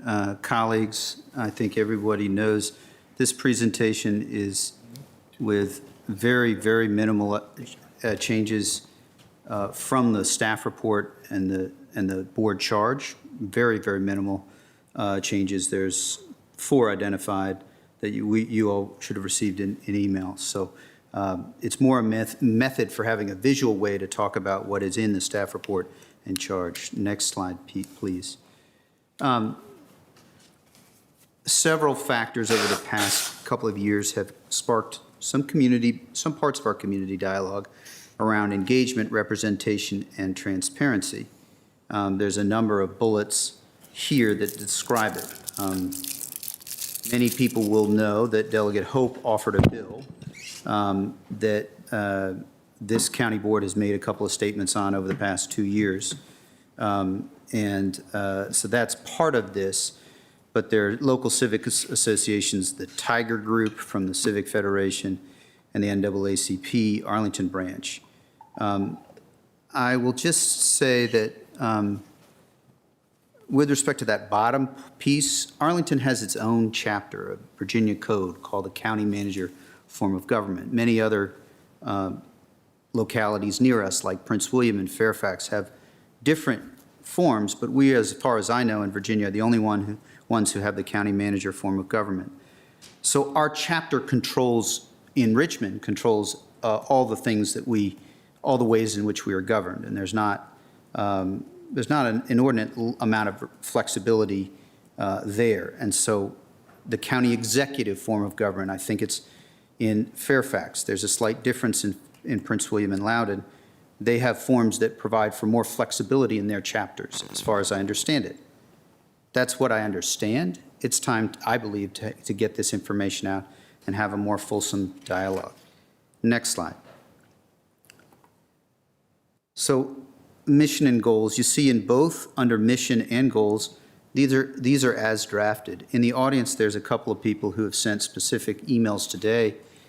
This is the first part of the discussion. There is a draft, and until there is a draft, it is just an abstract conversation about a form of government conversation.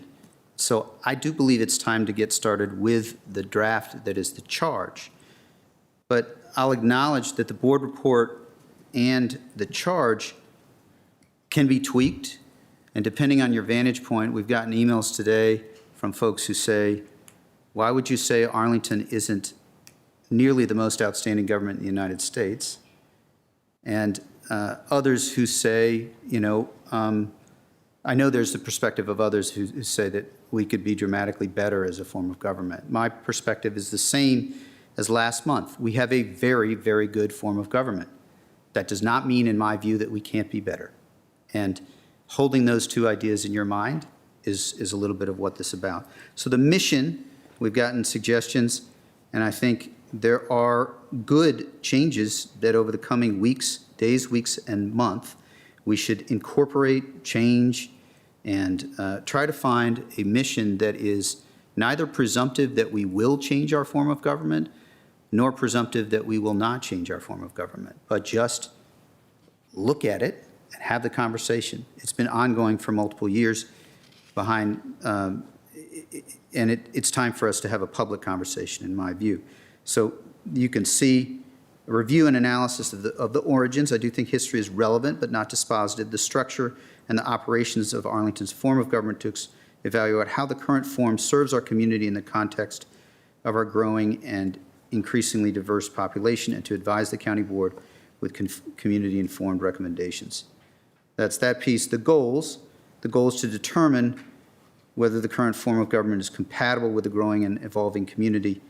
That's an example where I think that it's slightly tilted towards saying we should change, and I'm certainly open to wordsmithing, and because I think words matter in this context, and so I'm certainly open to wordsmithing to try and find a better piece. I'm not in a space where I think we should presume that we should keep the same form of government either, nor that we should change it.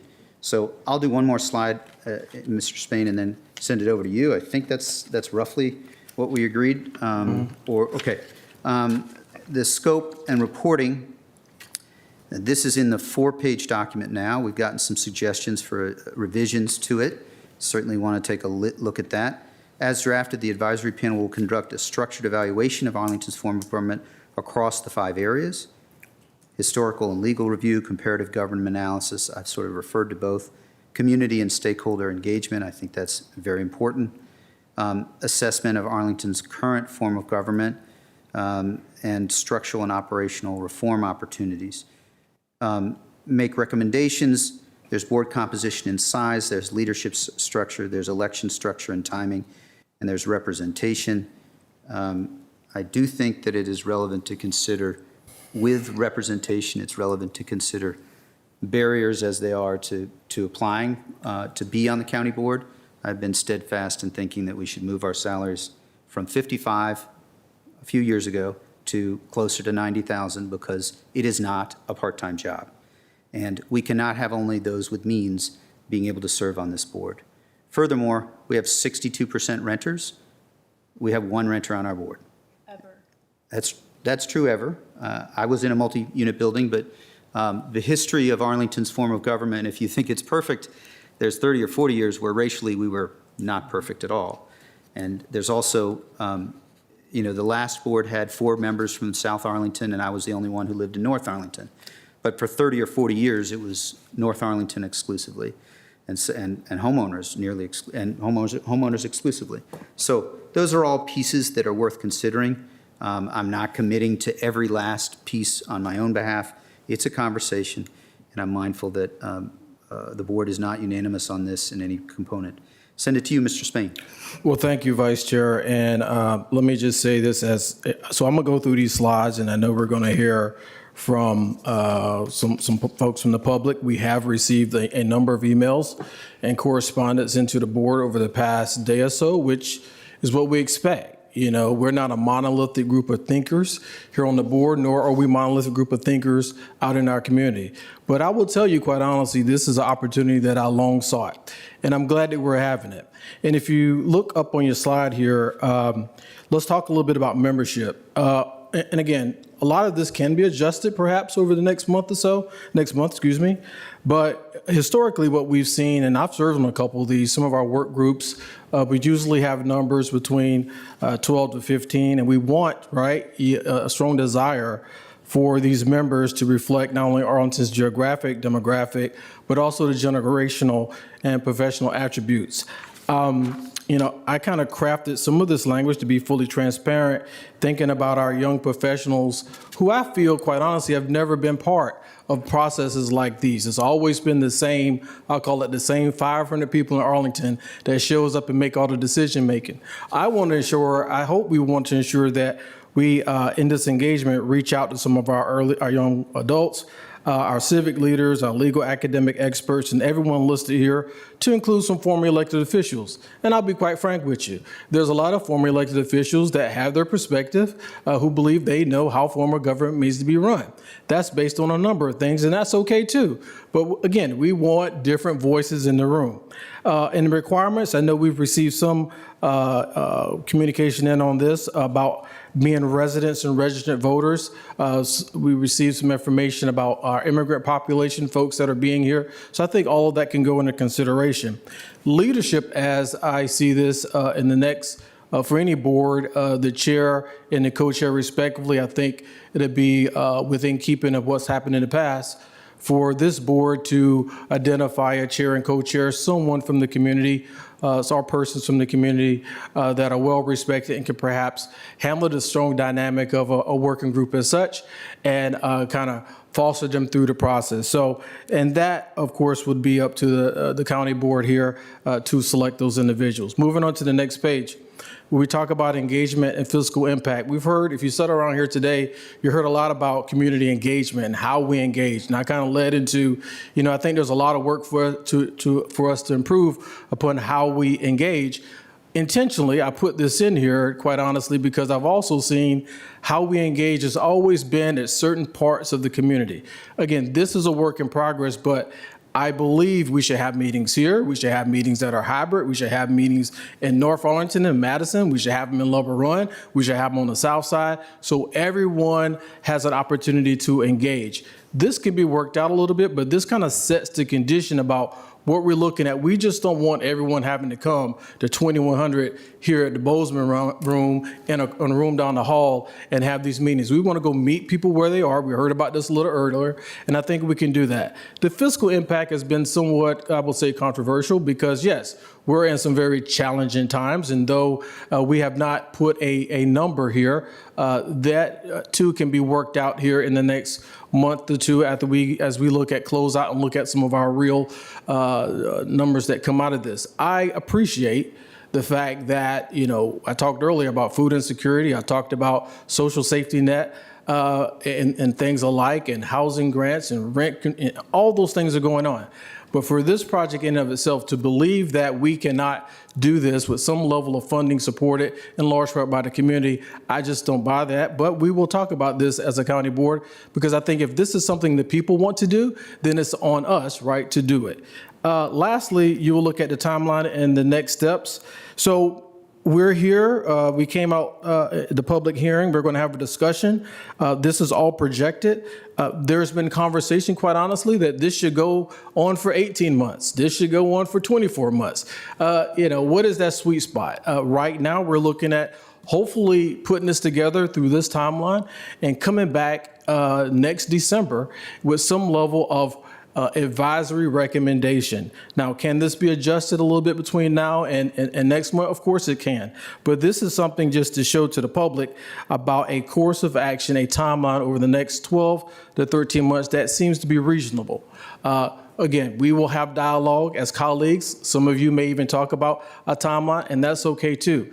But what we cannot do, I believe, is just kick this can down the road and come back in 2 years or 3 years or 4 years and say we'll get to it when things get better. Nothing's going to get too better. I think the time is ripe, and I'm open to this community conversation. With that being said, that ends the presentation, Mr. Chair. I know we have some public comment, and that's all I have for now. Thank you, Vice Chair Ferranti, and County Board Member Spain. Mr. Clerk, we do have public speakers on this, right? We do. One moment. Can you Our call? first public speaker Yes. on this item? Yes, of course. Our first public speaker on this item is Reverend Kathy Dwyer, followed by Mr. Brian Coleman. Good evening. It's virtual, right? It's virtual, yes, I believe. If Reverend Dwyer is not with us, then we may want to jump make a note. immediately to the next speaker, Mr. Coleman. I see him here, over there. And we may come back to to Reverend Dwyer. Good evening, Mr. Coleman. All right. Perfect. All right. Good evening, everyone. Name is Brian Coleman, and just wanted to speak briefly in favor of adopting the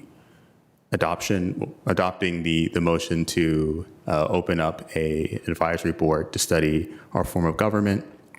3 quick points just want to talk on. First, I think we need to be very focused on what we're looking for out of this process.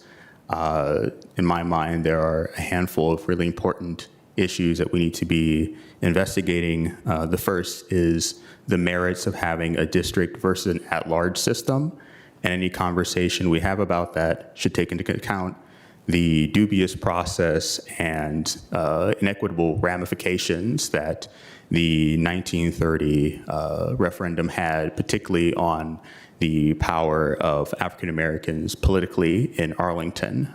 As many of you know, between 1931 and 2025, we've had about 3 or 4 African American county board members the entire time period, and I don't think that was by accident.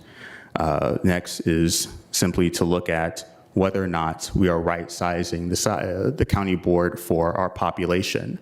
Looking locally, places like Alexandria have a population of about 160,000. We have 240,000, give or take. They have 7 council members, including their mayor, and we have 5 county board members. I understand all of the work that you and staff do to ensure that we're able to have this successful county, but I think it's appropriate that our population and representation are right-sized and appropriate for one another so as to address the workload. And lastly, I think we should examine whether or not staggering the county board elections so that they coincide with one another is appropriate so as to not have constant elections one after another, therefore making it harder for people to follow politics. Thank you. Thank you, Mr. Coleman. Then is Reverend Dwyer now available? I do not see her on the line, but I'm working to try communicate with Ms. her when we move along. Glass. Our next speaker is Mary Glass, followed by Susan Land. Yes, I'm coming virtual. Can you hear me? Yes, we can. Yes, we Okay, can. Good evening. Thank you. Good evening. I'm coming in and talking about a variety of points around this subject as an individual, not for any organization. I have some serious concerns and considerations for you as you move forward. Historically, we know that the current governance system has not given minorities representation proportional to their roles in this community, and that includes Republicans and independents. Many citizens have been discussing the critical need for better governance for at least 2 decades. At least that's as long as I can remember. The Civic Federation and NAACP have strongly endorsed the need for change. So clearly there's a problem. And I think one of the big issues for the board is to look not at what kind of specific structure, but what are the problems that these people think need to be solved, and then figure out which way you want to go on it. A different concern that's also been expressed. Due to the rapidly changing society environment, governance needs to be faster and more effective. A larger board would help provide this needed leadership. And also there's a critical need for more diverse solutions as soon as possible. The timeline that you've been talking about where the advisory group, not the final decision, is going to take a year just doesn't strike me as appropriate. Rather than some kind of protracted planning process, I suggest immediate scheduling of multiple listening sessions that will allow the stakeholders to frame the next steps that we take. And this should be out in the community as mentioned. Then the board needs to take action on any of the proposed changes as quickly as possible. This will allow the optimal performance of the government in Arlington for everyone. I think you all are familiar with the issues. Ms. Glass, if you can conclude. Yes, I think you're familiar with the issues and you have shown amazing judgment. And so I urge you to move forward. Thank you, Ms. Glass. Is Reverend Dwyer? Not at this time. We'll return at the end of public testimony. So let's move on with the next speaker. Yes, our next speaker is Ms. Susan Land, followed by Ms. Beth Grossman.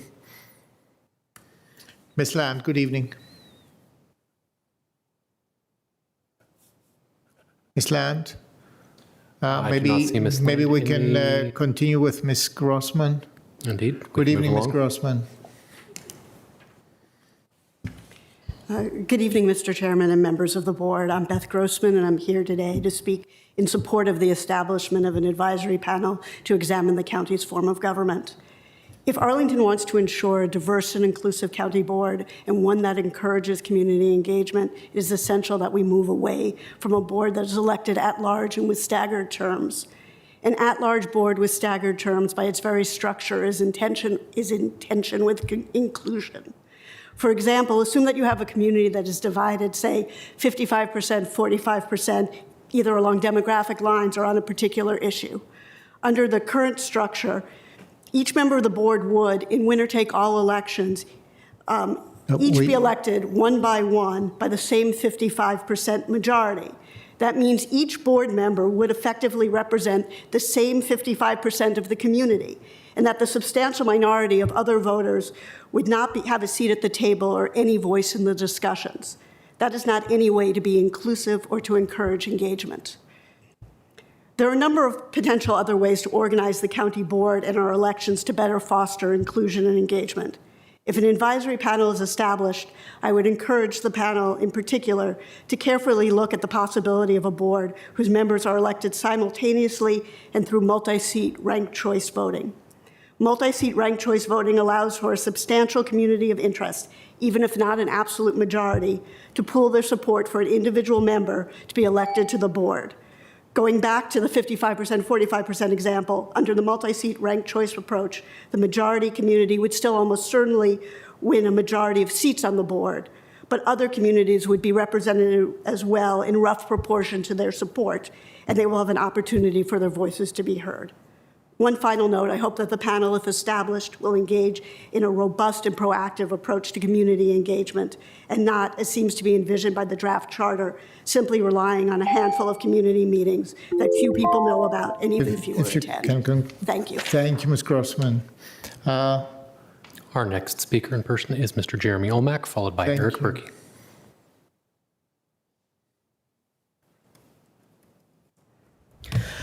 Good evening to our esteemed Arlington County Board members and fellow community members. I'm Jeremy Olmack. My pronouns are they, them, and I'm a 2-year resident of Arlington County in the Crystal City neighborhood. And for the record, I'm not speaking on behalf of any organization I'm associated with. I'm speaking tonight to urge the Arlington County Board to support the establishment of an advisory panel to examine Arlington County's form of government. As I ran for Arlington County Board, Arlington residents and civic associations expressed a deep desire to examine Arlington County's form of government. The concerns I heard included how many board members should Arlington County have, what type of board members should we be electing, district, at large, a mix of both? Should Arlington residents be electing the county board chair? Should Arlington County have an elected county executive branch? Does it make sense for Arlington County to be incorporated into a city? Should Arlington County explore a parity of DC's advisory neighborhood commissions? These concerns and more need to be considered by Arlington County, by staff, by the board, and by our community. There is an element of the discussion that requires the state of Virginia to consider and pass appropriate legislation to enable any implementation of the advisory panel's findings. But these barriers should not postpone or stop the county from initiating this conversation around the form of government. Our state government has been hesitant to push the relevant legislation because of the previous Arlington County Board's initiatives and effort. And it is because of this historical context that it is on this Arlington County Board to express that now is the right time to be having a public and engaging conversation about form of government.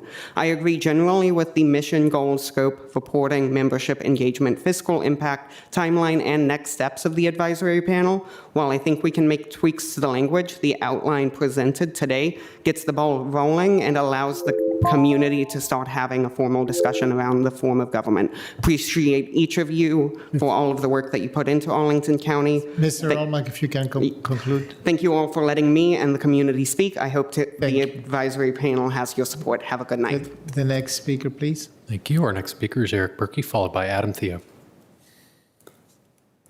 Good evening, Ms. Berkey. All right. Hey, good evening.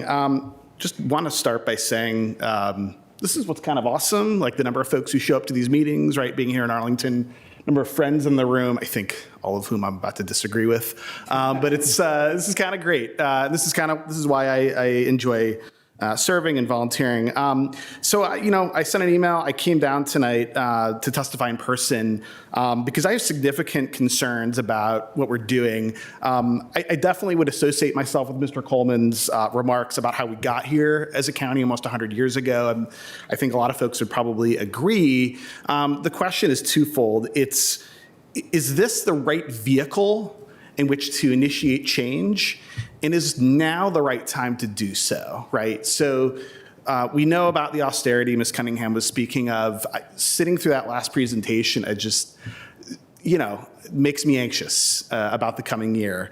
And it really gives me a lot of pause as to why this board that I respect a great deal and I think shows a lot of deliberation would spend any ounce of bandwidth in the next year, especially the next 6 months, on anything other than confronting these issues, right? We've got uncertain federal funding. We've got housing insecurity, food insecurity. I mean, you know all this, right? That gives me a lot of concern. And it makes me, frankly, concerned that the board is maybe taking its eye off the ball on what really matters. Should we initiate reform? Absolutely, we should be having this conversation. I definitely agree. We don't have enough good people running for county board, enough people from diverse backgrounds. But is initiating this committee right now as constituted the best way to go about it? Have we done a community-wide survey? Have we had conversations? Have we done the hard homework that we expect of our normal policy-making process before we take action? And I haven't seen it yet, so I would urge you to defer and really give this more careful thought. Thank you very much. Thank you, Mr. Berkey. Thank you. Our next speaker is Adam Theo, followed by our 3-minute speakers, beginning with Mr. Zachary Newkirk. Good evening, County Board members. I know there's a lot of talk right now about whether this is the right time to undertake this effort. It is not only a good time to do it, but it's the perfect time to do it. We often think of democracy as that thing across the river. It's the big national government, it's the federal government, that's democracy. But this is democracy right here, Arlington County, in every little city and town across America.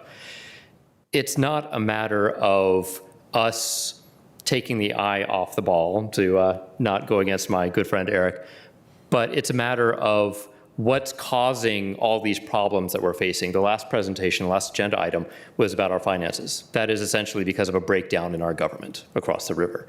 And that is because of a breakdown in democracy, a breakdown in voters' trust in their representatives and their elected leaders. This right now is the perfect time to restore that trust. Arlington's not in a bad position. We're actually pretty good off, pretty well off as far as our trust in our functioning local government. But that's just an opportunity for us to work on that, build on that, and take it up to the next level, to be a beacon, a lighthouse, a shining city on the hill for the rest of the country on how to improve our local democracy and allow that to filter up to state and federal. I mean, I think that Arlington is an awesome, incredible place, and it is not too braggadocious to say that Arlington can be part of the solution for what we are seeing across the river. So right now is definitely the time to undertake this effort. Don't let it slip by. Don't just middle around and think that other people will solve democracy for us. That's right here in Arlington. Thank you. Thank you. Our next speaker is, for 3 minutes, Mr. Zachary Newkirk, followed by Mike Cantwell. Hi, good evening. I'm appearing Good virtually. evening, Mr. Newkirk. Thank you for having a virtual option for one. I was there earlier this evening and unfortunately misjudged the time. But my name is Zachary Newkirk. I'm the current president of the Yorktown Civic Association, but I'm speaking today in my personal capacity. I'd like to just echo Mr. Theo's really well said comments a minute ago. I'm speaking tonight in favor of the advisory panel to examine Arlington County's form of government. It's my hope that this panel works expeditiously to develop recommendations that generally align with delegate Hope's long-running work on this issue as soon as practicable, as well as the excellent work from the Civic Federation, who we'll hear from later. While sometimes panels or working groups can slow down some actions, It is my hope that this panel structure and progress keeps this project moving forward quickly and on time and not kicking this can down the road, as Mr. Spain mentioned earlier. One specific suggestion regarding community engagement is to ensure, in my view, continuous feedback from residents in Arlington through, for example, soliciting emails, having a way to offer comments through a web page or feedback from some sort of digital sources, rather than limiting engagement opportunities to a handful or fewer in-person chats, as the board report currently envisions. Finally, in my professional life, I'm a voting rights and elections attorney with experience on redistricting and reapportionment issues, especially at the local level. And I just want to note that if there's a recommendation from this advisory group moving forward regarding implementing, for example, single-member districts in the county, the state of federal voting rights law, which applies to Arlington as it does to all jurisdictions in the country, is in flux. There's a strong chance that the longstanding standards for analyzing redistricting plans may be upended next summer, as late as next summer, in Louisiana versus Calais, which the Supreme Court will decide. So I'm in favor of the panel having at least one, maybe more legal experts knowledgeable of these issues in this time of legal, unfortunately, backsliding. With that said, I just want to thank you for your time and consideration tonight. Thank you, Mr. Newkirk. The next speaker, please. Yes, our next speaker is Mike Cantwell, followed by Mr. Dave Schutz. Thank you. Good evening, Mr. Cantwell. Good evening, Arlington County Board members. I strongly encourage the Arlington County Board to publicly support HB 1225. HB 1225 is permissive and not prescriptive. It gives Arlington County Board and Arlington County voters the right to change their form of government. Arlingtonians want the same rights of other citizens in the Commonwealth. We want the right to change our form of government. Passing Delegate Hope's bill is the first step, not the second step. I still don't understand why we need to set up this advisory panel before the bill is passed. We've been talking about this issue for over 5 years now, and if we wanted to seat an advisory panel, we probably should have done it much earlier than this. So therefore, I oppose the advisory panel at this time, and I encourage the county board to support Patrick Hope's bill, and hopefully it will become law. We should wait until this becomes law and then seat the advisory panel. Thank you. Thank you, Mr. Cantwell. The next speaker. Yes, the next speaker is Mr. Dave Schutz, followed by Kristen Brown. Good evening, Mr. Schutz.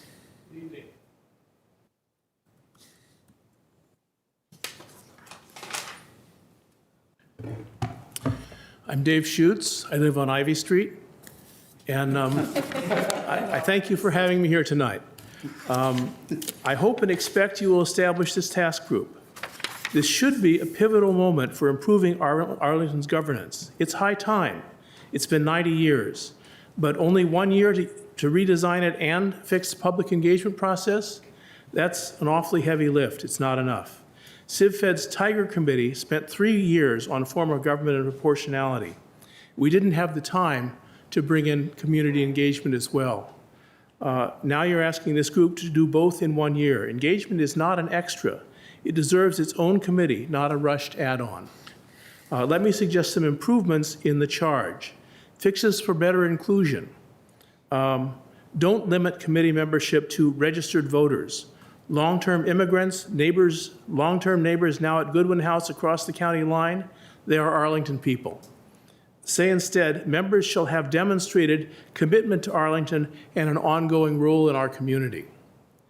Let the subcommittees of the committee recruit experts even if they live elsewhere. Expertise does not stop at the county line. On leadership diversity, don't just say it should reflect Arlington. Ask, can and should it be proportional to our population? Fixes to improve the task descriptions. Advisory neighborhood committees, ANCs, belong in the representation discussion.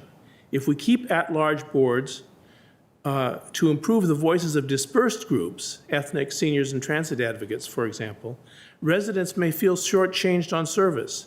ANCs can give neighborhoods real sway even if the board itself is at large.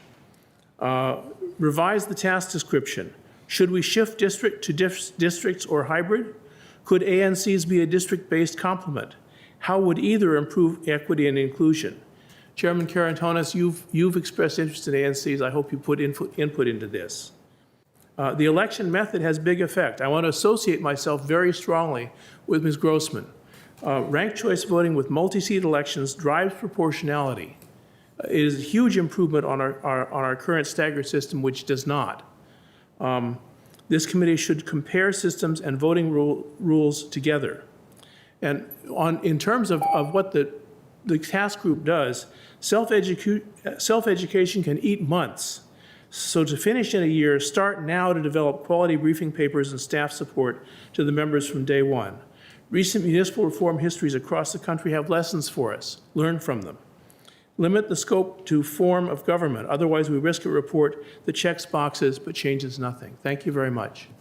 Thank you, Mr. Schutz. The next speaker. Of course, our next speaker is Kristen Brown, followed by Valerie Smith. Good evening, Ms. Brown. There's a limitation on too many residents of Ivy Streets. Well, I am Chris Brown, and I am a proud resident of Arlington and an even prouder resident of Ivy Street. So with apologies, I joined Dave Schutz in that distinguished category, and I'm here tonight to support the establishment of this advisory committee. I was a proud participant in Tiger, and I think that work was very important. I hope that it will be utilized as part of this group, because a number of things that are called for as part of this group have been well and carefully examined. I would say painstakingly examined. So there's a good body of work there. The idea of the need to update our systems of government is not a new one. And I know each of you well understand that we are working under a system created for a much different time and place than we have today. It does not mean, and I don't think anyone here believes, it is a broken system. It's a good system, but one, like a life, that should be examined.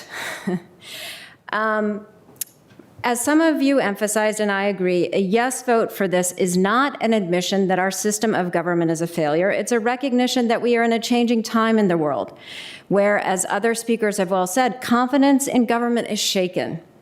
And the firmament for most individuals rests here, where they live.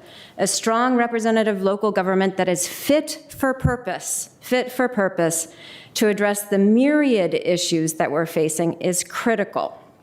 Second, I would seriously review the type of resources necessary to ensure that the advisory committee can carry out their purpose fully, which means that there have to be means for informing the public and facilitating the large engagement contemplated. I associate myself that way in the comments of my friend Dave Schutz.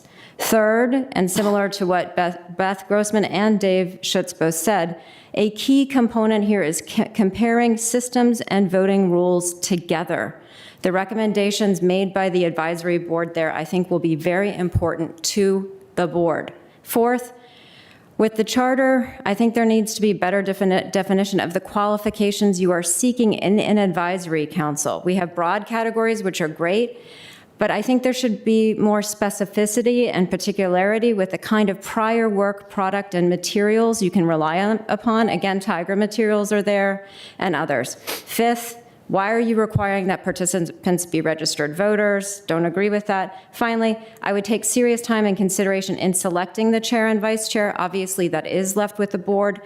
I would make sure that you recruit people for those roles with the experience and background to lead a group with diverse viewpoints, who understand our form of government at present, and have the time and energy for this incredibly important task. Thank you so much. Thank you, Ms. Brown. The next speaker, please. Yes, our next speaker is Ms. Valerie Smith, followed by Jamie Abrams. I do not see Ms. Smith in the Teams meeting. I will be happy to circle back to her. In the meantime, Jamie Abrams. Great, thank you. Thanks for the opportunity to speak. I am here to speak in strong support of the proposal to create an advisory panel to study Arlington's form of government. It's going to sound like I'm going off topic, but I'm making a metaphor here. I set out last year to renovate my deck, and I learned that my house itself had a major structural problem that needed improvement. And I had to reactively pivot immediately from a project that was very visual and sparked joy to steel beams, digging, permits, back and forth, messiness. The project is done now, months later. But it was a very different project, but it was an essential one. It was essential to ensure the structural and architectural integrity before I could move forward with anything else, and so that I could enjoy my home for decades to come. Likewise, this proposal is about our proactive examination and somewhat reactive to address historical inequities of our county governance. When we're talking about structural integrity, the time has to be now. There is no convenient time to make structural improvements. And especially when we're dealing with economic challenges, it is more important that we move expeditiously to make sure every member of our community is represented, engaged, and participating. Since our government structure was put in place, our county has changed, our community has changed, and other models have proliferated around the country. Justice Louis Brandeis famously described how states are laboratories of democracy, and we can use states to see various models in action before we try them at the federal level. I would carry that forward into local government. There are, according to the last U.S. Census, 90,000 local governments in the U.S., and we absolutely can learn new things from them and see what our neighbors are doing locally or our peer geographies. So I think this proposal reflects courage and leadership, looking to explore how our government can better meet the needs of its people. This kind of reflection and review is what I expect of government leaders. And when I've been at all these marches and all these protests in the past year, I see these signs about democracy being a verb that requires our action. And this is not the sexiest of verbs, right? It's time consuming to study, explore, assess, examine, but it leads us to the places we need to go to engage, to transform, to reform, to include our community members. So thank you for considering my perspective. Thank you, Ms. Abrams. The next speaker. Yes, our next speaker for 3 minutes is Mr. Nick Giacobbe, followed by our 5-minute speakers, beginning with Miss Wilma Jones. Great, Mr. Giacobbe, thanks. good evening. Good evening, Mr. Chairman, members of the board, Mr. Schwartz. I want to commend the board for considering this bold step. It's a good idea to pause every so often to see how you're doing and see how you're doing business still makes sense. Once every century or so seems reasonable. I won't reiterate the points made by the CivFed resolution of November 15th, 2022, but many of the same points were also included in CivFed's legislative package that went to you last week. I'm sure you've seen both, and if you need a refresher or anyone online needs a refresher, it's available on civfed.org. It's encouraging to see that some of the 2022 recommendations have already been adopted by the board, and CivFed stands ready to assist with this process as it goes forward. Speaking personally, I think that if we're going to examine the form of government, then the charge shouldn't presuppose a minor tinker around the edges of the current structure. There are lots of possibilities out there, and the advisory panel shouldn't be limited to simply polishing the status quo. Of course, some governance structures clearly won't work. I'm not advocating a monarchy, I'm not advocating a theocracy, nor, as much of those with New England roots appreciate them, a town meeting form of government. But the various councilor-manager systems and strong versus weak mayoral models should be on the table, even if they require a legislative fix. Looking at the form of government, properly done, is going to be a heavy lift. I'm concerned about the charter and that it includes too many ancillary activities that will muddy the focus of how to govern the county. Charging the panel with looking at engagement through the commission and public comment system, that's quite a lift on its own. Add to that looking at the civic infrastructure, such as our libraries, our community centers, that also makes it even harder work. Throw on top of that figuring out how to increase voter turnout, and it really limits the ability of the panel to focus on the task at hand. So going to a military term, I think we need to get to the bluff. The bottom line up front for the advisory panel's charge should be very simple. What should Arlington's form of government be for the next century? Other groups can grapple with our commission structure, our committee structure, how to maximize the effectiveness of our civic infrastructure, our libraries, our community centers. And others can also work on how to get out the vote, which is absolutely critical, but shouldn't be a part of the charge of this organization. Thank you for your consideration. Thank you, Mr. Jacoby. Before we go to the 5-minute speakers, any chance that we have recovered with... We have heard from one person who we will come back to at the end of our 5-minute speakers, and I'm still working on the others. Okay, so then let's advance to the first 5-minute speaker. Ms. Wilma Jones, representing the John M. Langston Citizens Association for 5 minutes. Good evening, Ms. Jones. Good evening, County Board members. I'm sorry I'm not there in person, but this went a little long and it started raining, so I'm virtual tonight. Thank you very much for giving us the opportunity to give you the perspective from many of the people in our community. And I just want to say we have not specifically voted on this issue, but our community has historically always been in favor of the advisory boards, the working groups. As many of you may know, the reason that our fire station is in the same place that it has been historically since 1918 is because of a working group that we pressured the that current county board to establish. And I do want to say, remarkably, this is one of the first times I've ever been in agreement with the Arlington Civic Federation. Yeah, I know that's funny. It's the truth, though. They normally do not support the things that our neighborhood supports, at least on the first round. So I was feeling good to see that. I've heard a lot of people talk about the history, and since I have 5 minutes, I do want to kind of give some people who maybe don't have long roots in Arlington, since I'm a 4th-generation Arlingtonian, to tell you that there's an NAACP award that's given out every year. They just had their annual Freedom Foundation banquet, and it's called the Henry Holmes Meritorious Service Award.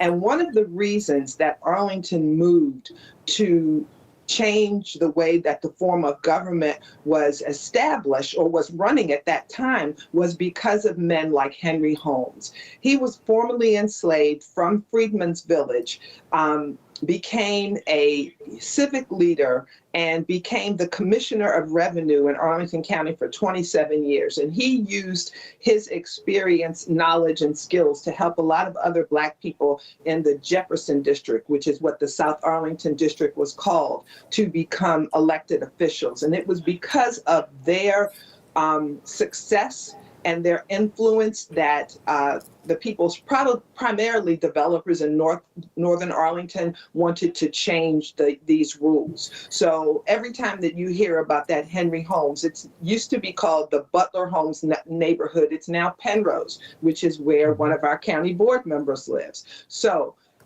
just understand that many of us who are old-time Arlingtonians understand the history of why this happened, and we are 100% in support of moving forward with this advisory working group. Again, I'm proud of the board for many of the things that have been done over the past few years that have helped with the goals of engagement, representation, and transparency, as well as equity. And I think that this is another great effort. I do want to understand the budget challenges, but I want to say that this effort is worth the investment. If you want to listen to the community, working groups are the way that you do it, and it is going to be critically important for two things. Another thing I agree with the CivFed on is to narrow the focus or the charter. They need to focus on the form of government. All of those other things, I think, muddy the waters. So I think we need to stay focused. And I do want to say that I think that Arlington, again, as one of the other speakers said, and I do appreciate Mr. Theo's comments as well. They were completely right on point. But you saying that you want engagement, that you want the community to tell you what they want, but then saying that now is the right time is really kind of, you know, as we used to say back in the days, talking out of both sides of your mouth. So we would like for the county board to work on this. They've been talking about it for years. I know we have a good form of government. it could be better. And I heard that one county board member asked about what we're trying to accomplish.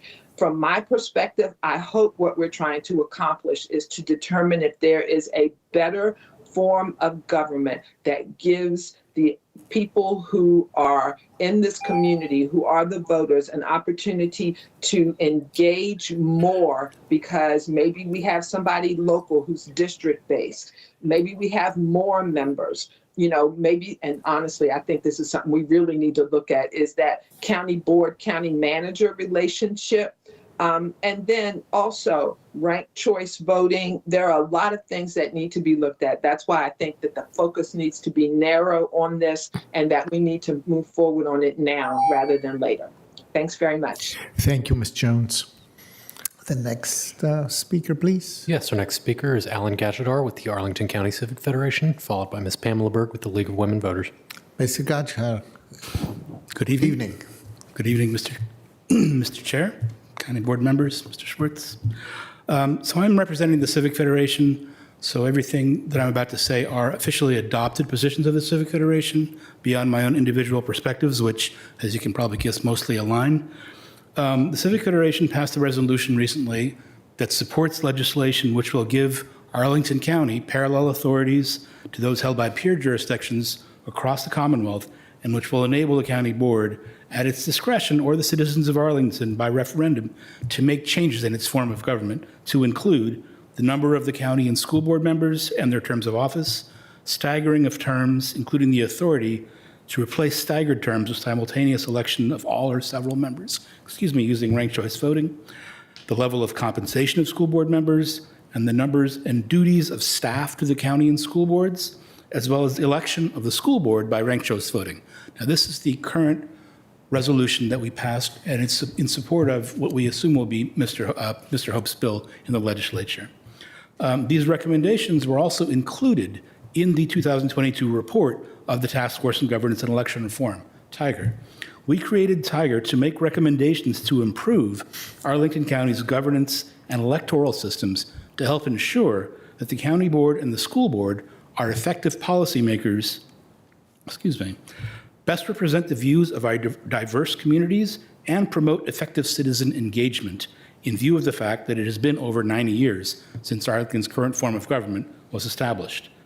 Our work was informed by similar principles that you are looking at in adopting in this charter, to improve the quality of our elected officials' representation and policy making, to improve citizen engagement and voter turnout, to improve our county and school board's ability to reflect the opinion and diversity of our communities, and to improve the diversity of our candidates and the quality of our campaigns.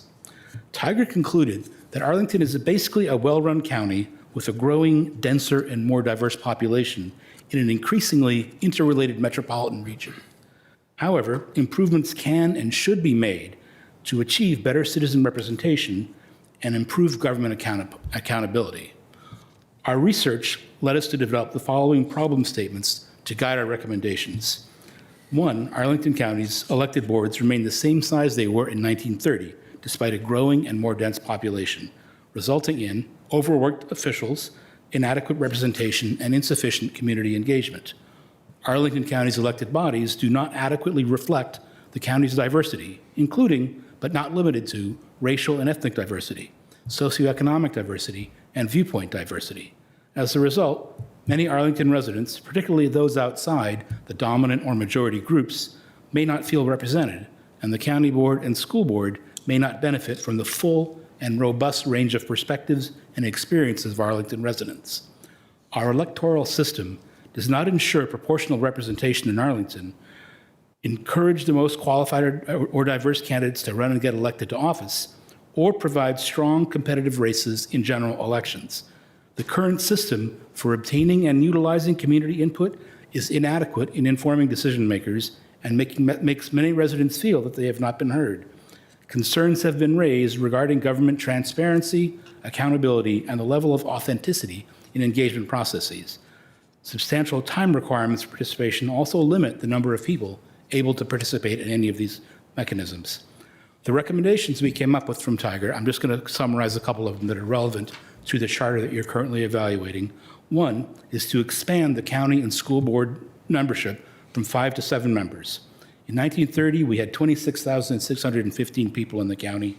Now we have over 29,000. Back then, we had 1 county board member per 5,000 people. Now there's 1 per 47,000, just by comparison. 2, we recommended maintaining at-large seats, but we did consider hybrid models for electing county and school board members, with 2 members elected at large and 5 members elected in separate districts, as well as 3 members elected at large and 4 members, et cetera. Some advantages to a hybrid system with districts that were identified were a hybrid system would combine the best features of both at-large and district elections.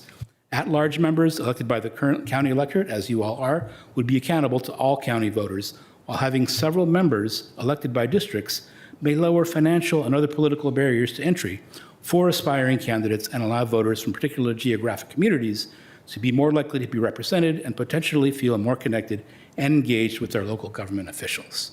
There are many other recommendations in the Tiger Report. I'm sure you've all read it. It's been a few years now, but we also did a lot of research that I think is relevant to the deliberations of this charter. Thank you for your time. Thank you, Mr. Gottschall. The next. Yes, our next speaker is Pamela Berg, speaking with the League of Women Good Voters. evening, Mrs. Berg.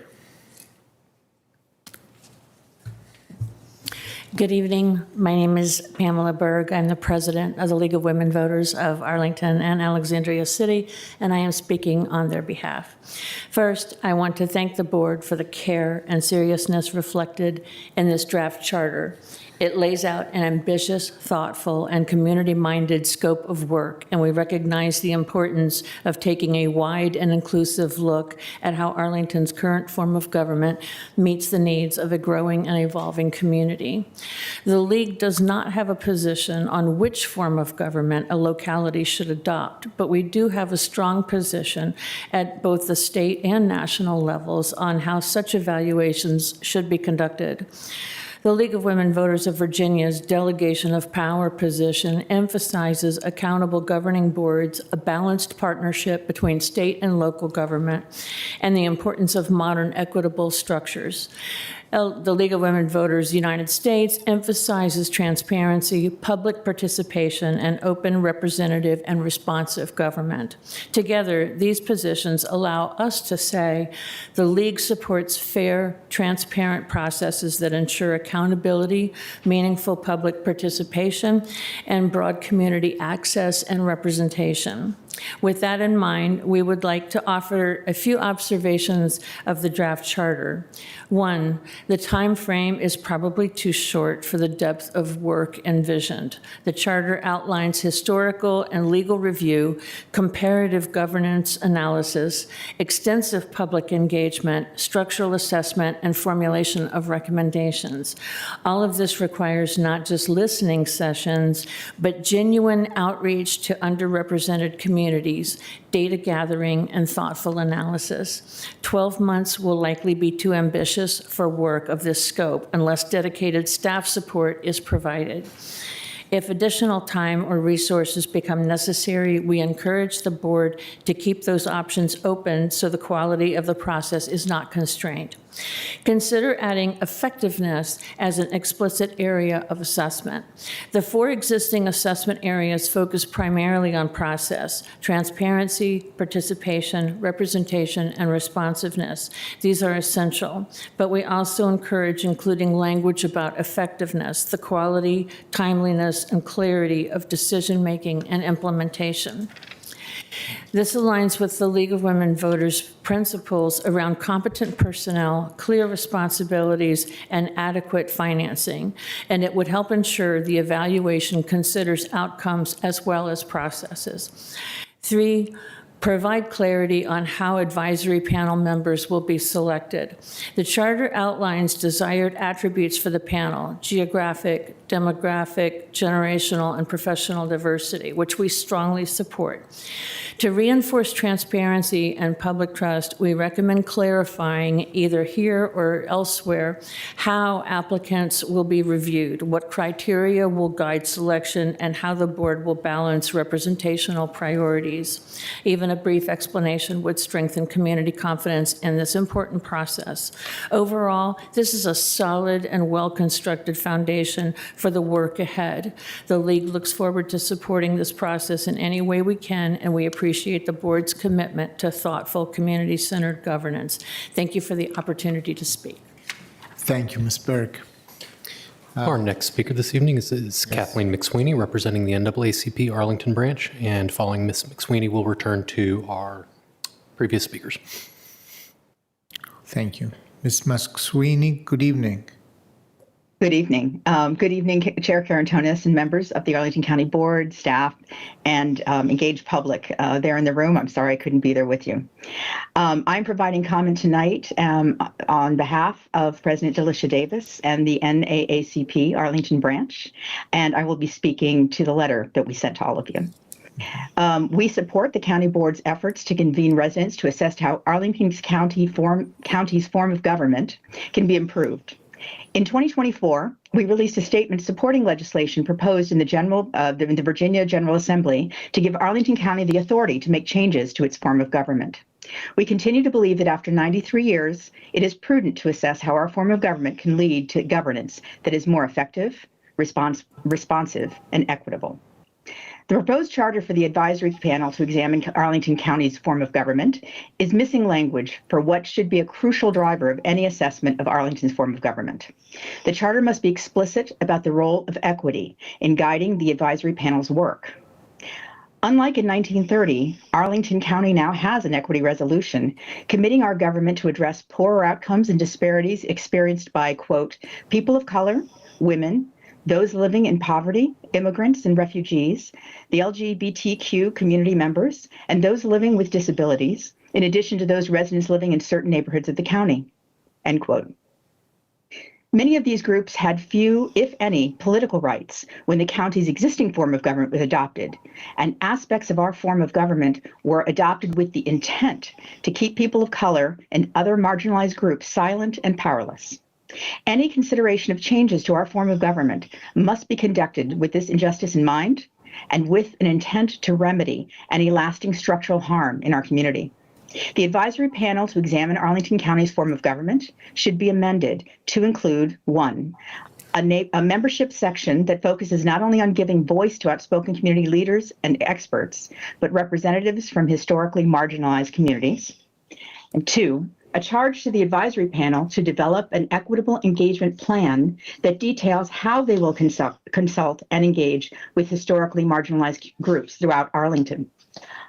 Arlington County has an opportunity to thoughtfully assess the structure of our government and reassess with fresh eyes a system that was originally designed to lock people of color and other groups out of power.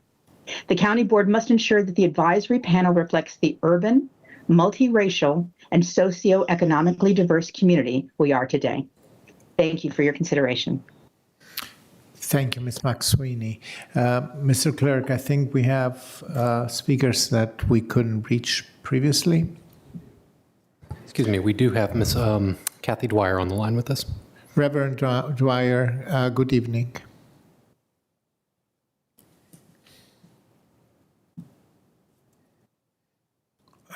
Good evening. Good evening, and thank you for. I was at my own governance meeting a while back, and am pleased to have this opportunity to speak with you. My name is Reverend Kathy Dwyer, and I have lived in Arlington since 2010 when I came to serve as the senior pastor of Rock Spring Congregational United Church of Christ, and I am speaking here tonight on behalf of myself. We have not discussed this as a congregation, but I am speaking in support of adopting the charter. I've heard concerns raised tonight about equity and marginalized voices, and I want to speak directly to that.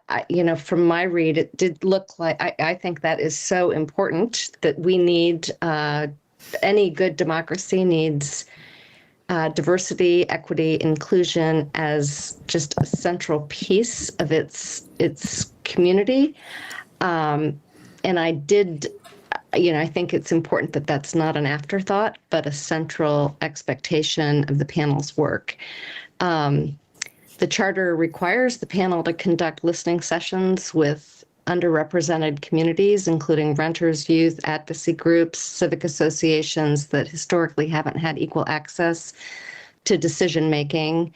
It mandates public meetings in a wide range of neighborhoods, not only at the Bosman Center, but at a variety of places, which I know you have been doing much of recently. It also requires a membership that reflects Arlington's geographic, demographic, generational, and professional diversity and includes voices from communities who are not always represented in formal county processes. Those structural requirements are so important. To me, that is... Reverend, if we can conclude. Your time is elapsed. Concluding remarks. Oh, I'm sorry. I am in support of moving forward with this proposal. Thank you, Reverend. Is there any other speaker who We have could not reach? heard from Ms. Susan Land, but I'll call regardless. Susan Land. And I have heard from Ms. Valerie Smith. She will not be able to join this evening. We will follow up. So at this point, we have no further speakers. Okay. So, we have no other speakers that we can reach, right? At this time, for this evening, there are no further speakers. No. Our intention is to continue the public hearing, so there will be more opportunities. I mean, an immediate opportunity in the next board meeting in December to continue to speak on the topic. Colleagues, it is late. I see people looking at their other watches. Reactions and discussion? At least the first one? I'm fine. You want to go? I'll be happy to go. I'm sure I'm going to get a rebuttal, but I do want to just talk a little bit. I'll have a few points. I may have one last speed round on the next round just in mind. First, we're not establishing this today. We're not. We've set a draft, and next month we're going to finalize this charge. That's the full intention. We've gotten a number of emails today that have, broadly speaking, been opposed. And a lot of the concerns are ones that I very much hope that we can address over the next 30 days. So if you don't put something on paper, even if it's imperfect, then it's just the broad conversations that we've been having for 2 or 3 years. I think it's important to start with a draft. What about not doing it now? This is a quote from the county board last year about Patrick Hope's bill. This bill was not solicited by the Arlington County Board. The county board believes there should be a thorough and inclusive process led by Arlington County on our form of government. 2024, our chair said we need to have an internal inclusive process. I agree. 3 commitments. First, if we pass this charge, I will not be in support of Patrick Hope's bill in this legislative session. Sorry, but that's where I am. That is an attempt to find common ground. I agree with Mr. Cantwell that it's not a per se thing, but I think it is a measure of respect for the concerns that have been raised that we are going to have to do this community engagement at some time. As a matter of principle, I do not believe Richmond should be telling us how we're governed at this local level. However, to try to find consensus, I hope to be one of 5 board members who say, not in 2026 legislative session. That's just where I am. Second commitment is, at least from my part, there's a massive quantity of work that needs to be done. Once we drop the charge in December and appoint all the members, I hope no later than the January 25th, 24th, whatever the dates are, meeting, I, for one, would not support any county board meetings for the ensuing 6 months until July, because we are going to be absolutely enmeshed in the budget and the capital improvement plan. And the commission should be doing the work. And so that's a second commitment that I would have. So those are just some context pieces. I have some other thoughts. I guess the only other thought that could be relevant is, I sort of alluded to it, some folks are very concerned about the county manager form of government and forsaking it. Should we be all politics all the time? Should we have a Chicago mayor who, the history of corruption in the city of Chicago, even as I dissociate myself from the implicit racism of President Trump with respect to Chicago, is long.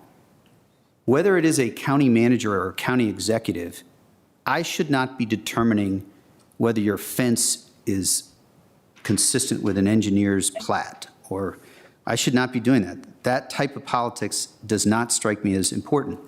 I will say, however, that there are many. Hello. Hi. You got that, Mace, Mr. Kushner? So those are a few thoughts. I guess I want to give space because I'm sure that colleagues would want to say something, will want to say plenty.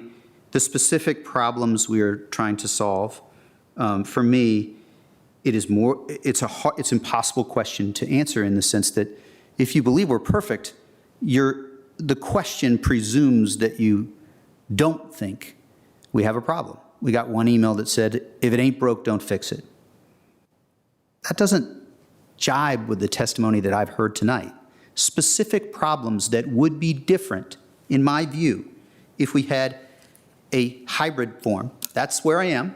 I'm not prejudging, but that's where I am. And Mr. Newkirk can say, without doubt, redistricting is destroying our country's democracy, but it is necessary for us to respond to the gerrymandering that's happening. So districts in Arlington, to Ms. Coffey's, at least my assessment of your points last month when we talked about this, districts in Arlington aren't per se going to fix everything. How they're drawn could have a huge impact.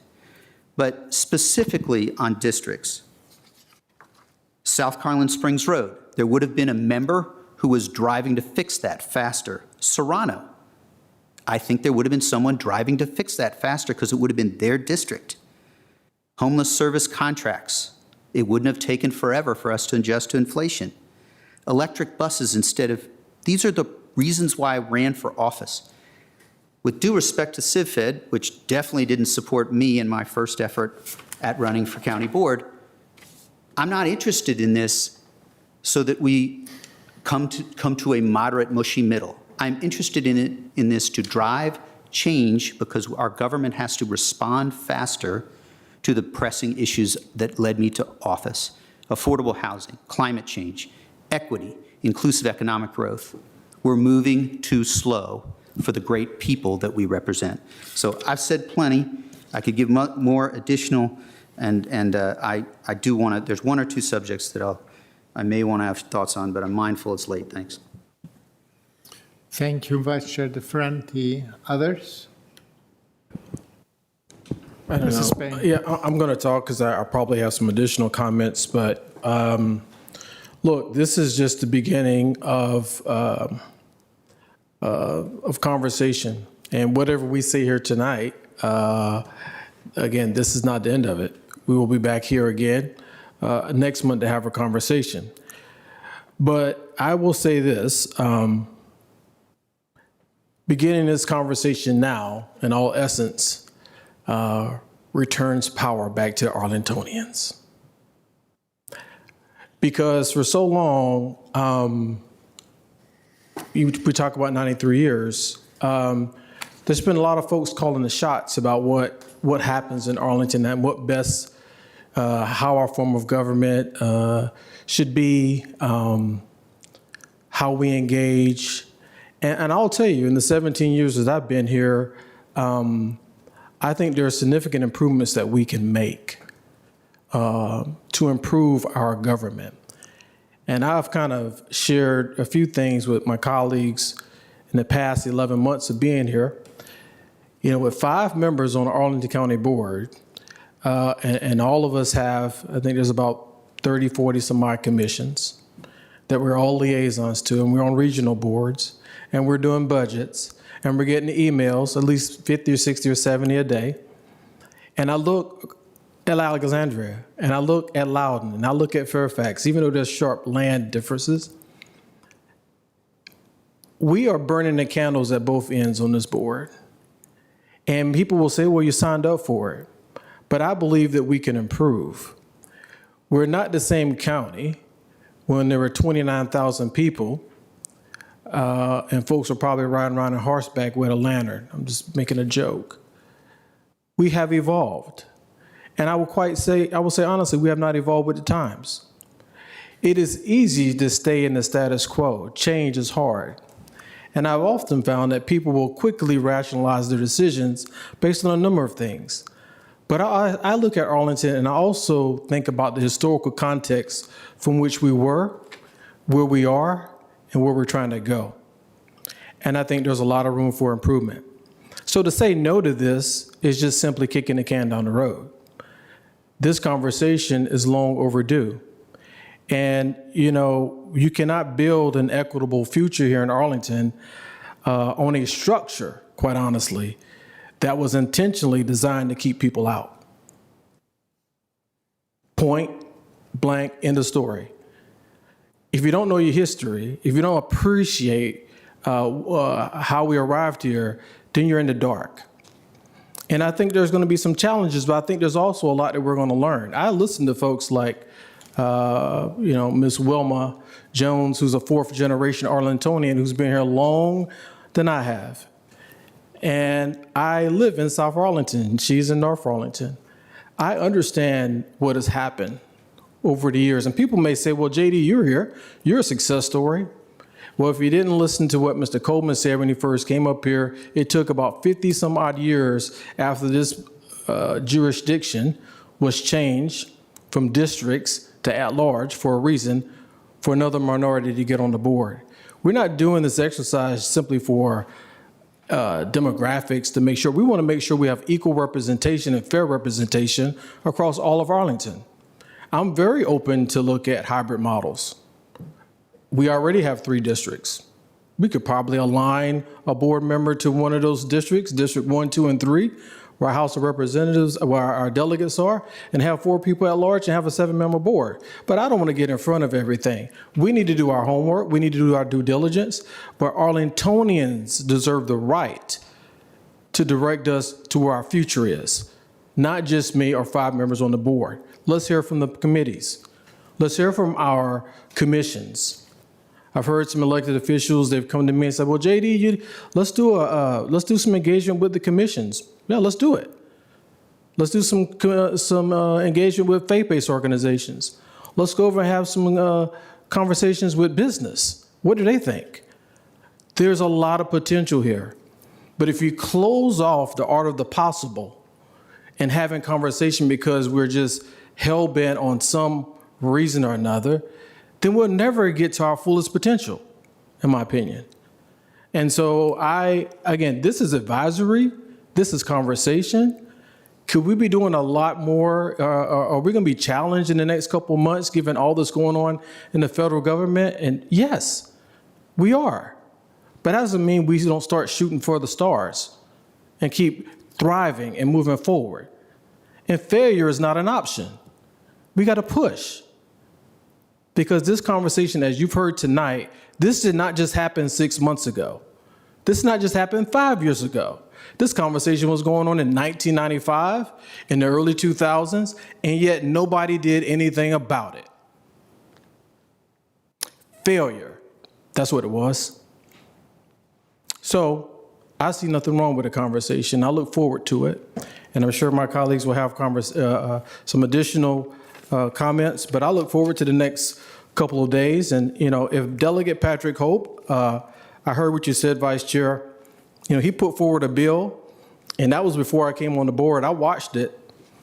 Yeah, the county board said, we'll get to it. Don't get out in front of us. So what should we do now? Send another letter down and say, don't get out in front of us, we'll get to it later? Well, no. I would hope that Delegate Patrick Hope holds off on this bill and let us do the hard work at the community level to make an informed decision about where our Arlingtonians want to go. So I will not be advocating for a bill if he decides to put one on the floor, to be quite honest, because I think we need to do this work, not the General Assembly. We need to control our destiny. With that, I'll yield the rest of time to whoever's going to lean in at this moment. Well, there's no time to yield because we don't have a limitation at that time. Well, we could be here till midnight if you want to, Mr. Chair. So, no, I was asking whether you would. It's coffee. Yeah, again, there's so much here, and I think what's really interesting is from a factual basis, there's so much of what every single speaker said that I agree with. I mean, I personally align most closely in my personal view with Ms. Beth Grossman on multi-member proportional ranked choice voting districts. It's what Don Beyer has proposed as a solution to what is going on with gerrymandering across the country right now. It is regarded as one of the best ways to break down factionalism and polarization and bring in true representation. And all of that can be true, that I can believe that those options were not provided to us in the bill that Patrick Hope had proposed. We could not have accomplished that even if Patrick Hope's bill had passed. I talked to him about incorporating it. They were not incorporated. And I think, you know, I've been saying for months now amongst colleagues that one of my primary concerns is that we not start by asking about an answer and we start by asking a question. When we start by centering specific policy proposals, the conversation becomes about those specific proposals. Should we do this or should we do this? Should we do that? Should we do this? The way you ask a question changes the answers that you're going to get. This proposal continues to center, frankly, 3 mostly specific proposals about how we can change or maybe not change our government. And I really think we need to get, I've been very clear, again, I can't even count the number of times I've had these conversations amongst my colleagues, that we need the preliminary step of agreeing on what the heck it is we're trying to solve here. Because I hear a lot of people say that, you know, we want a more representative government. Well, more representative can mean a lot of different things. If we want true, like, proportional to our population representation, does that mean we go from having one ever renter on the board to 60% of the board should be renters, the majority of the board? I think there's a lot of people in our community who get a lot of heartburn over that, because there is inherent in adding representation for some parts of our community. There are parts of our community who are going to feel less represented. There are parts of our community who believe the problem to be solved is that the board has been too supportive of growth. There are other people in our community who believe that the problem to be solved is the board has not been supportive enough of growth. And if we don't know what we're trying to accomplish through these proposals, I don't see how we can evaluate any specific proposal to say whether it does or does not accomplish those things.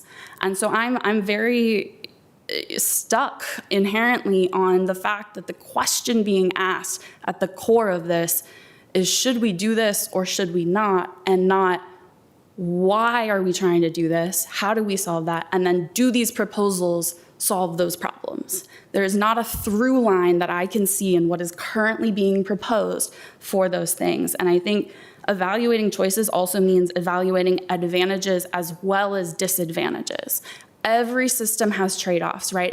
There's no perfect system of governance that perfectly represents everyone's interests and has the most effective, most engaged, most transparent. Everything is going to have positives and it's going to have negatives. And this conversation, if we have it, has to be nuanced enough to bring all of that in. I think districts are a great example, right? They have a positive potential of offering more direct representation, more clearly aligned, a person who is there for you specifically, the potential for bringing in more equity depending on how those districts are drawn.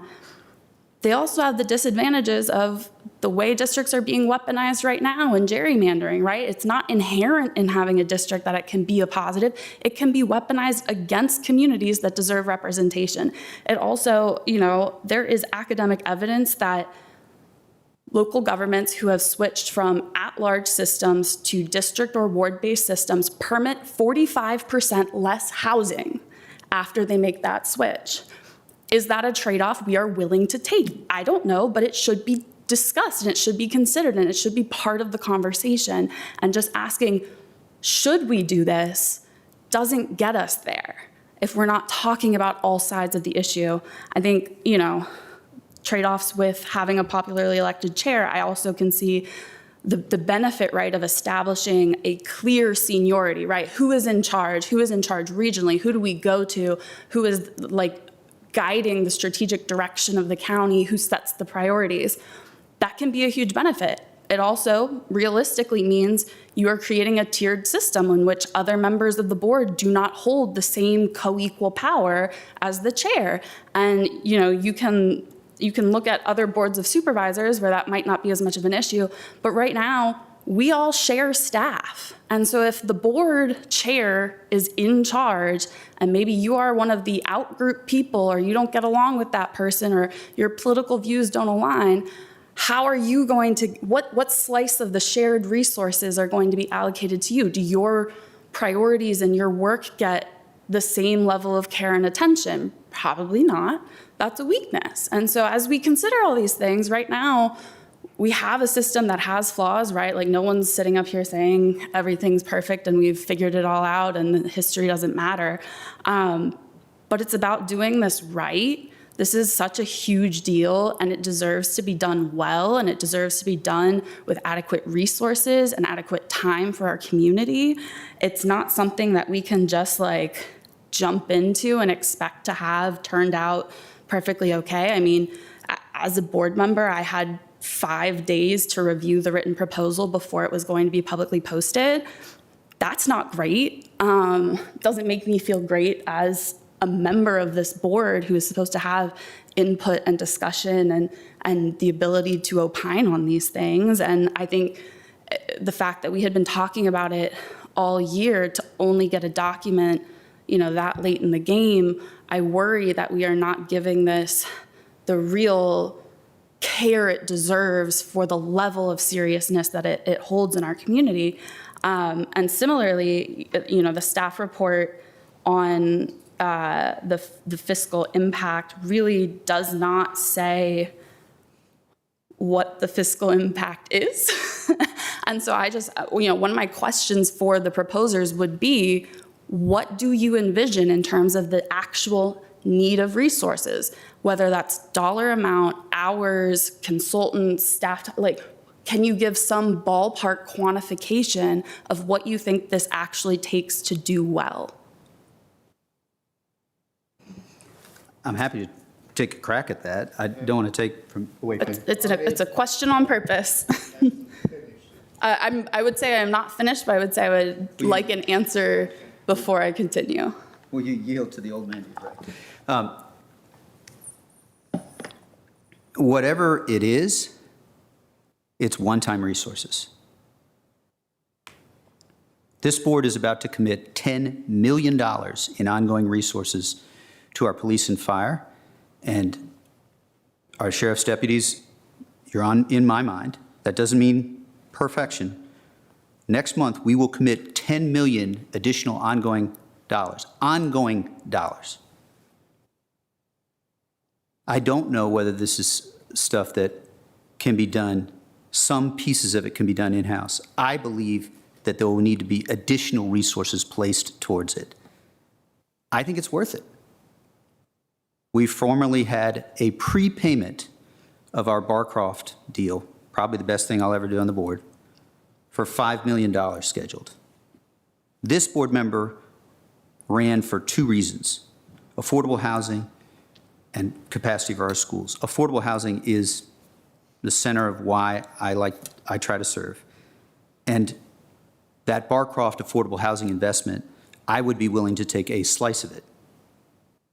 I don't know what amount. There are two functions that are listed in the board report: community engagement, and then the legal analysis that Mr. Newkirk and others.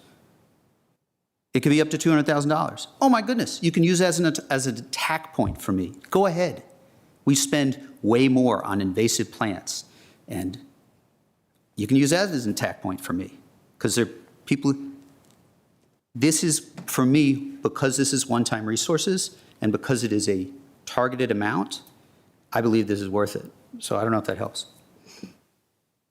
I mean, I think it does help. I think it still speaks to my concern, though, about whether the plan in place is achievable. If we haven't mapped out what level of staff work it takes, what level of consultant work it takes, what that will cost, have a real solid, grounded proposal at this point in time for the public to consider in conjunction with this charter. Like, it's hard for me, if I were a community member just hearing about this for the first time, I don't know that I have sufficient information at this point to really understand what is being proposed. And if I am maybe even a more informed community member who might be interested in participating in this process, I don't feel like I know what's being asked of me. I don't feel like I know what the time commitment is. Is the chair being asked to write the report at the end of the day? I don't know. Based on what's written, it's just, there's so many question marks that I think are logistical and practical, but really speak to the critical, like, we have to figure this out. These can't be question marks come January. I mean, I think about in the board report, it says that we're going to, the board will interview people between January 9th and our January board meeting, which is about a 2-week period with a holiday weekend and a regular board meeting in between. So not a lot of days. And I don't know that I believe that that's practical with all of the things we have to do at the beginning of the year, all of the effort. And, you know, I will also say that I've heard in conversations people who have said that they have been assured they will have a place on the committee. And, like, that doesn't feel particularly great either. And so I do think that, like, again, the logistical, practical concerns, I think it's a concern to me that the proposal doesn't have us consider fiscal impacts of any changes. I think that that is something that is really critical for us, right? If we are adding board members or changing how it's configured, or, you know, election needs, like, what does it cost for us to do that? You just think, you know our layout of our offices. Public may not. We are literally out of space at this point. We could not add another staff member, let alone another board member, without a massive renovation to just create space on our floor. That's just a fact, and we need to know what those numbers look like if we're going to undertake some of these things. So I think that's one thing I really would encourage us to include. I would say, you know, we discussed our comp plan engagement earlier today. A dedicated team of staff plus consultants, and we really were, I think, pretty dang good on our engagement. I don't think we knocked it out of the park. I don't think it was like the best thing that's ever happened. And so I do worry, you know, if that's the bar, right, that we expect out of our staff for something that is a crucial engagement for our community, that was very important to many people, that generated anxiety for many people as well. You know, I think we ourselves need to be at least living up to that level of engagement. And so that required an immense amount of resources and time and staff time and people monitoring and 2 board liaisons. And I just put that out there as like another ballpark. Some other feedback that I've heard since our October meeting to now is that form of government feels misleading to some people because, to your point, we are not contemplating whether we move from a county manager plan of government to urban county or council manager or any of the other forms of government in Virginia. We're contemplating, should the structure of the board be different? And so I do think, I had a number of people come to me and say, oh my gosh, could we become a city? It doesn't seem to me that that is being contemplated in the proposal today. And so I do think clarity of what it is we're doing and what it is we're not doing is really important here. And so if we're not doing that, if that is something we are expressly not going to consider, I think that should be said explicitly. I think the other things that have been brought up, and I will end on what I think is probably my number one thing that, like, really I will die on this hill that it needs to be included, but how do we make sure, no matter how many seats we have or how they're elected, that good people in our community can actually run for and hold those seats? I said it in October, there could have been 100 seats on this board, and if I could not have done this as my full-time job, there was no world in which I would have run for this office. But I also think about campaigning and the fact that I raised half as much money as the other people who were running at the same time, because everyone else had more than $100,000 raised. I don't know people that have that kind of money. I didn't have that opportunity. And when polls closed on my primary day, the number one thing I thought about was, if I lose, it's because I didn't have the money. It's not because people didn't like me. It's not because I didn't work my butt off. It's not because I didn't earn respect from every conversation I had. It's because when I was poll grading, there were people who said, well, I didn't get any mail from you. And I was like, yeah, probably not. I had the money to send 2 mailers to a very limited audience, and that was just the reality of it. And it worked out somehow, but I just think if we do not address the barriers to running for office, serving on this board, because the expectations are a lot. I think, there's some discussion of whether adding additional members will actually lessen the responsibilities of each board member. And I think that I'm pretty skeptical of that just based on the culture of this board, right? Everyone here does everything. Even though we have liaisonships, I'm the housing liaison. We had some issues earlier over the summer with some tenant landlord stuff. 3 board members were involved in all of those conversations. So in order to actually cut down on the work each of us is doing, it's not necessarily a structural change as much as it's a cultural change in how we divvy up and do different work. And I think there is a very real possibility if we have 7 or 9 members doing everything instead of 5 members doing everything, you've actually created a heck of a lot more work for each of us, because now you're having to coordinate with every single person. Doesn't mean that, again, back to trade-offs and advantages and disadvantages, right? It doesn't mean it's an inherently disqualifying thing, but it's a factor we have to take consideration of. And I think, that's really one of my last things is I really think we have to think about this in a stress test world, right? Like, we cannot design a form of government that works really, really well for the prevailing values and people in leadership of today. We have to build it for the worst case scenarios.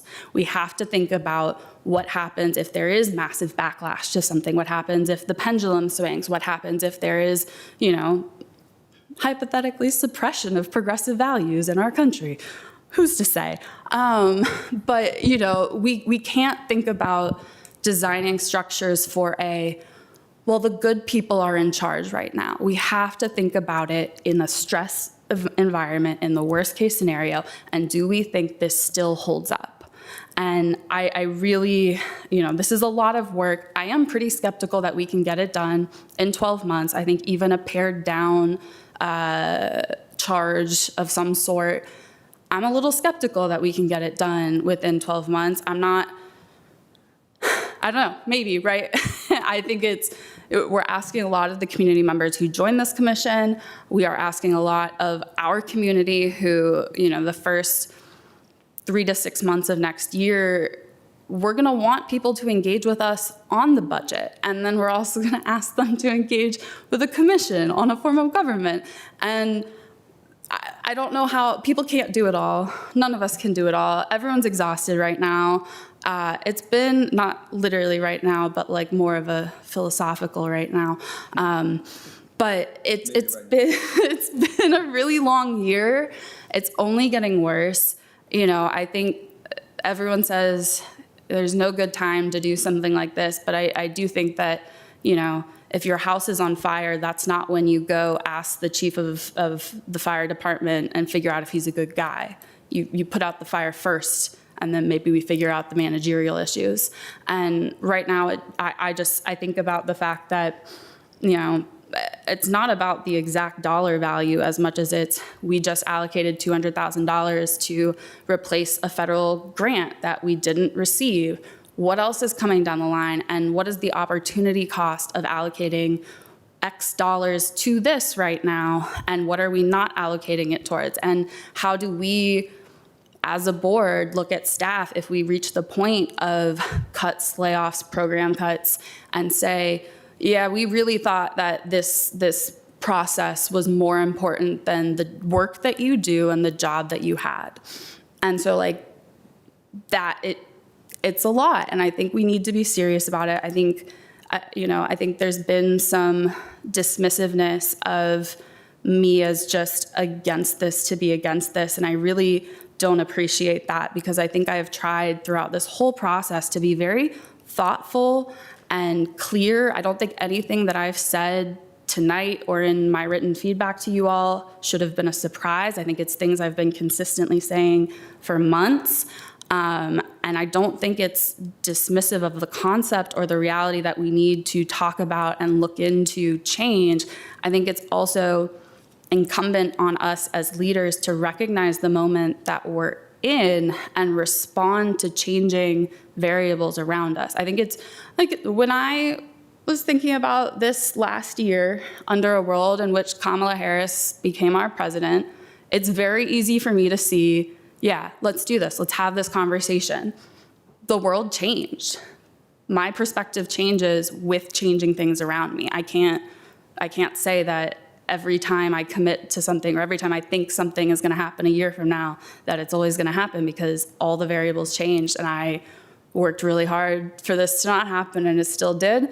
And we can't just, I feel for myself, I can't just ignore the fact that the world has shifted underneath our feet because we said a year ago there should be a community-led process. I still believe there should be a community-led process, but the timing has to respond to the reality of the world right now. And so I hope at least some of my proposals will eventually be incorporated into this. I think, Ms. Wilma, I hope someone goes back and writes down your words on what you said you hope the focus of the group will be and can circulate that to us, because I think that, to me, was a much better articulation than what is currently in the document of what the focus of the group should be.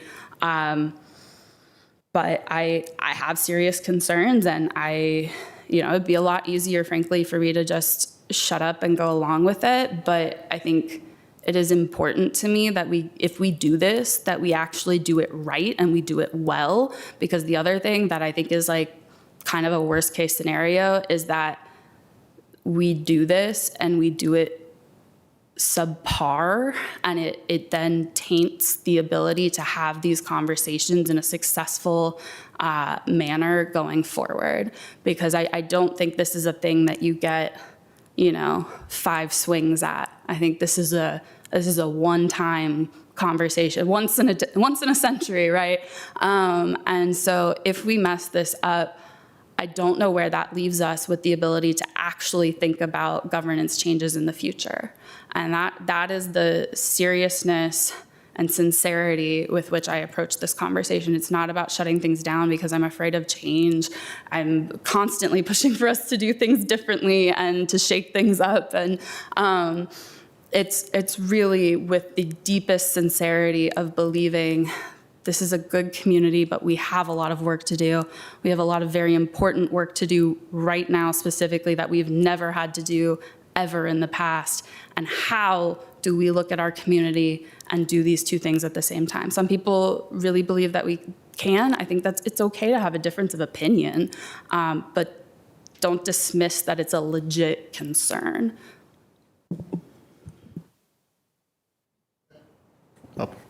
That was a long and thorough discourse. Thank you for that. Now, Ms. Cunningham.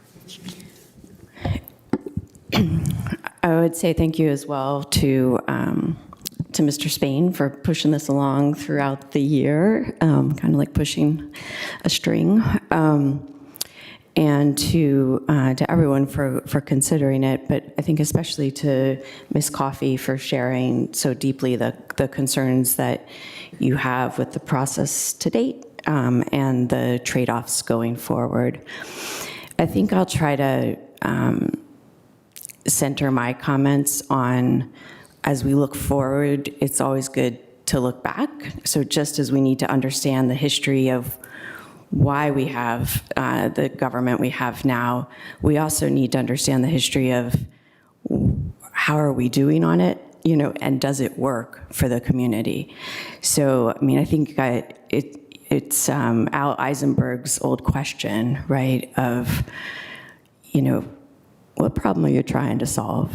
I'm not sure if it's on his tombstone, but I know it was in his obituary.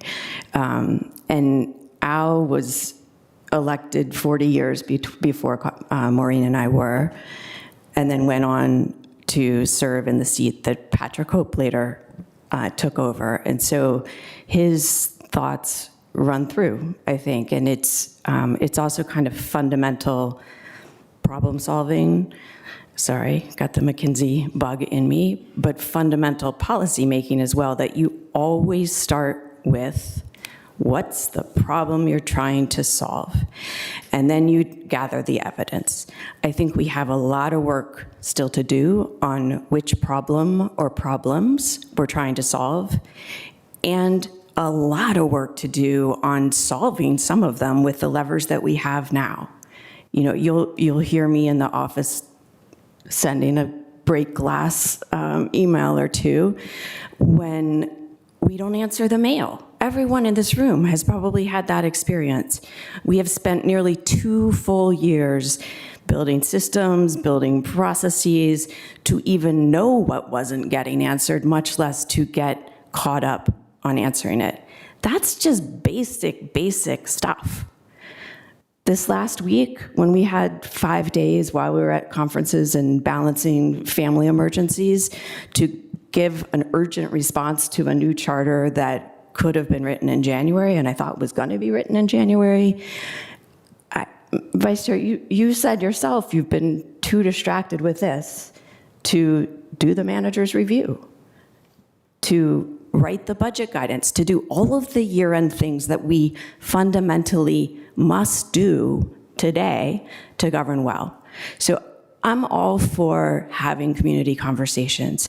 Before we launch into this one, I think it's really, really important to identify what problem we're going to solve, whether we can solve it in other ways, and to get on with it, and then what the metrics and outcomes are going to be. I don't think we're there yet. I suppose we could get there quickly. There are 14 working days between now and our next meeting. We've spent the last 7 working days completely embroiled in this and not really as engaged in things like the budget that we need to be. So my preference right now is we would probably defer this a month or 2, see where we are, but I know that's not likely to be the will of the people.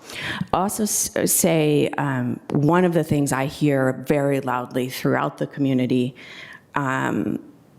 is that people want to be heard. They want this board right now to listen, and they wish other boards would have listened.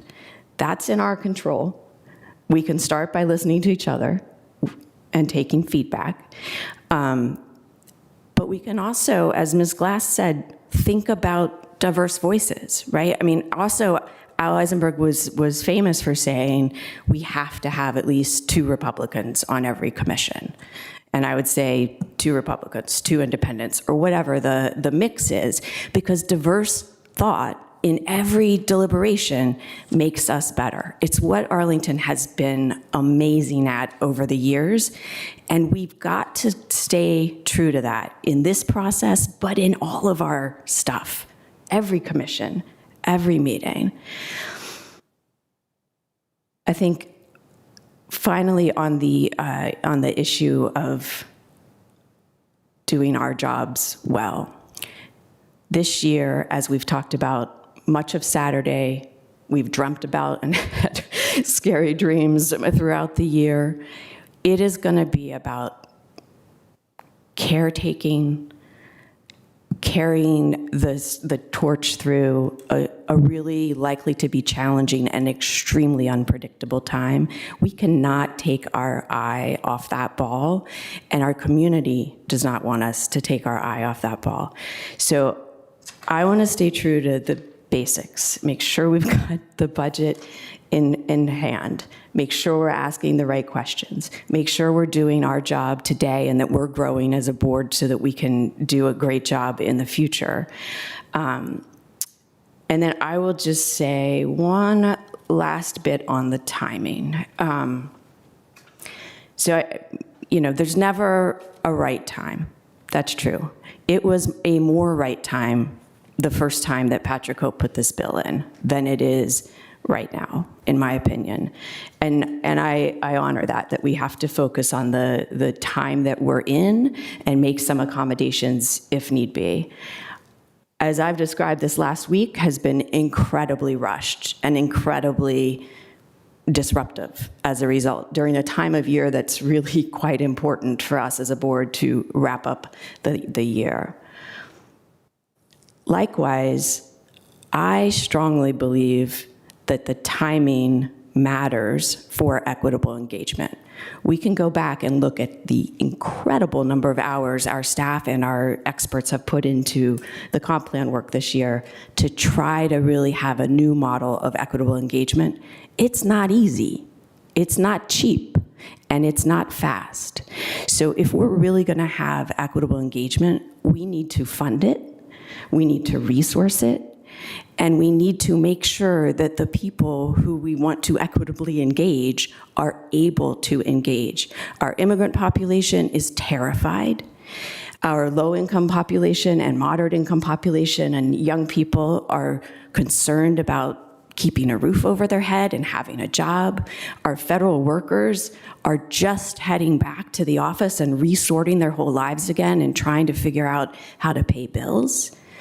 It's not the time for equitable engagement. It will not be easier than it was in the past. And it's really, really important to us. So I'm open to the conversation. I'm very cognizant there are 14 days left in the year, basically, with some critical family holidays in between, and that it is important if and when we move forward on this, we do it with a clear problem statement and a truly equitable engagement plan that I think will take more than a year, even if it weren't this year, but especially since it's this year, and will take probably close to $1 million in resources and investment. So not opposed to doing it at some point, love the intellectual questions of it, but let's do our job. Let's meet this moment, and when and if we begin this work, let's do it properly. Thank you, Ms. Cunningham. Last but not least, a few words. I've been fighting with this question almost now, it's the fourth year actually. And I'm coming from a cultural political environment where things like having districts and having proportional representation is all, and as a multi-party democracy, it's all clearly available, and it's also going regularly super awry every single time. Districts equal corruption where I come from. They're equal transactional politics, equal a lot of downsides. You don't really want to see them. Even here in our region, if you go around in Fairfax and Loudoun, etc., look look how compartmentalized, sometimes very balkanized the government is, how actually fair representation doesn't happen. What happens is the ossification of fiefdoms in local places, and that would be all. Of course, we did things here. I mean, I take a little bit of an issue that we are slow in doing things. Who did here ranked choice voting? who did actually include, introduce a very proportional representative system against a lot of discussion, and with ongoing skepticism, because ranked choice voting is not equal, fair always. Minorities don't always come great out of that. So there are things to think about. I couldn't agree more with Ms. Coffey on the issue that everything has drawbacks. This is the base of where I come from. And that everything has also political intentionalities that are external to the process, and they are always coming in from right and left. We heard a lot about Delegate Hope's bills in the plural. Who was asked? Who was engaged? Sorry, who has ever? In my community, Delegate Hope doesn't represent my district, but it represents the North Arlington district. Fine, but this would be something for all Arlington. But I haven't seen anybody asking if this is appropriate. I understand that he went to the Civic Federation. But the Civic Federation, among other things, has also its limitations, right? And I have a lot of respect for these, but there are limitations. Let me put it this way. This is a conversation that occurs in communities where a successful government occurs while at the same time systemic, let's call them asymmetries. I use this Greek word in order not to put imbalance or inequality, asymmetries. When, for example, we have a system, where we have a territory where 25% of the population lives on 75% of the land, while 75% of the population lives on 25% of the land, this is a huge asymmetry. This is politically very difficult to balance, and it has evolved over years. Smart growth has produced that. And so we had, protected communities and high growth areas, etc. The best way to balance them politically is to actually have members here on this board who actually have to respond to all constituencies. If you ask me which is the most unrepresented community right now, subset of Arlingtonians, these are definitely the corridor dwellers. And I can tell you that from the get-go. And a fair district would basically render what Ms. Coffey said, a direct proportional, and then we would have the political imbalance, where the 75% of the land where 25% of the people lives wouldn't feel represented, etc. And you know how in Virginia we have solved these problems in the past. We solved them by by thinking about government first. And when political issues couldn't find their a political solution, we tried to make government almost impossible. Very, very difficult. We made government difficult. Now, this may be a good idea or something that we may want to contemplate when we talk about the state government or the representation or enrichment. But here, in the local level, we have an additional level of responsibility. Every day, 95%, that's something that when you walk out of your door, 95% of what you experience in your life is somehow delivered by local governance, whether it is your streets, your public safety, your school, your clean air, etc. We are talking about a government that's not abstract and somehow removed from the executive. Isn't government that the decisions that we took here today are going to be implemented tomorrow, and they will affect our neighbors. I am going to meet you in my grocery shop. And this is so immediate and so important. So when we kick the tires and tinker and look at better solution, I agree with both my colleagues who say, yes, we can always better. We can always do better. We can think about more efficient forms, et cetera. For me, it's very important that during that time, we maintain the efficiency and the resolve of a government that actually delivers for our residents. When Ms. Cunningham asks, what is the problem we want to solve? The first layer of answer to that is we don't have something that's broken. I mean, to the email that we all got, if it ain't broken, it isn't broken. It is not broken. Arlington is a very high functioning, effective local government, period, end of story. We are technically among the best that you can get. And this is because, not because Arlingtonians don't have the power, Mr. Spain. It's because Arlingtonians actually have the power and have been caring to elect people and to call them accountable all the time. Now, by all Arlingtonians, was it equitable? Do we have systemic deficits? Do we have systemic racism in Arlington? Do we have enormous differences in development and socioeconomic status? Yes, we do. 1/3 of Arlingtonians is nowhere near where the other third of Arlingtonians on the other side is. Economic inequalities are very, very tough. And as you know, economic and socioeconomic inequalities are the biggest problem that modern democracies cannot resolve. This is one of the reasons why we are in the predicament we are at right now nationwide. So all of this is to say that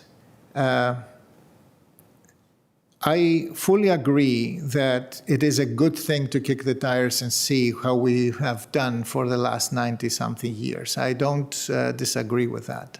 I said many times that I support that.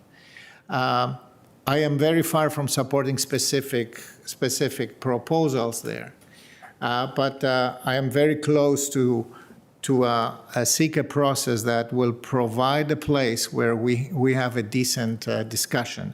And my colleagues here are asking, what is the quality of this discussion? Are we having a discussion just to have a discussion, or are we just doing, kind of a performative process where actually we are just fighting, our political or other policy differences? I want to be part of a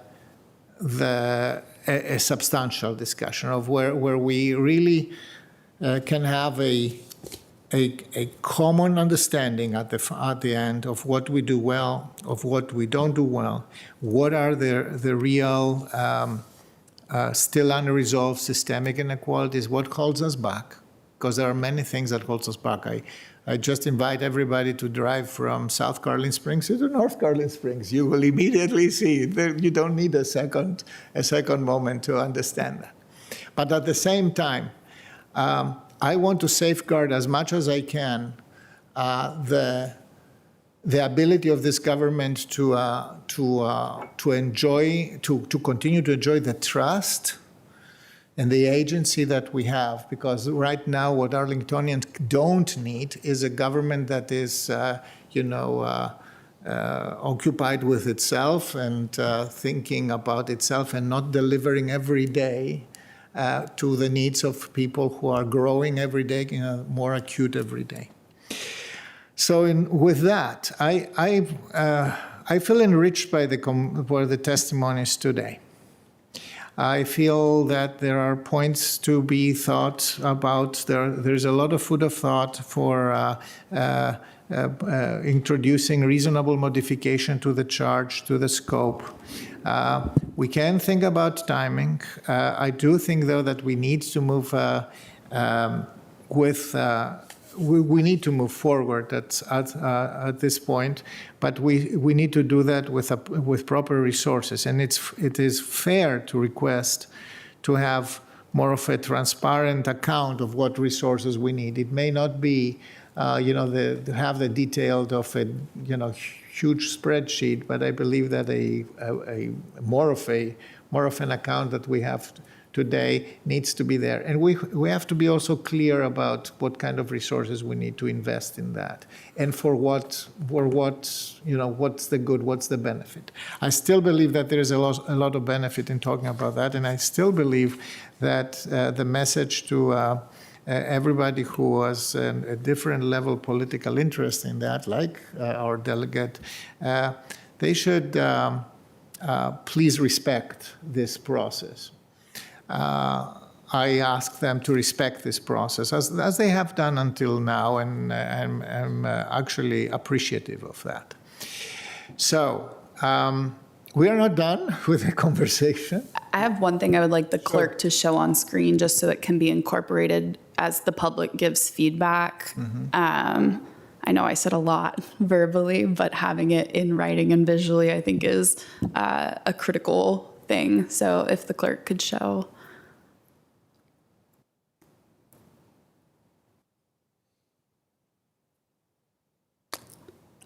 So this is just an alternative mission statement that I think, to me, is cleaner. It's more neutral language, and it's really asking, I think, the questions, and then again ending with the what are the recommendations for improvement, without presupposing what those recommendations could or could not include.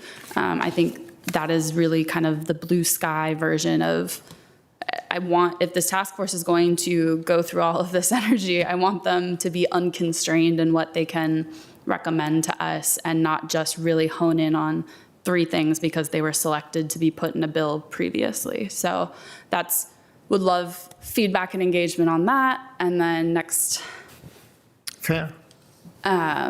Is an additional area for consideration, which I brought up in my remarks, but really candidates in holding office. What are the barriers? What are the challenges when you think about cost of campaigns, pay and benefits, work-life balance, frankly, the contentious and sometimes violent world that we live in politically now. I've received death threats this year. That was not something I previously considered in running for office, and yet it is now something I consider in terms of continuing my service. And I think, again, if we don't talk about this, if we don't address this, having more of the same people running is not necessarily going to get us, even with structural change, to the outcomes that we're seeking. So I think these are just 2 additional things that, as the public gives us some feedback on, I would just invite consideration of this as well, even though it was not included in the board report or in the proposed charge that was posted with the agenda. Thank you. I think we should take note of that and work in the coming days to incorporate that. Mr. Schutz was right. Personally, I think the ANC, what the District of Columbia went in the 2000s to go from the traditional neighborhoods representation system that is mostly unelected, but very worthy in terms of volunteerism, to something that is elected and still worthy of volunteerism, and has important input in the decision-making system of the district right now. I think this is worth for us. And I also think something that Ms. Coffey also referred to, and I talked also to the Civic Federation at the beginning of the year, is sometimes governance is not only about the formal system of representation, but actually the resources that work behind, the machinery behind that. One of the things that Arlington took for granted for a very long time was to not invest in the county board office and make it a more professional and responsive mechanism. Something that my colleague, Ms. Cunningham, immediately found out that, okay, when you receive like a few thousand emails a day, you have to have a mechanism to be able to be responsive to them. And for that, you need, of course, resources in the back, not just 5 assistants to each and every one of us. With that, since we, Chair. yes, Can I Mr. just add one last? Absolutely. Comment? Yeah, I know the hour is late, and we're going to talk next month. Really, Ms. Coffey, thank you for including those comments for everyone to consider. You know, I just want to go back a second to Delegate Hope's bill.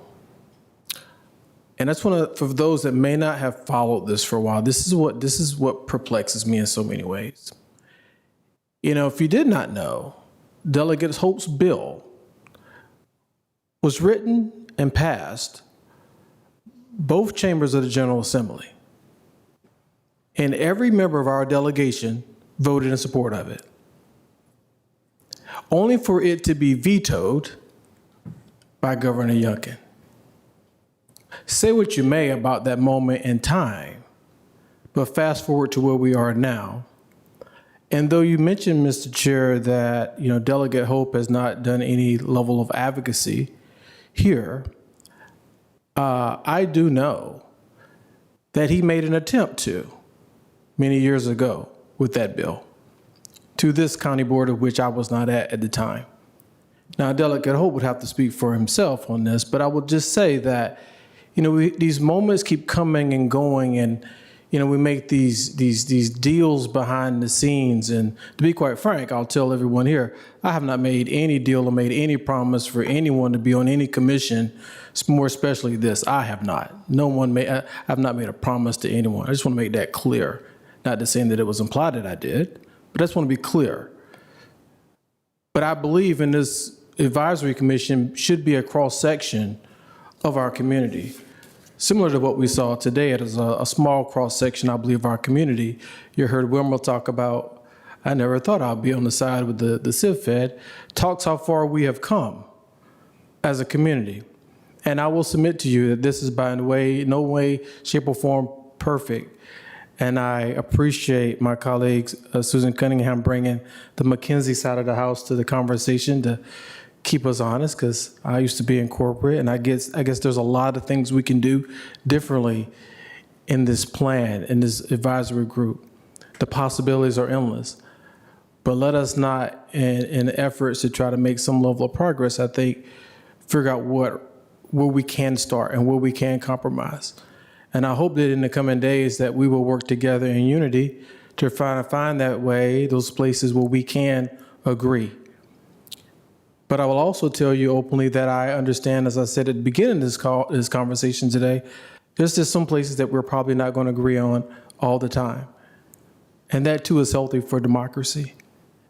So that being said, Mr. Chair, I know this is we'll continue this. And I thank everyone for their time and attention. The attendees today, those who are online, I know this is late, but thank you, Mr. Chair, and members of the County Board. Thank you. I see Ms. Cunningham's light before I make a motion to. In my effort to be brief earlier, I skipped over a couple of things, and so I just wanted to make sure I shared them with you all. I think, first of all, the impact on the school board in any decision we make about the county board is stated in state code. So if we do districts, school board has to do districts. So I think if we move forward with this, it's really important that we have the schools community present. Our school board, I think this is a hard job. Our school board has a horrifically hard job right now. And adding to that, we should just make sure we're communicating. Secondly, we have not done our resident satisfaction survey in 4 years, 3 years? We do it every 4 years. We're due for doing it again in the spring of 26. So again, to frame the problem and gather the evidence, I think that is a statistically valid representation of the whole community. We invest in that so that we really do reach people, not just the people who you find on the pop-up or who have time to do an online survey. I would strongly recommend that any action that we take on this in the beginning of next year focus primarily on making sure we have the right question or two in that survey to get a true representative read. And then finally, I will just hold up for my colleagues a reminder that from day one, I have suggested that we work on a democracy initiative of some sort, whether it's youth democracy, broad democracy, citizen assemblies or civic assemblies. And each time I've suggested it with very small budget amounts in 2 years, it did not move forward. I would also say that I have been extremely responsive to to all who've asked me about this effort, taking hours in July to sit and give feedback, writing additional proposals, again in September, again in October, again last week.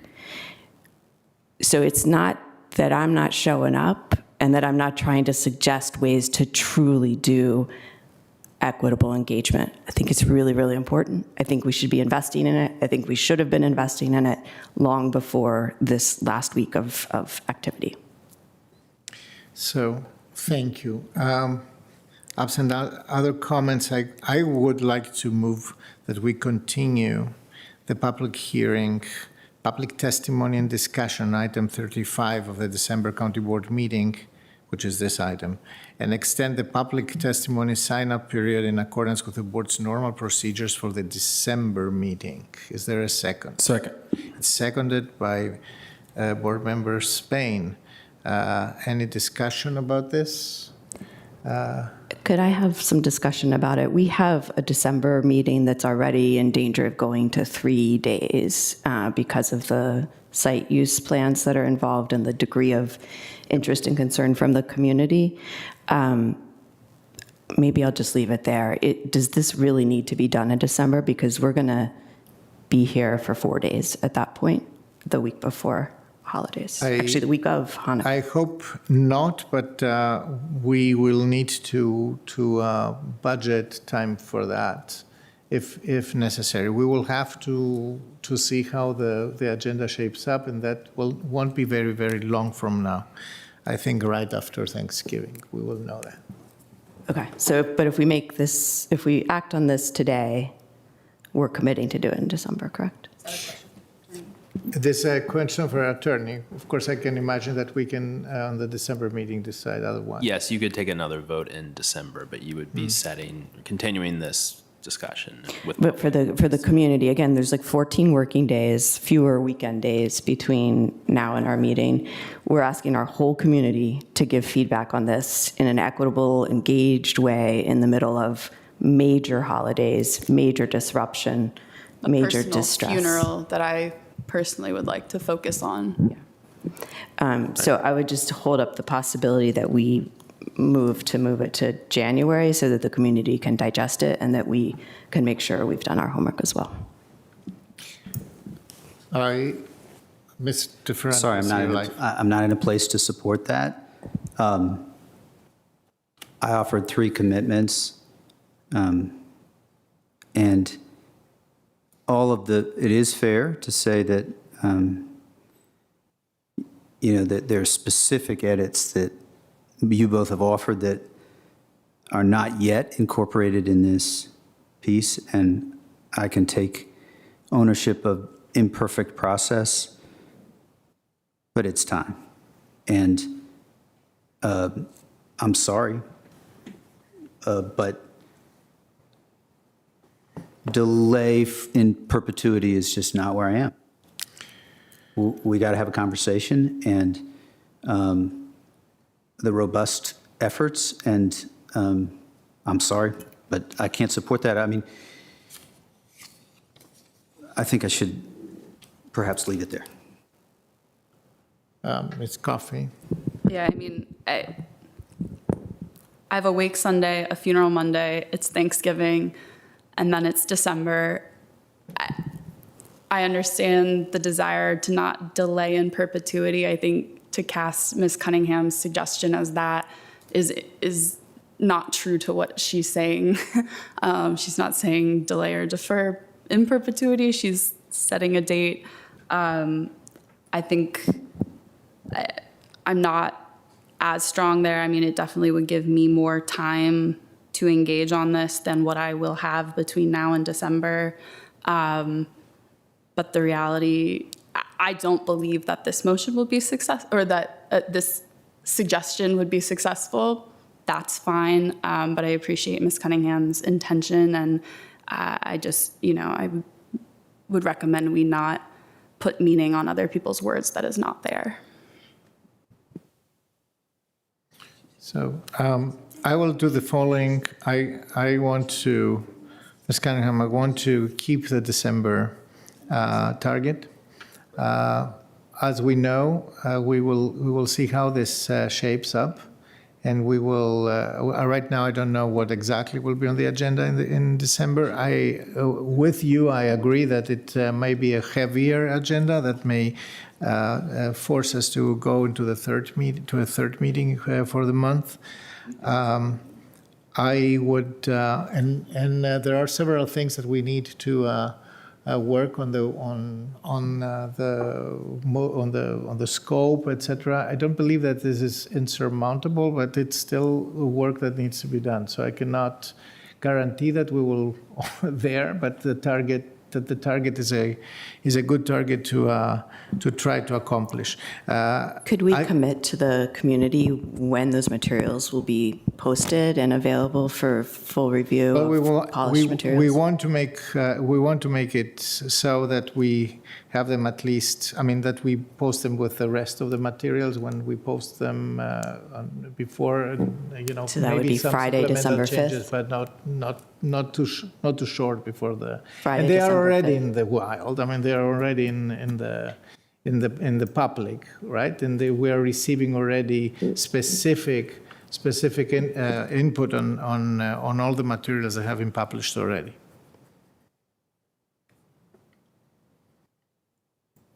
I mean, I hope that I understand that it feels a little bit that it feels a little bit pressurized, but I don't think that the right answer to that is just to say, okay, we'll see for January, and maybe not for January, then for February, etc. We have been working for a while on this, so I think keeping the December target is a good thing, and do a good faith effort to make it for December and make it fair for everybody on our board, including Ms. Coffey, who has additional reasons to be concerned, and to our community as well. Yeah. So regular distribution for the December agenda would be December 5th, which is the Friday very short, yes. after Thanksgiving. Right. But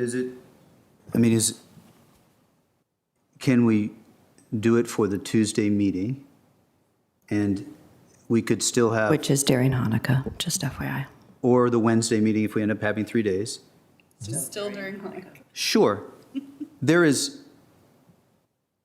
We have a red line with suggestions from Ms. Coffey. It is perhaps partly my mistake. We have to re-engage to make sure we have the red line with your suggestions. We could get to December and then decide to defer. I'm not in that place, but we got to start. And I hear, and I think they're fair, that we have been, perhaps I wasn't as quick to consider all of the red line that we had. The bulk of the other piece was delay. With respect to the manager, there were 2 specific, and I quote, requirements for a process that you added to us that made it better, that I did not know about until 4 or 5 days ago. They're requirements, and they're the right requirements that this board has never done. So you write about that. You taught me. And that's critical. And it's partly on me that this board has never done. So those are fair. I'm just saying that, we had a 2-page email, and we need to recreate and get in them. We could decide to defer at that point. There is legitimate concern about the detail on the additional resources necessary. But deciding now already to defer beyond December is not where I am. I'll make my calendar wide open to listen, as I think will other colleagues. We've gotten a lot of feedback. I think you're raising legitimate concerns. I'm just not quite there. Okay. Ms. Cunningham, I see your light. I still haven't heard whether we've committed to, if we are doing this in December, that we will, provide the materials in a timely fashion so that the community members who are able to engage have time to engage. We'll do all humanly possible effort to do that, and if we see that this, for XYZ reasons, which I cannot right now predict all of them, it will be challenging, but I don't believe that it will be impossible. I'm just saying we will try everything in our power to do that, and if we cannot, then we cannot. Then we will act accordingly. But this is not an invitation to a slow walk. This is just a statement that we want to do our very best to get there. I just would clarify, if we are aiming for December 5th or even the supplemental distribution, which would be the 9th, yes. I want to say. And yes, we want the to 9th. incorporate the feedback of our community. That means that the community needs to get their feedback to us sometime, on the 5th. Won't be incorporated if it's being posted the 5th. And so I think it's important to make the community aware that saying we want your feedback between now and the December meeting, if you want it incorporated in a revised version that will be reposted, that doesn't mean wait until you get to the December meeting, because if we can still make live edits. Obviously nothing is ever locked and set in stone, but I just, Sometimes I fear that when we say, oh, this is going to be considered at, the December meeting, that people think the right time to give us their feedback is at the December meeting, and for us to have time to metabolize, consider, contemplate. I mean, even among all of the many supporters of this that spoke today, I probably heard 12 different visions of what this looks like. And so, and we're Did we just? I have just timed out. I just want to make sure that we're Somebody's still kicking us legal and recording. Probably not. Now we're done. The message is go home. This is the Oscars music, yeah. If you give me just a moment. Okay. Yes, we are still live. Okay, great. Much appreciated. So in order for us to actually metabolize, synthesize, bring together competing and different visions of this, to do that live at the December meeting is not a great plan, in my opinion. And so for community members, I just, being as transparent as possible, the earlier you get your thoughts to us, the more likely it is we will have the chance to think about and incorporate in a thoughtful way. And so I just, I want to be clear about that. I know there's holidays in between. I know December 5th is basically tomorrow. And the clearer and more direct we can be with the community about the expectations for when feedback is useful, I think the better, so that we don't get in a situation where everyone shows up to speak to us on December 13th. And then what do we do with that? Mr. Chair. Yes. If I may, and I know we're right at 11 o'clock, good Lord. I think we should perhaps consider some form of communique, maybe on our webpage or in our roll-up report, where we can direct individuals, if they have additional comments, to send them in to whatever email we designate, whether it's county board or whatever, by a no later than deadline. That way we can socialize and get all that data in well in advance. Keep it in mind that every email and communique that comes in is not going to find its way into the report. That's just, it's going to be considered, but I don't think that's realistic expectations. But I hear what's going on. We need to let the public know. We have announced, we made an announcement last month. Mm-hmm. We have all this extensive discussion this month. This is already in the public. So I do think that while I respect and I think it's very practical what Ms. Coffey is proposing, that people should know that the earlier the best. And we're talking about the advisory group, not the entire issue. Of course, there are ramifications, and people will have opinions on the scope and the mission here. But we're trying to narrow as much as we can so that we can get a decent charge document out and begin work on this. I still believe that we can do it by December. We'll do the very best to advertise through the means that we have, communication means that we have, and I hope that we can stay on the timeline.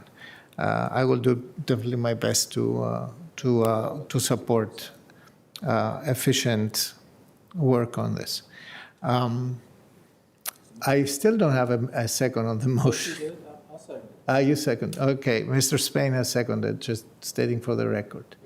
So I would like to call the question whether there is an agreement with the motion. All in favor of my motion, seconded by Mr. Spain, please say aye.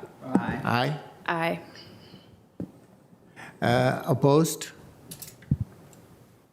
I think I'll abstain. I think we don't have enough ready. Okay. And that's where I've been. So then I will actually change mine to an abstention. I don't typically believe in abstentions unless they're for procedural reasons, but I'll make an exception. Absolutely respectable. Then, Mr. Clerk, the result of the vote is 3 in favor, 0 against, and 2 abstentions. Correct. With Ms. Cunningham and Ms. Coffey abstaining. Correct. The motion passes 3-0-2. The motion passes, therefore. Which brings us to the important question for the day, which is there anything else that's coming before this board tonight? There's no further action, but just for the record, I do want to make clear what this motion has just done is we've continued the public hearing over to next month, continued discussion over to the next month. Correct. And we will continue with our usual procedures for public testimony sign up to run as they normally would for the December meeting. So people can expect to be able to testify on this again. And then Mr. Samuel just informed us, this continuation can continue further. May I ask, will we be able to commit to what day it will be?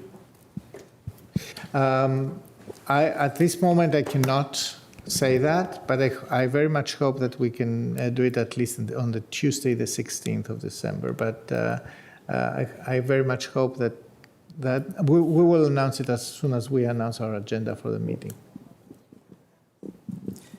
And do I understand correctly that Mr. Spain's suggestion, we have not reached a conclusion as a board on a communique that would have a date, and that if there were unanimity on that, I would be in support. I'm just trying to understand because he suggested and then we never took a vote or took particular action. I don't think that yet we have agreement on that, but I'm open if all colleagues are interested in that. To understand you correctly, Mr. DeFerranti, what is the question? Whether we do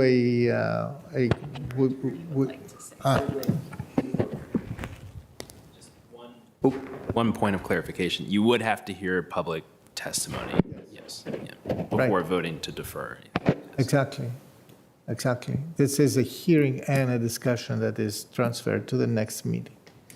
The question is when and how we since the timelines are tight, when and how this will happen.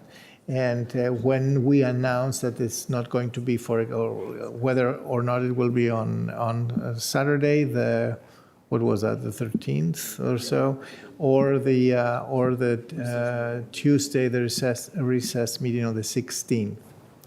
And just noting, if we're working on equitable engagement, avoiding major religious holidays would be preferred. So I would recommend Saturday.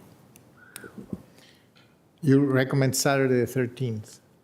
Yeah, I would. Although it's a Saturday, so. I know. Yeah, no, it's a consideration. So This is an awkward. Yeah, so I believe, to the question, Mr. Chair, there is no additional business pending before the board. Okay, thank you. That was the second time that you answered the same question, but I'm happy that you answered the way you answered that. So therefore, without objections, we are adjourned. Thank you for the endurance of everybody who was with us tonight.